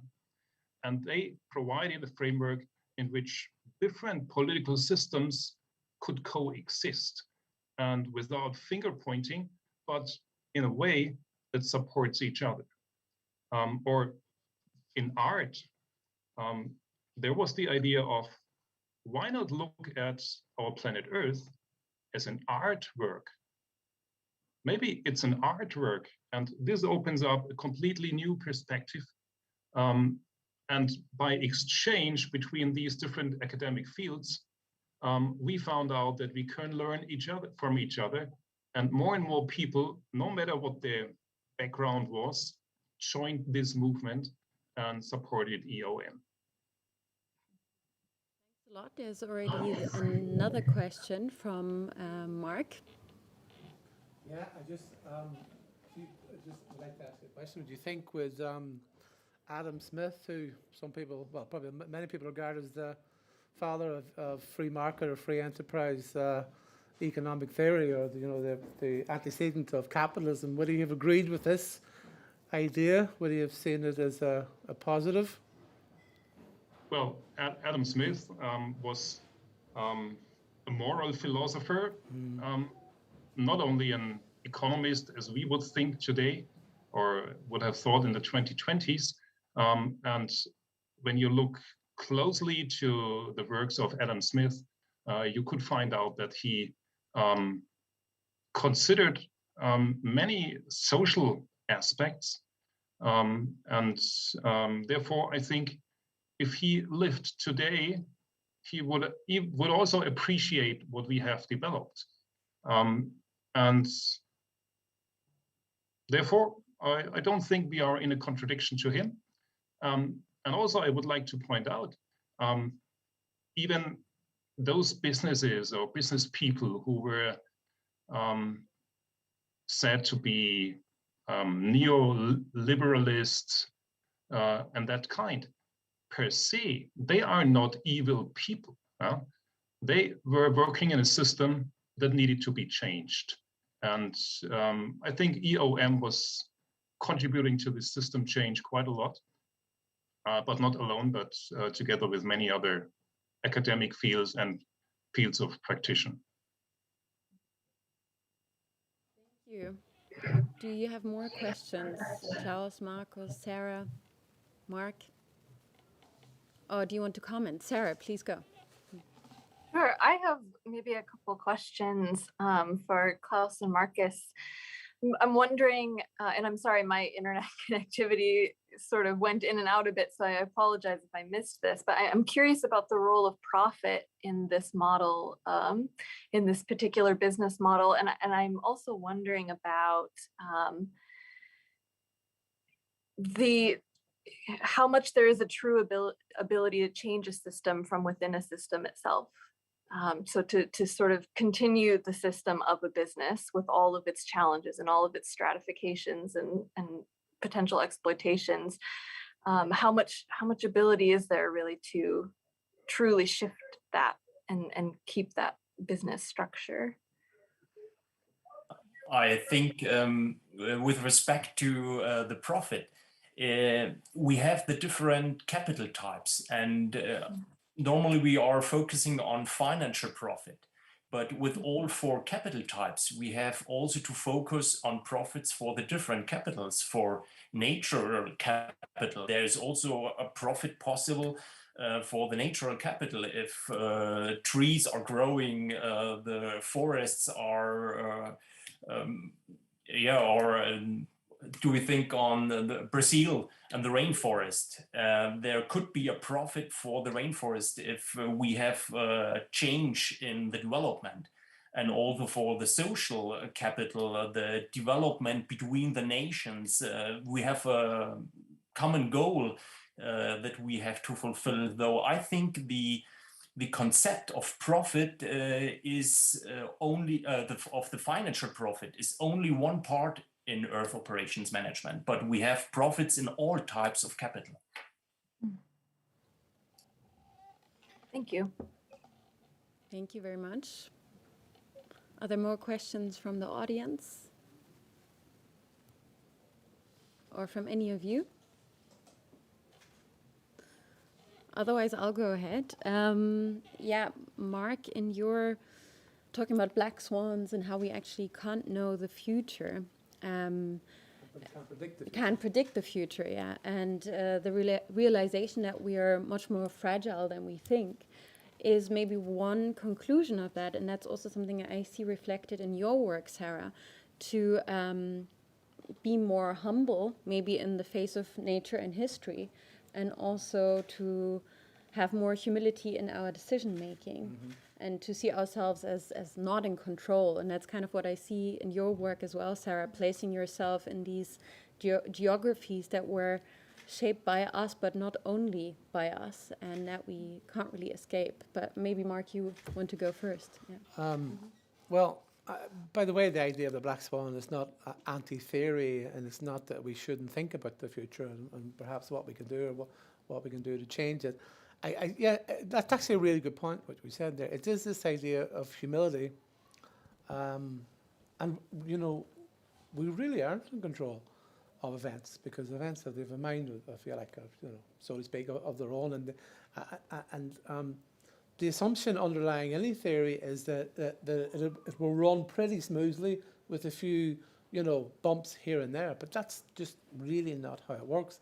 And I kind of asked the question about Adam Smith and the idea of free market enterprise, and I think it was answered very well by Paulus, that he was a moral philosopher to begin with, and I think he would have enjoyed this and he would have agreed with this idea. And you know, many of the ideas which he espoused, which was 200 years ago, they've kind of been taken and perverted to some extent into the particular neoliberalism problem we've had over the last 30 years, which is all about extractive industries and short-term profit, which has kind of bled into short-term politics as well. So I forgot where I'm going now. But anyway, I really enjoyed what they had to say, and I think it's to me it sounds like a kind of reconfiguring of free market capitalism. And my God, is it needed? Absolutely, yes. Zahra, do you also want to comment on this question of humility? Sure. I think for me, I don't know that I usually use the word humility necessarily so much as think about these works as a way to try to embody another way of existing, another sort of to sort of decenter maybe of an exclusively human experience, and to allow space for embodying a tide or embodying a geologic event, and sort of seeing how that can stretch the limits of a human experience to include more than human. Many thanks. Any more comments, questions? Yes, Yeah, please. I would like to try to find some common ground with Zahra. You pointed out in your explanations before that humans are a global geologic force. And I think this is already a first idea to spin, to build a new framework in which many people could find themselves. And especially thanks to your artwork, where you try to link geological results of millions and hundreds of millions of years with the action of people today. And quite in a similar way, we were thinking we human beings have a much larger reach and up to the global scale. And therefore, I think we need to start thinking more and more in these terms. And we need to bridge local to global. We need to bridge short-term to extremely long-term. And all in the center, our thinking needs to find ways to integrate ourselves into the web of life, which has a history of billions of years. And I think, therefore, I see a strong relation to your artwork. And also regarding Mark's presentation, I think maybe we could start thinking about whether we might be better prepared to cope with black swans once we have integrated ourselves better into the web of life. Well, that's just a spontaneous idea, but maybe then a black swan has not this hugeness, this large impact anymore once we are a stable part of the web of life. It's just a hypothesis that I just put here for a discussion. Mark, would you like to comment? No, I like the idea of it, but again, you know, the end of my presentation was about artificial superintelligence and the idea that, you know, there will be machines which will be exponentially more intelligent than us. Now, I know there's a lot of conjecture and perhaps a lot of hype about artificial intelligence and this idea of the singularity, you know, the technological liftoff. But what happens when, you know, biological intelligence is very much the same, you know, you know, if you could, perhaps there will be, machines will be so intelligent in the next 40, 50, 60 years that they are thousands of times more intelligent than we are. So humans become very much the second part of this Earth. How do we deal with that? And I know that there's an element of science fiction in that, but you know, it's that thing, isn't it? If you could go back in time 150 years and bring somebody from 150 years up to today, it's all magic. All technology is magic if you come from the past at it, right? It's all looks, you know. So if we go 100 years in advance or 50 years in advance, any technology we see will look like magic to us from 2051 or 2021. So it's again, yeah, it's kind of a difficult question, but you know, and not all people who are involved in artificial intelligence agree that there will be a singularity in the next 20, 30, 40 years. But it's very possible. Huh? And again, where do humans fit into this when it seems to be the, you know, this exponential rate of technology, which is ongoing, when it takes off or even gets close to taking off? Where do we, you know, at the moment, artificial intelligence, we have artificial general intelligence, you know. And I was even thinking about when you were talking about the idea that, you know, we think we're not, you know, we are in a sense controlled by machines because every time you pick up your phone, you know, you have access to all the knowledge of mankind or humankind. But yeah, I just wondered about that, about how that we may become very superfluous human beings in the next. So I'd like to, I don't sound very positive. But it's just, these are interesting questions to tease out now rather than in the future, you know. All right, very, very unfortunately, I have to wrap up because we've already gone over our time. But I think this is a lot of food for thought, from science fiction to technology as utopia or dystopia, to different ideas and how we should live together, the role of artificial intelligence. I mean, follow the work of our speakers today on social media, on Twitter, on Instagram, wherever they are represented. If you're around, you can meet them and maybe continue the discussion in real life. And everyone else, there is another program point today in half an hour, or now 25 minutes, our closing session, the drying prayer. So thank you very much again to the speakers. It was really, really fascinating. Thanks for sharing this with us and commenting on each other's work. And yeah, all the others, see you tomorrow.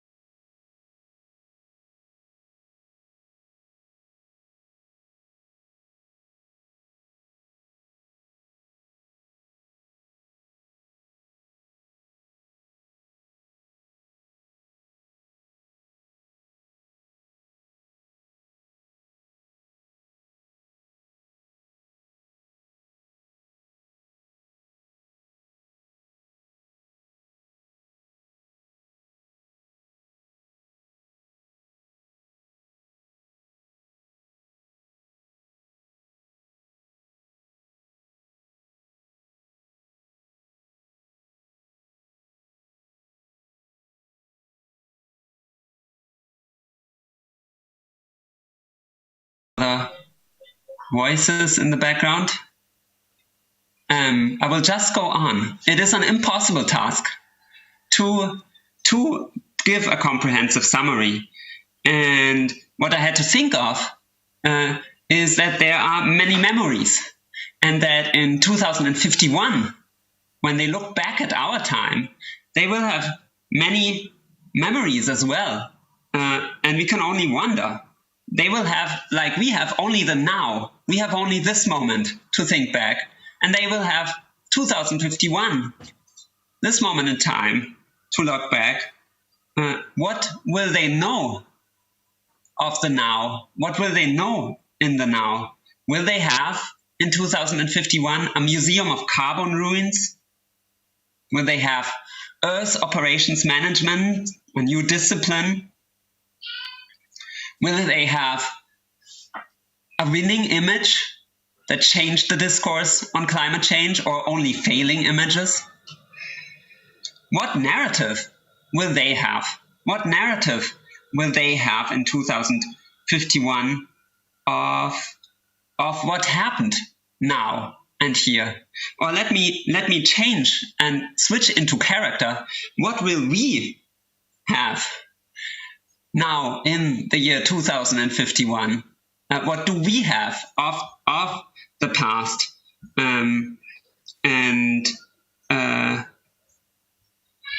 I know one thing we will have, probably, is an archive of what happened today and at this conference, because that is the vision of the organizers, to create this as an archive, right? So they will have our reflections, and maybe they will wonder and begin to think, as I think and as I experienced, we did it today. This day is not over. This day is not over.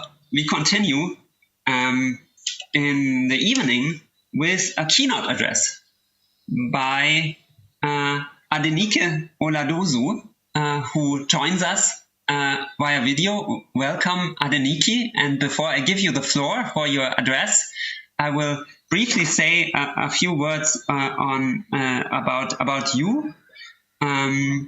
Adenike Oladosu calls herself an ecofeminist, and she is passionate about youth involvement in climate action through climate education, as well as the importance of women's rights, which she links to environmental rights. Ecofeminism is the term, I guess, that captures this.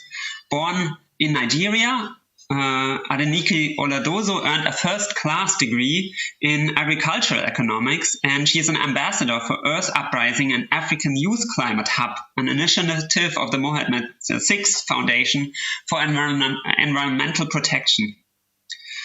She's also the head of the I Lead Climate Movement for Peace, Security and Equality in Africa, particularly in the Lake Chad region. We'll hear more about that region later. As part of the Fridays for Future movement in Nigeria, she shared in the 2019 Ambassador of Conscience Award by Amnesty International to Greta Thunberg and the Fridays for Futures movement in recognition of the youth fight for climate justice. Adenike, we are very, very excited to have you here tonight. And without further ado, you have the floor. Thank you so much for that introduction. I'm truly grateful to be here to speak about what it will look like in 2051. I want to really appreciate the leadership for organizing this conference to see how we can all imagine our world in 3 decades to come. So this is how I'm going to start. There are 2 schools of thoughts. And one believes that migration in itself should be an adaptation strategy, while the second believes that adaptation is failing, that the adaptation is a failure to adapt. Migration is a failure to adapt. And the latter has it because migration is failing. We are seeing it as through the clashes between the farmers and the herdsmen. And this are what the climate change crisis poses to us because it's overwhelming our infrastructure. And this is the current happening now, that we can no longer adapt to the climate change crisis. And our democracy is at stake now. And probably the lake chart might have shrunk, and it might have dried out. These are the kind of crises that we are faced with currently, because the mega chart lake have shrunk. Sahara, that was once the Green Sahara, is now known as the world's largest and hottest desert. This is a crisis for us to bear. And as time passes by, it becomes nearly impossible for us to take the necessary action, since we can't take it now. And now it will cost us more time to deal with the issue of climate change, because these decades of inaction surpass the decade of action. And also, policies that we did not take into account some decades ago cannot suit the present situation. So more irreversible actions have occurred because we did not act the way we should. And that is what has brought us to what we have today. That it is becoming unbearable for the world citizen, because climate change is making our habitat, or our earth or planet, inhabitable for the population. First, our agriculture. The agricultural sector is suffering the setback because we are unable to adapt to the current crisis. We have millions or billions of population to feed, but there are no capacity. People are dying of hunger, people are dying of poverty. More people are in dire need of humanitarian assistance. And that is why we have called that let there be greening of humanitarian aid, so that there can be food on the table of people, and their livelihood will be sustainable enough for them not to require more aid in dealing with this crisis. And also talking about our infrastructures, that they can no longer take the impact of climate change, because that is what we are seeing currently that is happening.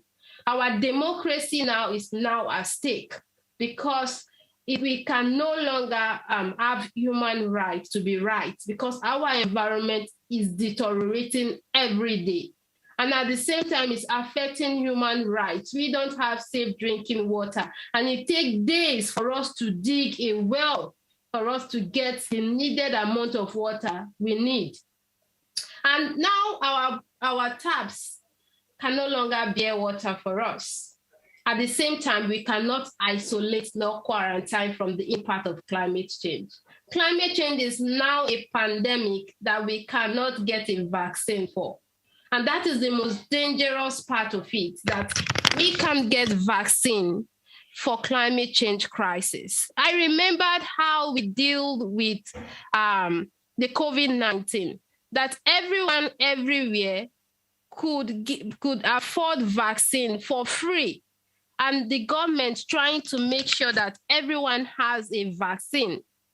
The same thing we could have done to climate change to ensure that everyone is able to take action. I haven't seen where a voluntary action could make an action to be completed.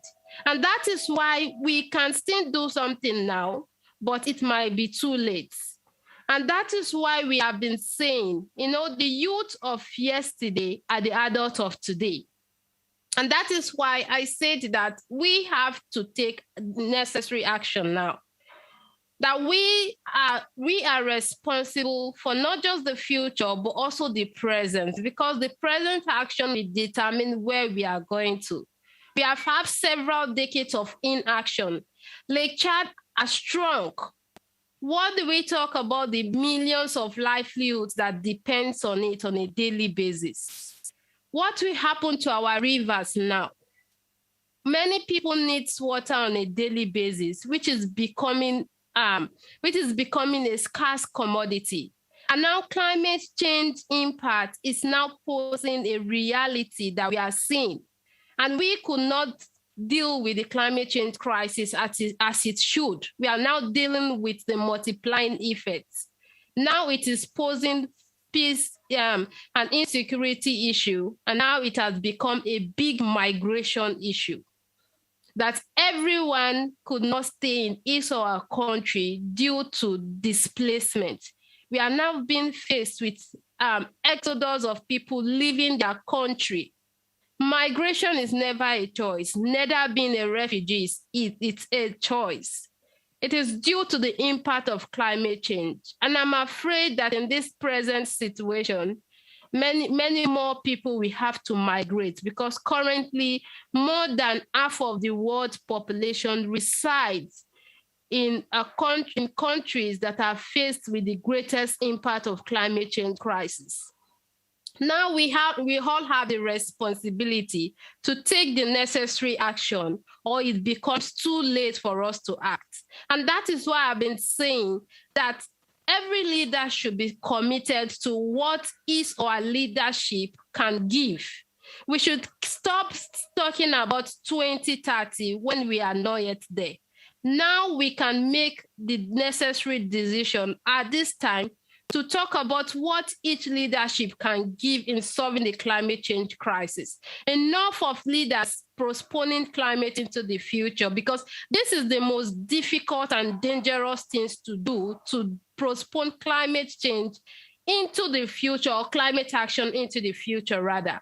And this is now that we need many more people to join the impact of climate change, climate justice, for us to come together to decide, reimagine the present and the future together. Because I come from a country whereby we are faced with the biggest impact of climate change crisis. And today it still continues. Women and girls are still bearing the burden of the climate change crisis. We want activism to work, but it must do with us being the change we want the world to be. Everyone has to take action individually, collectively, in group, and different kinds, coming together, taking the necessary action, because I don't see where we can build climate resilience and we keep emitting and we keep the emission increasing. It's not possible. It won't work. So in as much as we want to build climate change capacity or adaptation or mitigate climate change, then we must keep the coal or the fossil fuel in the ground. And we must start now by thinking or rethinking renewable sources of energy that is affordable for all, making it to be subsidized for everybody in each community to be able to afford it. We are all responsible for a livable planet. No matter where you are from, no matter the action that we are taking, all what we are concerned is where we are going to or what we want to achieve. I am also from a region, I had my undergraduate studies in a region that is prone to the clashes between the farmers and herdsmen due to control of resources that are limited. And I am afraid that in this present time, it's becoming worse as climate change is affecting our diversity. And I'm afraid that it might lead to ethno-religious war, because that is what the current situation is indicating. So we must act now and act fast, because anything we do not take into account right now, we can't take such into account in the nearest decades. So we are all responsible to take the necessary action and to keep reminding our leaders to take action, because the youth of today, we will become the adults, which we are. And that is why we have to act now. And we are saying that the iceberg is melting. And these are irreversible actions. We are losing our landscape, vegetative landscape, every day due to the impact of climate change crisis. At the same time, we are losing our water bodies. It's shrinking, and the average temperature in Africa is rising unbearably. And in this time, it's becoming unbearable the more, because we are now seeing more heat waves, cyclone, wildfires happening around the globe, record-breaking temperature, record-breaking reports that we have not seen in a decade ago. This is the only single greatest impact that can affect human existence. Our biodiversity is now at stake. We are losing them every day. And this shows that humanity is in an age of extinction too, if we don't act right now. So every action we take today, we should know that it counts towards making our planet a livable planet. And I'm afraid that our democracy that we so much cherish might also be broken by the climate change crisis, because democracy should be redefined as a government for the people and the environment, by the people and the environment, and of the people and the environment. And this way, climate change will not affect our human rights, and human rights and humans will not also intrude into the landscape of our environment, and thereby we will have a balanced ecosystem for all. Because right now, our ecosystem has been distorted. A lot is happening, a lot of crisis. And the IPCC report is also giving us the warning on every report that they have released for us to take action. The science is not failing, but we are not listening to the science yet. Until we listen to the science, then we know that we are going to be safe from the impact of climate change crisis, because there is no vaccine that we can use to heal or to recover from the impact of climate change. And that is why we are saying that this COVID-19, for us not to recover greener, then it is not normal. It is not normal when we have to leave our country to someone else's country, or when we have to cross difficult terrain, or when we have to be trafficked. And this is the situation that more people will be trafficked, or there will be human trafficking of persons to the next country in search for livelihoods. And in our sectors today, it's more vulnerable to climate change crisis. Every sector that makes up our economy has become vulnerable to climate change crisis. It's now climate sensitive: agriculture, housing, building, and every other things. And that is why people's livelihoods are in danger today due to the impact of climate change. And in Africa, we are agrarian society that we depend on agriculture for our livelihoods, for employment. You can now imagine the number of people it have displaced from their livelihoods, giving armed group of people to expand their reach. And I am afraid that I might lose my home country if care is not taken due to the impact of climate change, posing insecurity and making people to be recruited into harm group because they have lost their livelihoods, lost what they have to do in order for them to be sustainable. And this is why we have to act now and act fast. 2051, in this time, we have to reimagine our society. We have to think faster than we do, and we have to increase or multiply our action, because those actions that we did not take, we have to find ways of taking them right now in order for it to suit this prevalent situation in dealing with the impact of climate change. Because if we don't do, climate change might erase many nations in this world as it is happening right now. Thank you. Thank you very much.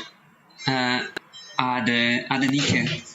If I may, Adenike, for this fervent call to action, for this call to action that you formulate and formulate with the perspective of 2051, right? With this perspective of these years to come, and we do have time. If you have time, we would have time for a couple of questions. And answers. Would you be available for that right now? Yes, very good. Very good. That's very good to know.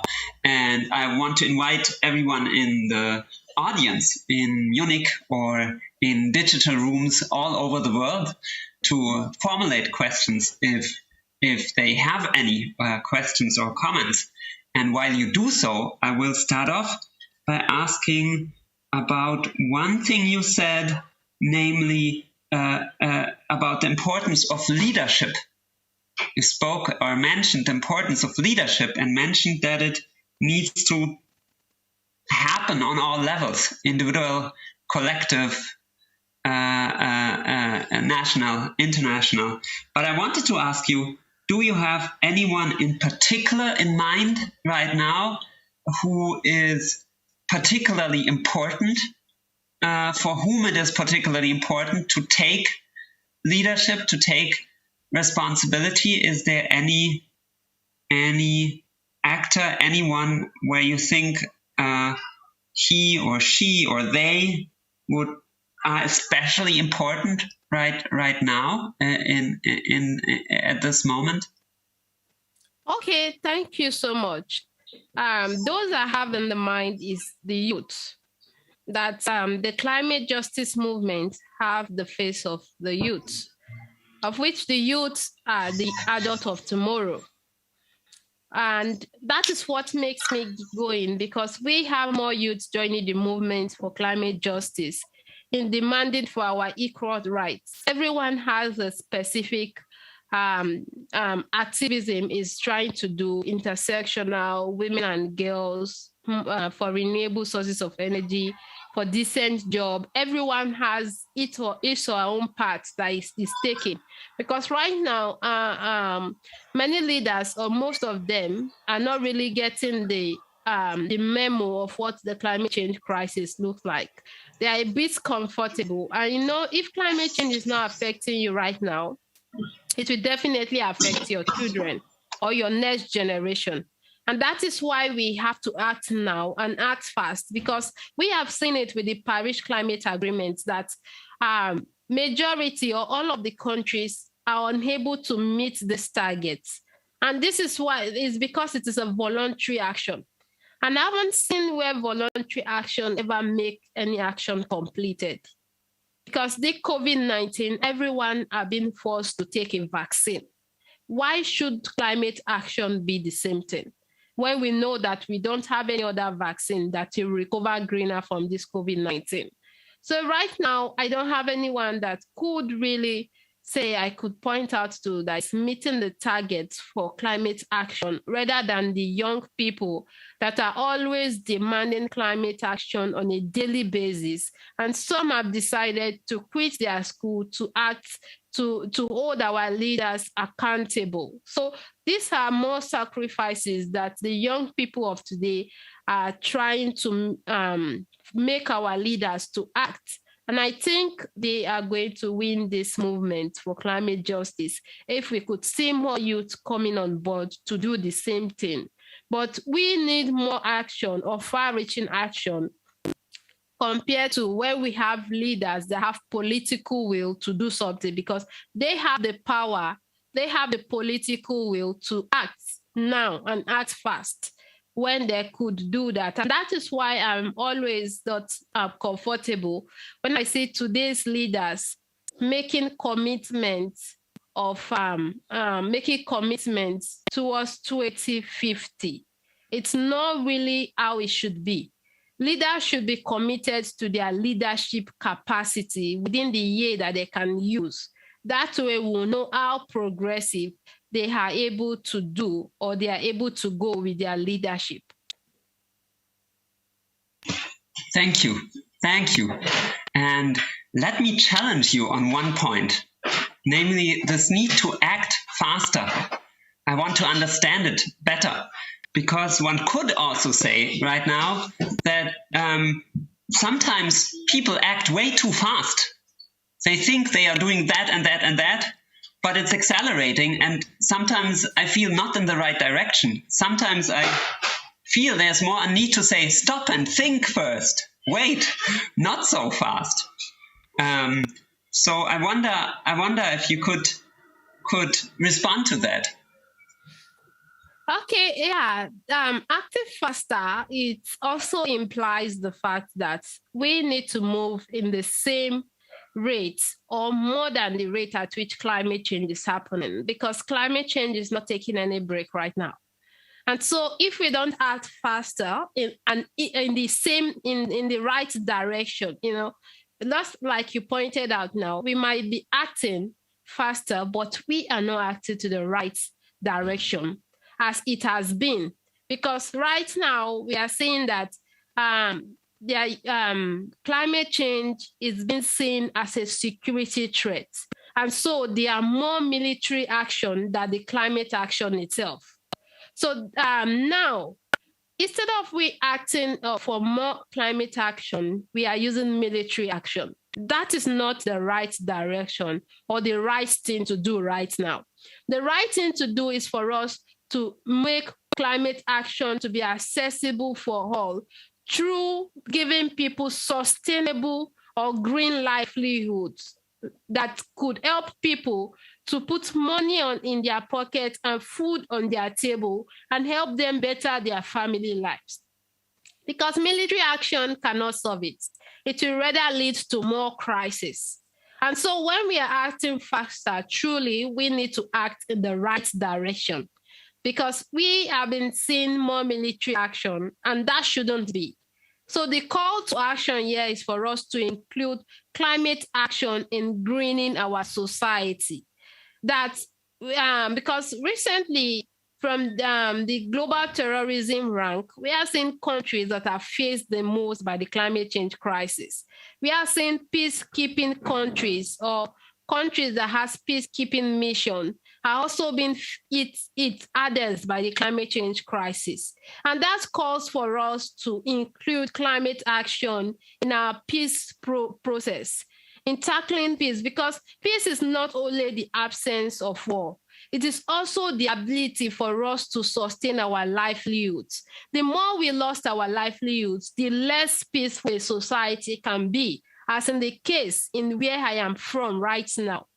That the climate change crisis is now a big insecurity crisis that we have to deal with, not by military action, but by climate action. So when we are running faster, we need to run to the right direction because climate change is not taking any break and it is happening faster with the speed of light. So we have to race faster than the climate change crisis, just as the previous decades that talks about that climate change is a race we must win. And truly, it is a race we must win because if we don't win that race, then humanity is at the age of extinction too. Thank you. Thank you. I have one last question for you, if I may. And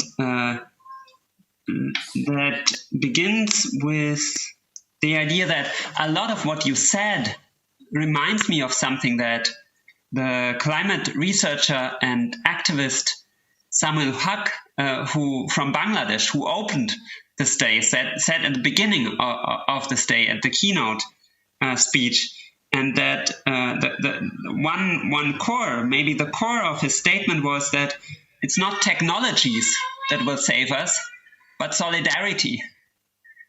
Solidarity is needed, and that is the key task, he said, we are confronted with today. And so I wanted to ask you, where do you see kernels of solidarity today? What gives you hope? What are experiences to build on, basically? What gives you hope, and what are things to build on, experiences to build on today?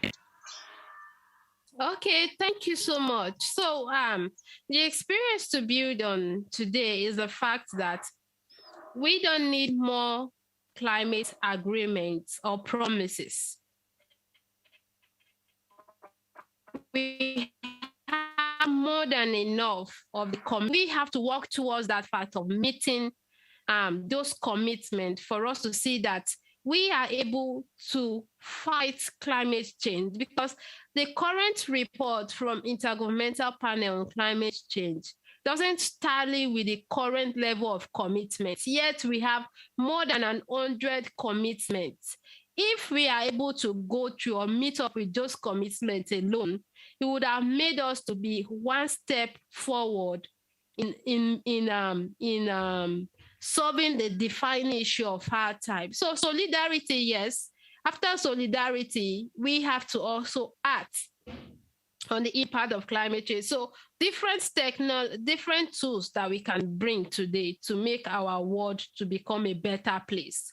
Different innovation, different ideas, different people coming from different places, bringing their ideas, bringing their innovation, financing climate action to see that we are able to meet up to our various commitments, or to build the capacity of people that are impacted, developing and underdeveloping countries. Because in Lagos State, in Nigeria, it is possible that we are going to be submerged with water, because every year it has always been one flood experiences or the other. And at the same time, we are faced with drought, desertification. So different climate processes, events happening at the same time, yet we host the largest refugee in Africa. So it's a very big crisis for us to deal with. So I'm going to talk about the experience that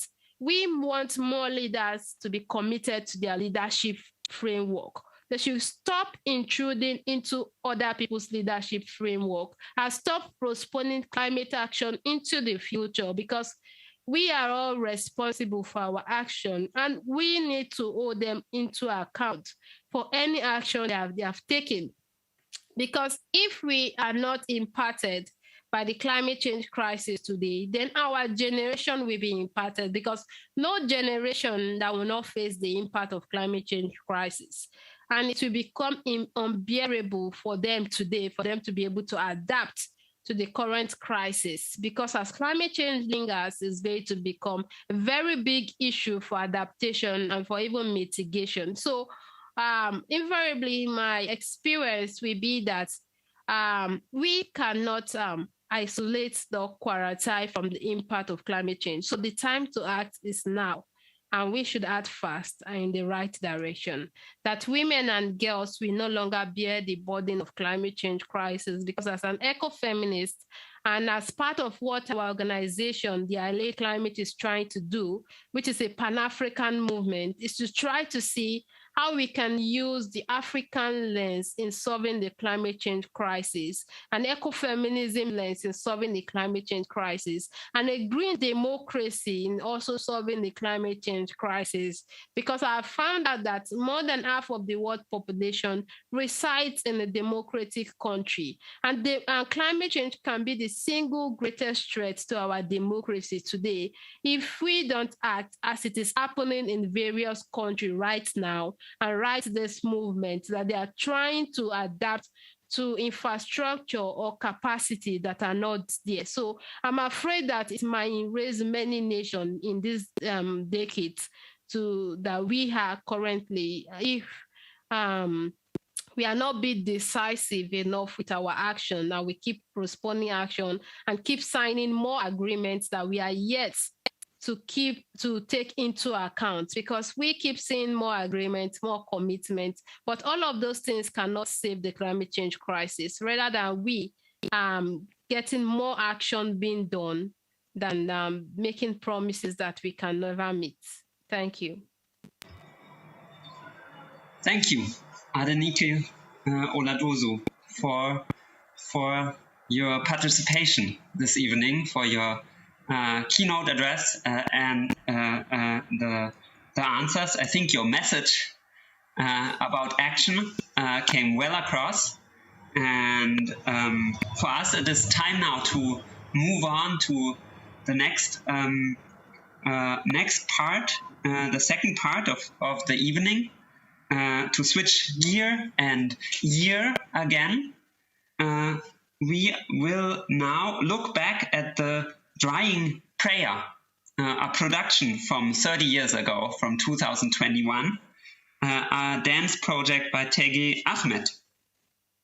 And this is a production on the transformations in the biosphere around the Lake Chad in terms of flora, fauna, and society.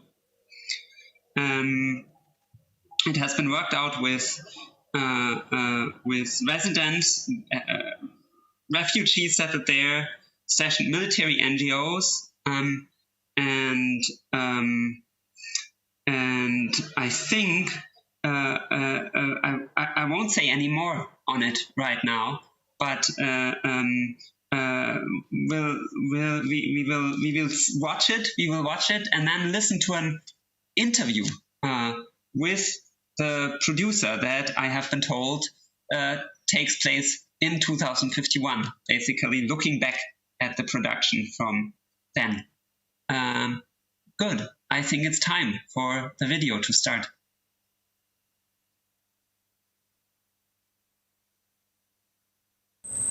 Lutut kam ni mam sai wa man mat. Lutut kam ni mam sai wa gon nanu. Lutut kam ni mam sai wa kabam. Aye aye aye aye aye aye aye aye. Manarong kumbara muka kum kakete manarong kumbara muka kum kakete manarong kumbara.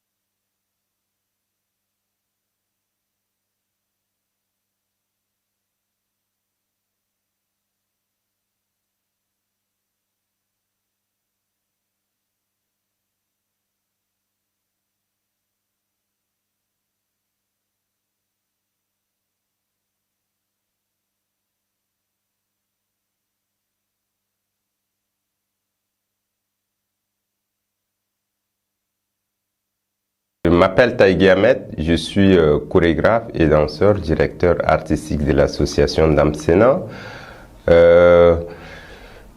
Le lac a été toujours immense et il reste unique en son genre. De par ses ressources et la potentialité, ces points n'ont souvent pas été soulignés dans les discussions de 2021. En effet, le lac a toujours été une force naturelle. Il faut reconnaître aussi que les surpopulations associées à l'activité grandissante de la pêche jouent un rôle beaucoup plus important pour le lac. Cela n'était pas seulement dû au retrait du lac, mais aussi à une militarisation complète de la région, qui empêche la liberté de circulation et donc l'économie.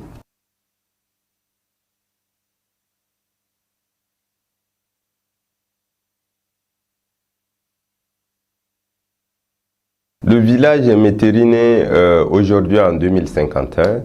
Les gens sont obligés de quitter le village et aller plus loin, se camper parce qu'ils ont vendu leurs terres à des gens qui ont de l'argent, comme les commerçants, les généraux, les hommes du pouvoir, dont le village a disparu.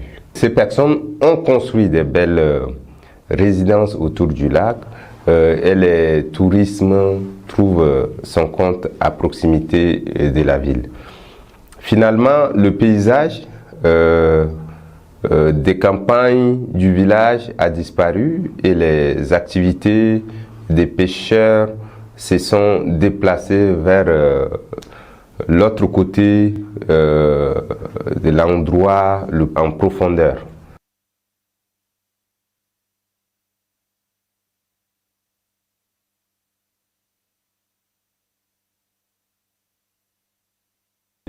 Ces pêcheurs aujourd'hui, il y a ceux qui sont déjà, on ne peut pas parler aussi des pêcheurs maliens et autres qu'on a rencontrés, parce que les autres pêcheurs maliens, ghanéens, togolais et autres sont répartis dans leur pays.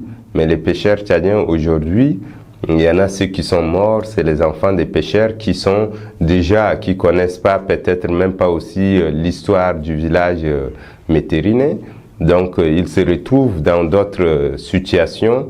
Il y a ceux qui continuent la pêche, il y a ceux qui continuent les travaux champêtres, il y a ceux qui travaillent pour ces riches, qui sont employés et qui travaillent pour ces riches. Donc le métier a un peu changé autour du lac.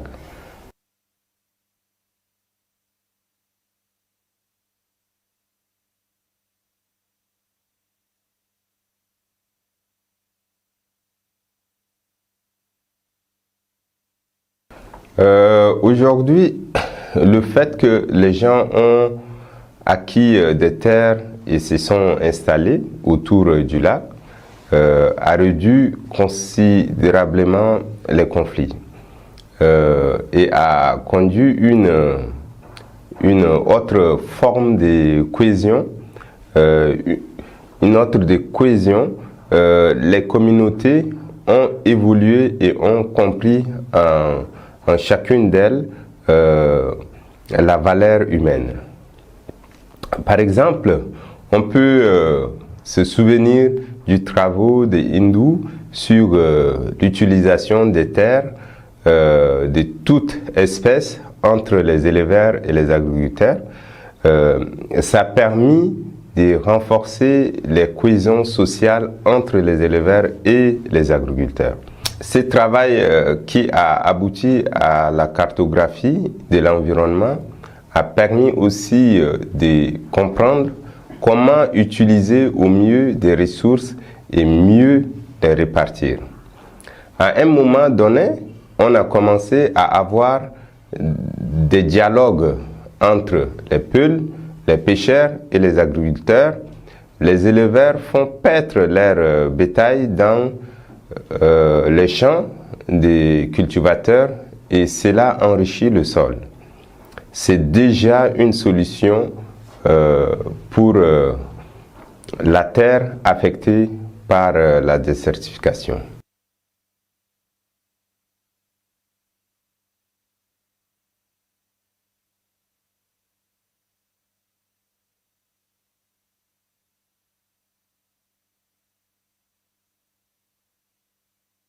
Planter les arbres est devenu une culture, une habitude.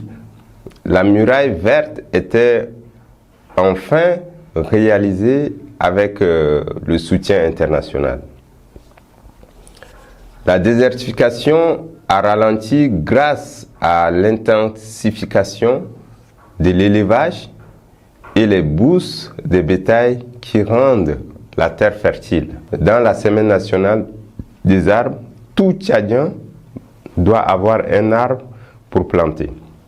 Jusqu'au niveau des enfants, à l'école, et il y a des slogans qui sont sortis. Celui qui n'a pas planté un arbre avant de mourir, il a vécu inutilement. Et aujourd'hui, voilà, on est revenu dans le projet similaire à celui des Sénabrés.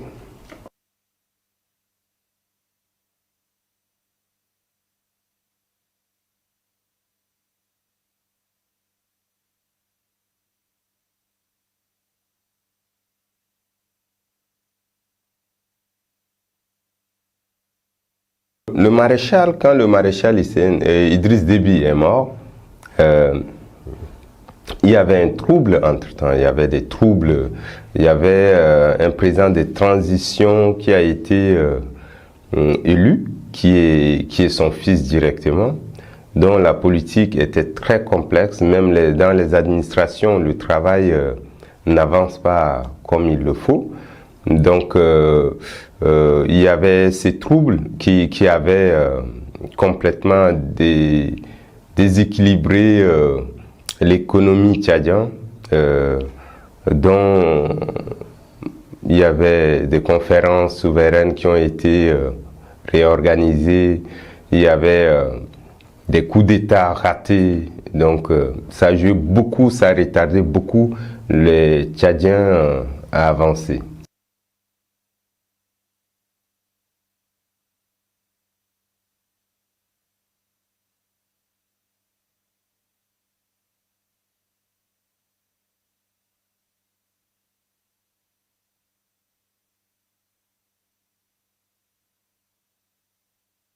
Entre-temps, quand son fils ils ont voté le budget à 83% pour les armes, la politique n'a pas vraiment changé avec la suite logique des classes politiques qui se succèdent au plus haut niveau de l'État. Ça se voit qu'il n'y a pas de la volonté politique. Par contre, la lutte du peuple est grandissante. Le peuple devient de plus en plus fort, uni et fait peur au pouvoir en place. Le peuple se prend en charge, ce qui ne se fait pas il y a 30 ans. On peut dire que le moteur du développement reste partout le peuple. Par exemple, il y a 30 ans, la mairie de N'Djamena obligeait les gens à poser des pavés sur l'aire d'aventure. Aujourd'hui, les gens ont décidé de remplacer ces pavés par des fleurs pour créer un microclimat à la ville. Ils ont commencé à fortement recycler les bouteilles en plastique. Aujourd'hui, les maisons ont changé d'architecture. On adapte des architectures plus simples, plus traditionnelles pour le besoin de la climatisation Tout ça montre combien de fois le peuple se prend en charge sans la présence de l'État.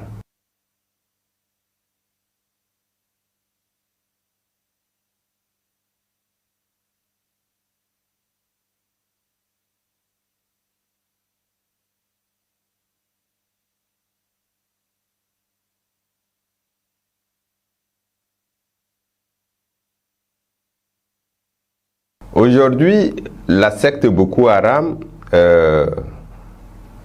n'a plus de force comme avant, parce que tout autour des lacs, tout a changé.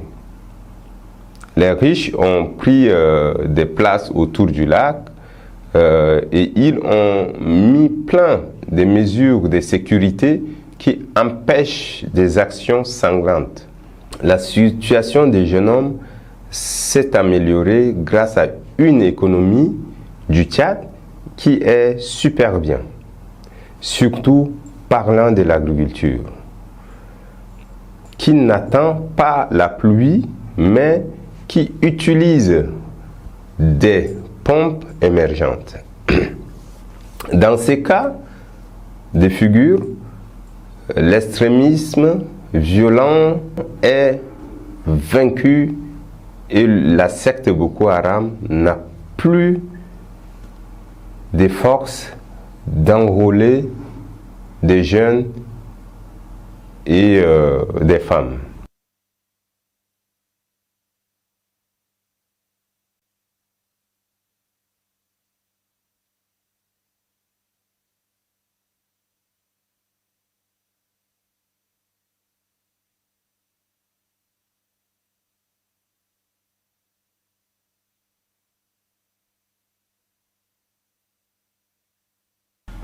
La population a compris que la politique ne les arrange plus. Elle commence à revendiquer son droit. Avec le regard de l'extérieur, les choses ont changé. Les voix se sont portées pour revendiquer l'autonomie du peuple et donc du pays.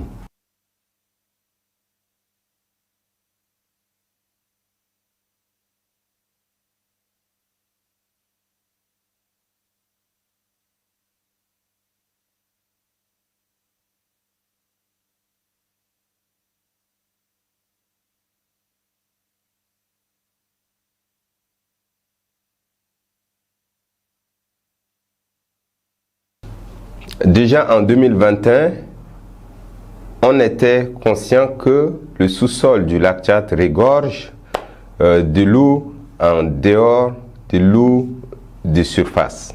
En 2021 aussi, une initiative a mis au point les premiers prototypes de pompes émergentes qui pourraient rendre cette eau accessible à la population uniquement grâce à l'énergie solaire.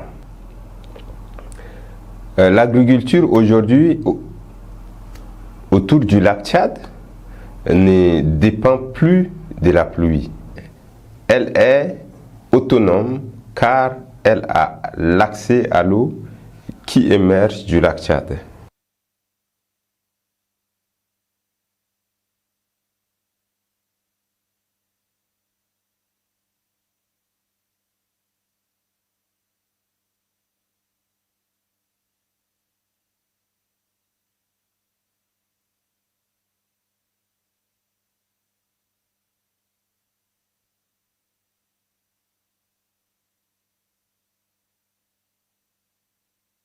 Les conflits autour du lac a été diminué puisqu'il y a beaucoup d'eau. Donc les difficultés sont autres que celles d'avant.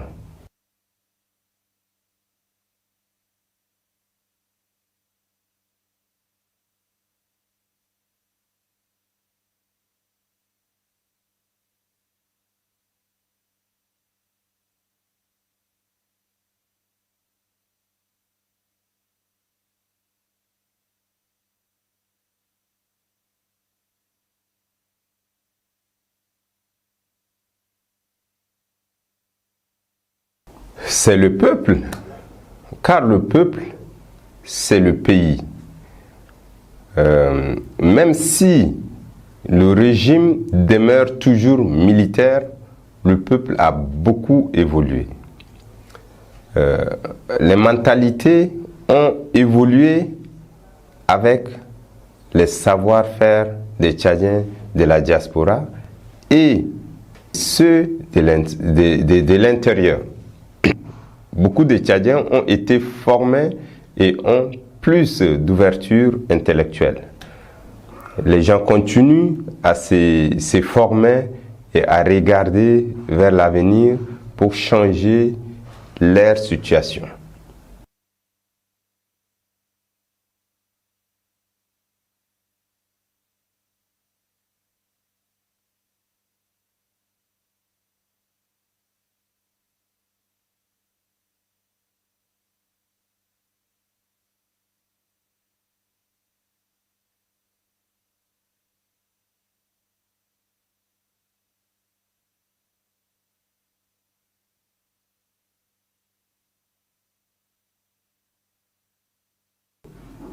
Cette création veut renforcer l'autonomie du peuple. La pièce a animé des discussions fortes qui ont amené aussi des changements au sein de la société, les universités, les écoles, la société civile. Aujourd'hui, on trouve que le peuple est épanoui, organisé et capable de faire face à son destin. Les conflits, pour la plupart constatés en 2021, sont atténués entre les communautés. Ça aussi, c'est grâce à la pièce de Dream Prayer.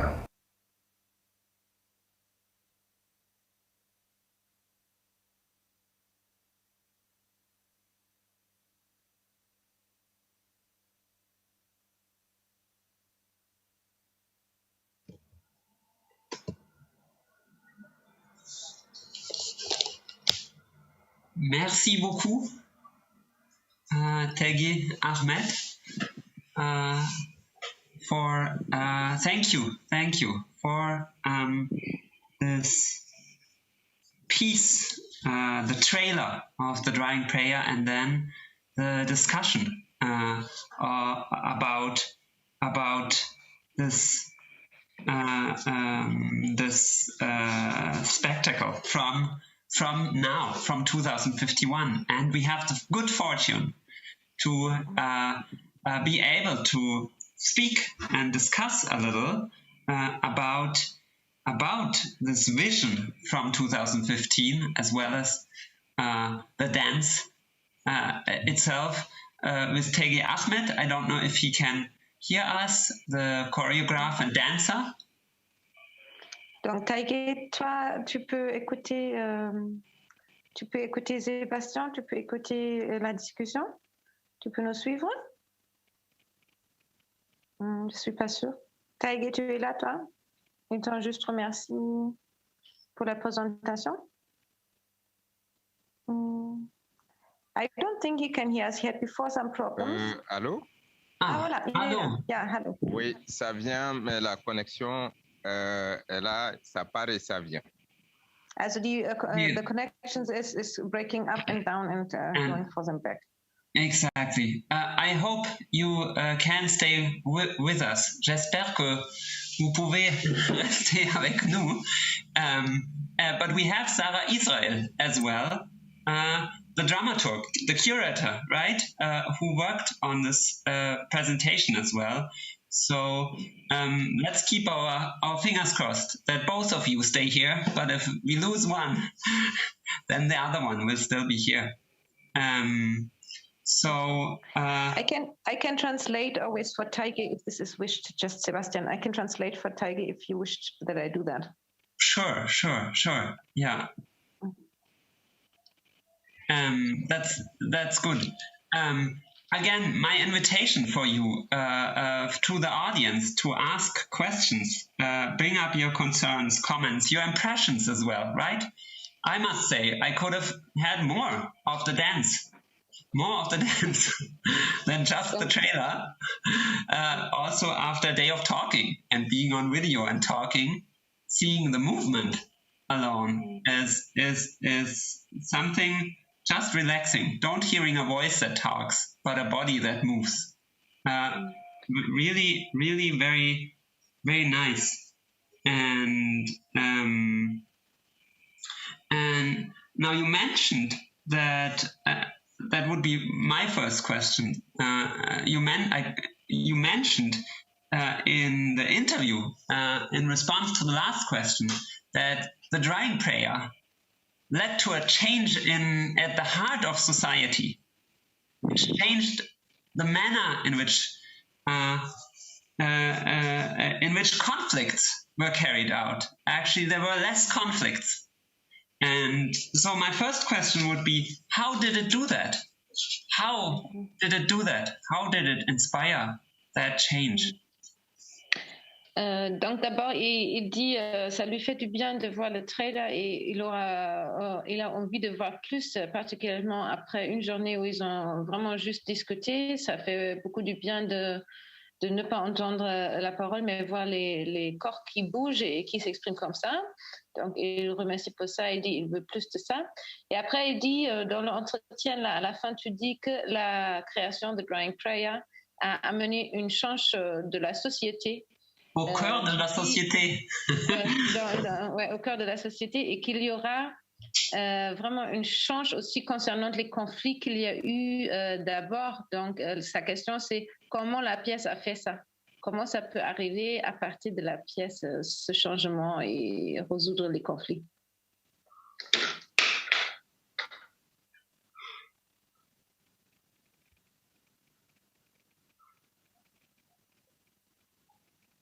Tagui, tu es là? Allô? Oui, maintenant on t'entend. Oui. Allô? Oui. Bon, au niveau de la pièce, elle va traiter la question sur ces conflits, et c'est pas aussi un grand mot, un grand geste pour pouvoir, mais comment cette pièce peut ouvrir une auditoire, comment cette pièce peut amener les gens à se recadrer, à penser sur la région du lac. La pièce peut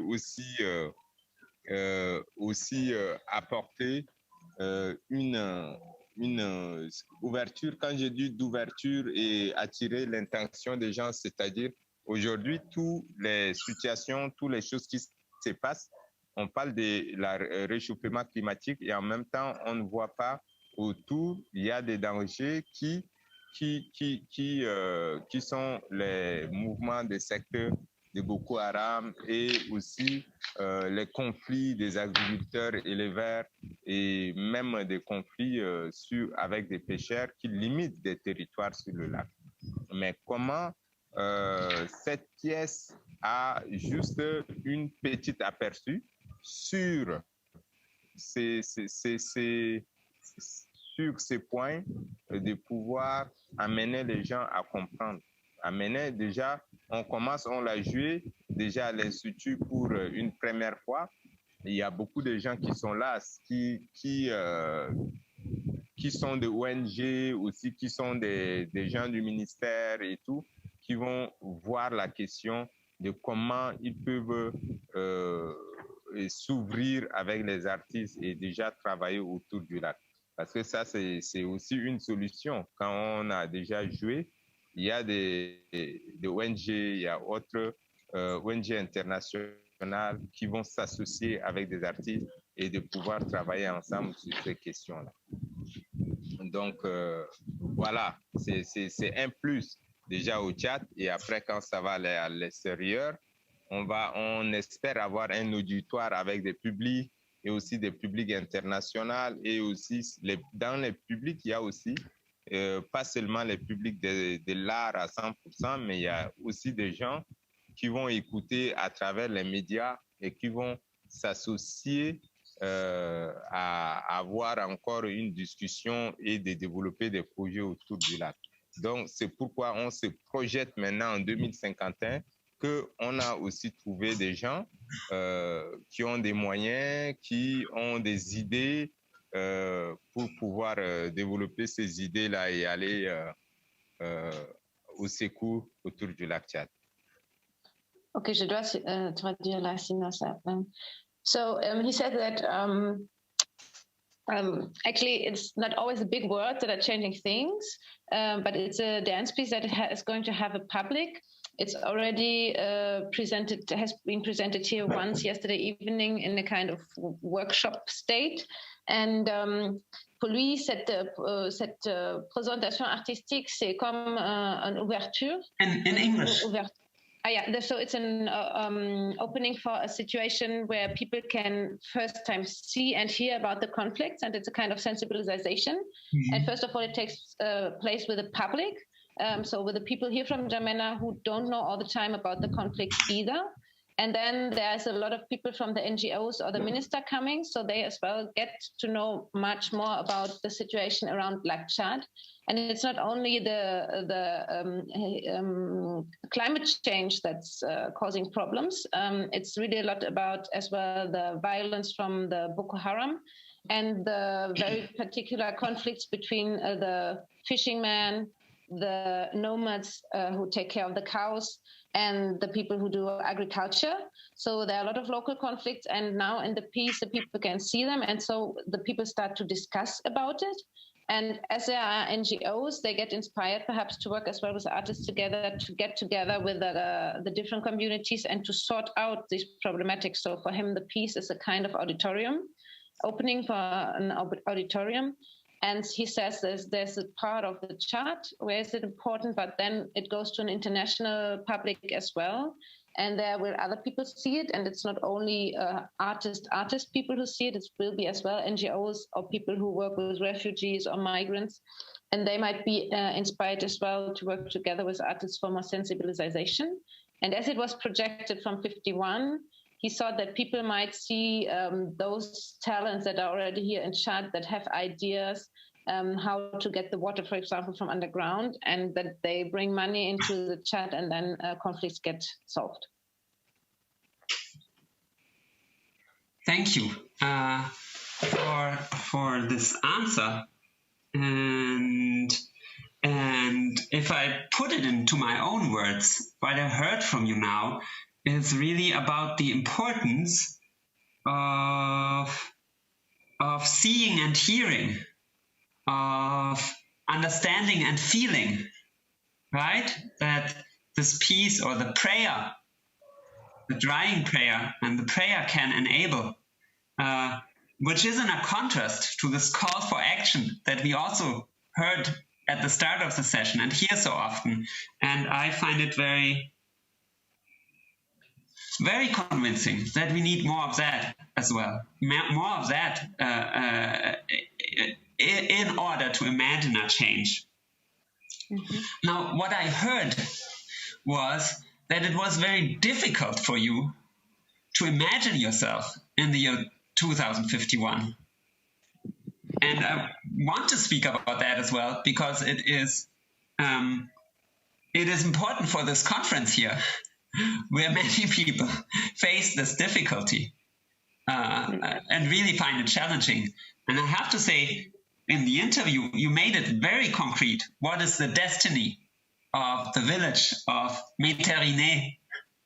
Very concrete. But maybe you can speak a little about what you found so challenging about this idea of putting yourself into the year 2051. Donc, d'abord, il a fait une remarque. Ce que tu as dit, il trouve très important parce que ça veut dire il faut aussi une forme d'écouter et de voir, de comprendre, mais aussi de sentir pour avoir enfin un mouvement vers l'action Donc, the drying prayer aussi comme un appel pour l'action. Et il faut plus peut-être aussi des pièces ou des choses dans ce sens sensitif pour avoir un moyen pour que les gens se mettent en action contre le chauffement climatique. Et après, la question deuxième qu'il te pose, c'est qu'il a écouté que tu as eu du mal de te projeter aussi dans la future de 51 et que c'est pas facile, tellement facile de s'imaginer en 51 et c'est très important pour cette conférence, cette vision-là et c'est pas facile pour tout le monde de se projeter dans la future. Et il a dit, tu l'as fait quand même très concrète dans ton entretien, par exemple, avec le développement de la ville méridionale. Mais néanmoins, ça sera une question qu'il te pose. C'est quoi la difficulté de se projeter, pour toi particulièrement peut-être, dans l'année 2051?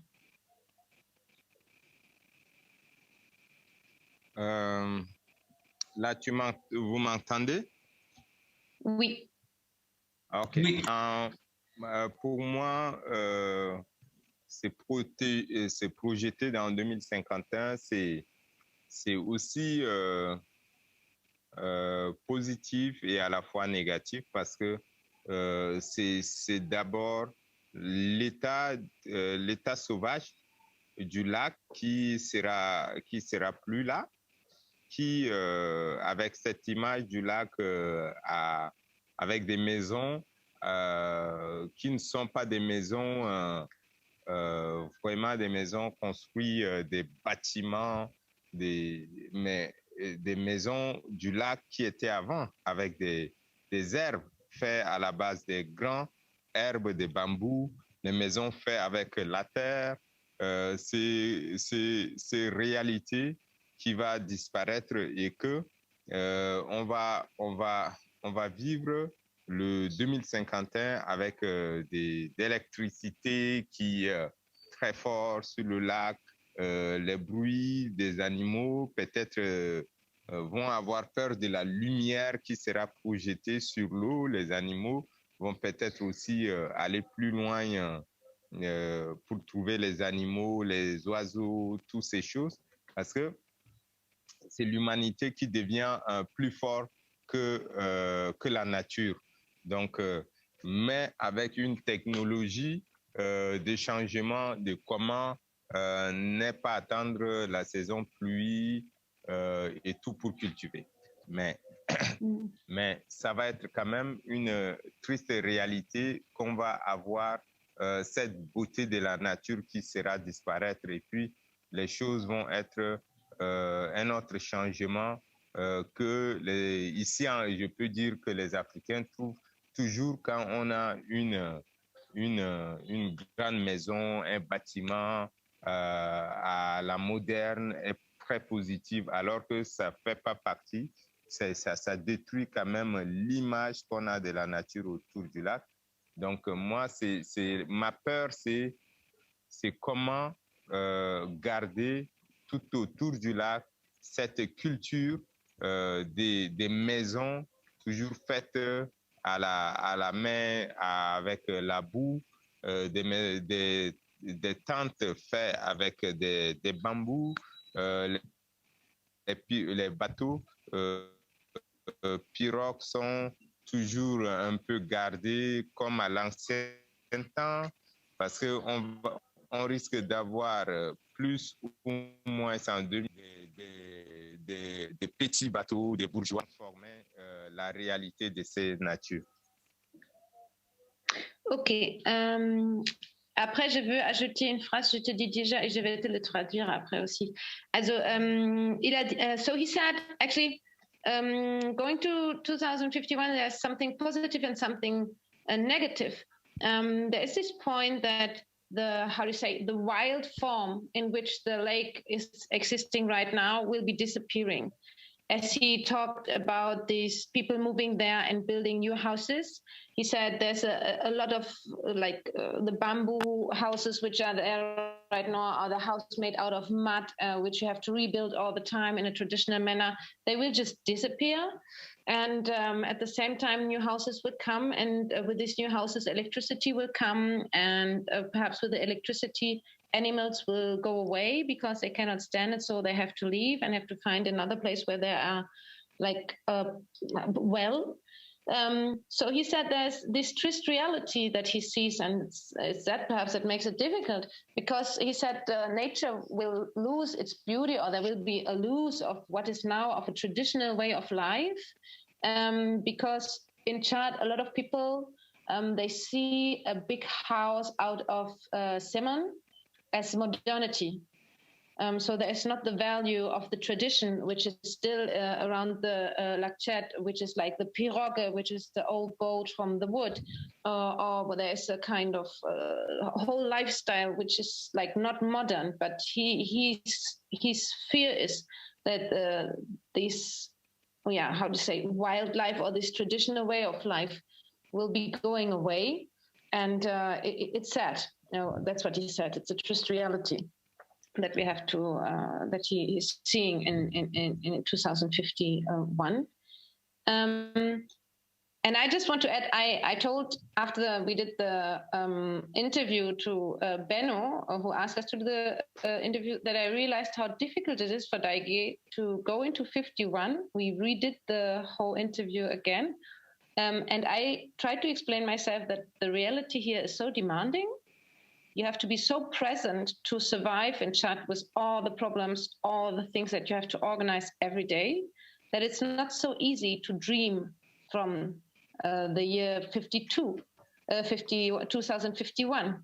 So I found it out of a sudden a very luxury idea to have the space in mind all the time, to project yourself in 2051, which doesn't mean that the people here are not dreaming. They have a lot of dreams, but the reality, it demands so much. Problems are so real that it's very hard to hop out of them and to make a dream for 2051. So that's this question of why is it difficult to go in 2051? I just translated for Taige so that he knows what I said. Donc Taige, je vais juste dire, j'ai dit à Benno quand on a fait la première entretien que c'est pas facile apparemment de se projeter en 2051 pour toi parfois, parce que moi j'aime expliquer ça, que ta réalité ici, elle demande tellement, la vie ici dans la présence est tellement demandante des gens que c'est comme un luxe d'avoir l'espace dans la tête de se projeter en 2051. C'est aussi une forme de richesse. Tu vois, ça ne veut pas dire qu'il n'y a pas des rêves ici, il y a plein de rêves ici, mais d'avoir la place et la tranquillité dans la vie quotidienne qui demande tellement, d'aller en 2051, j'ai trouvé ça intéressant à constater. OK. Et aussi, je voudrais rajouter aussi qu'il va y avoir une limitation des territoires, parce que si aujourd'hui on vient au bord du lac, par n'importe où on peut aller. Mais avec le temps, si les gens achètent tout autour du lac, il va y avoir des limitations des territoires. Peut-être les gens vont s'orienter dans un autre angle juste pour aller, tu vois, et découvrir le lac. Et aussi, à ce qui concerne les animaux, comme j'ai dit, même les bétails, peut-être ils vont créer une autre ressource qui vont être que les bétails vont aller plus loin. Comme dans l'interview déjà, c'est comme je me répète, mais en 2051, peut-être que ça va être pour moi, tu vois, aujourd'hui j'ai 44 ans, en 44 ans, en 2051, c'est qui a 30 ans de plus. Donc, j'aurai 74 ans. Peut-être que je vais regretter le 2021 pour moi, pour la région du lac. Donc, ça, c'est... les jeunes ne verront pas, de 2051, ne verront pas les mêmes réalités que moi. Donc, ça serait une triste réalité pour la nature. So what he So what he just said is that what he wants to add to what he said is that for him in 2051, the whole Lake Chad region will be much more like separated or bought, and so there will be much more frontiers. It says now we can go to the lake from a lot of places, so it's free access. But when people start to buy it, and when then people have to go, it will get like private territory, and then there will come frontiers or closures. So he says this is for him this is a reality that will take place. So he has now 44 years. In 30 years, he's 74. And the young people from 51, they will not see the same Lake Chad as he did. Thank you also for the conversation between you two that started. And I am very impressed again by the specificity of the vision, how concrete it is, the vision. And I take that with us as we move slowly to the end of the session today and to the next day, where we have a more positive vision, less global warming today. And I liked a lot the concrete elements, the flowers in the street that create a microclimate. That was very beautiful. And I get a message right now that we actually ought to come to the end. But I think this was nice also to continue the conversation a little. And so I would like to thank you both for being here with us and sharing your work and your reflections about the role of this work in shaping the future. Thank you. Donc, Taïgé, il te remercie beaucoup, il nous remercie beaucoup qu'on est ici pour la conversation, et il est vraiment quelque chose qui prend de cette conversation avec toi et avec l'entretien, c'est vraiment que c'est tellement concret. Les idées de la vision sont très concrètes. Il a recité les fleurs là qui vont repousser pour faire un microclimate. Donc, il va prendre ça avec lui. Et demain, il y aura la prochaine jour parce que là, ce soir, la conférence termine après nous. Ça sera la fin de ce soir. Mais voilà, il prend ces éléments très concrets avec lui. Ça va rester. Et voilà, merci beaucoup pour le temps, pour ta présence dans cette conversation. Merci beaucoup. Et on espère qu'ils sont les bienvenus invités au spectacle. Je vais le dire. Voilà, et pouvoir encore voir en live direct le spectacle. Merci beaucoup. Also, he says thanks a lot and see you soon. And we want, or he wants, but me as well, I want to invite everything to come to see the show live, which will be presented in Theater Hoch X at October in the frame of Spielart. So from the 23rd until the 25th, there will be 3 shows, and we hope to see you there and then discuss afterwards more. Thank you for the invitation. That's a great idea, actually. I just want to do a last credit because I have to thank Cyril Danina, who did the videos for us and who was really with me sending since yesterday the files, just that he's named and say him thank you. Thank you. To say the name again? Cyril Danina. Cyril Danina. Thank you for doing the videos. Thank you. That is hard and very important work. Good. Well, then have a good night and see you, many of you, most of you, some of you again tomorrow.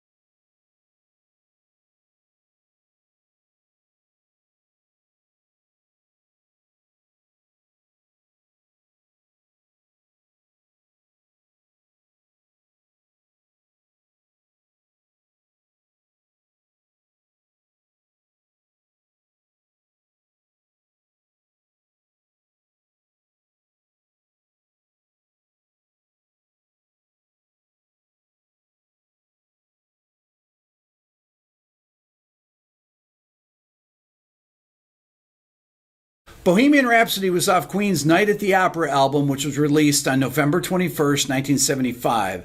The song was written by Freddie Mercury and produced by Roy Thomas Baker and Queen. Okay, so how much did you rehearse the song? Oh, no, we didn't. I don't think we rehearsed it at all. Well, you know, there's a kind of rehearse and record situation in the studio. Generally, we went in there with ideas and we'd start playing around. But in the case of John and Freddie and Roger, they would pick things up very quickly. They would sort of throw things at each other, and very quickly they'd be very much in sync. You've probably listened to the backing track on its own, and it's immaculate, isn't it? There's no click. I mean, Freddie himself was like a metronome, but a metronome with a lot of balls. You know, it had a bite to it, the way Freddie hit that piano. So he was incredible to play with. You know, on the occasions where I'm doing the backing track with him, it's astounding. But Roger would instantly lock in, and Deaky had an amazing knack for just finding the right pocket, the right place to be. And so, no, it wasn't really. It was like Freddie would play it. In the case of this, I remember him playing it down in pieces, like this is this piece and this is this piece, and we're like, okay. And then, well, let's try this piece. And he played a bit, and then Roger would join in, Deaky would join in, I'd be in the control room, and pretty quickly it would come together. So if that counts as rehearsal, that's it, I suppose. And generally the whoever was manning the tape machine would be running the whole time, just in case something good happened. And generally by the time they'd run it 3 or 4 or 5 times, they'd have it. They'd have the one. And in those days we did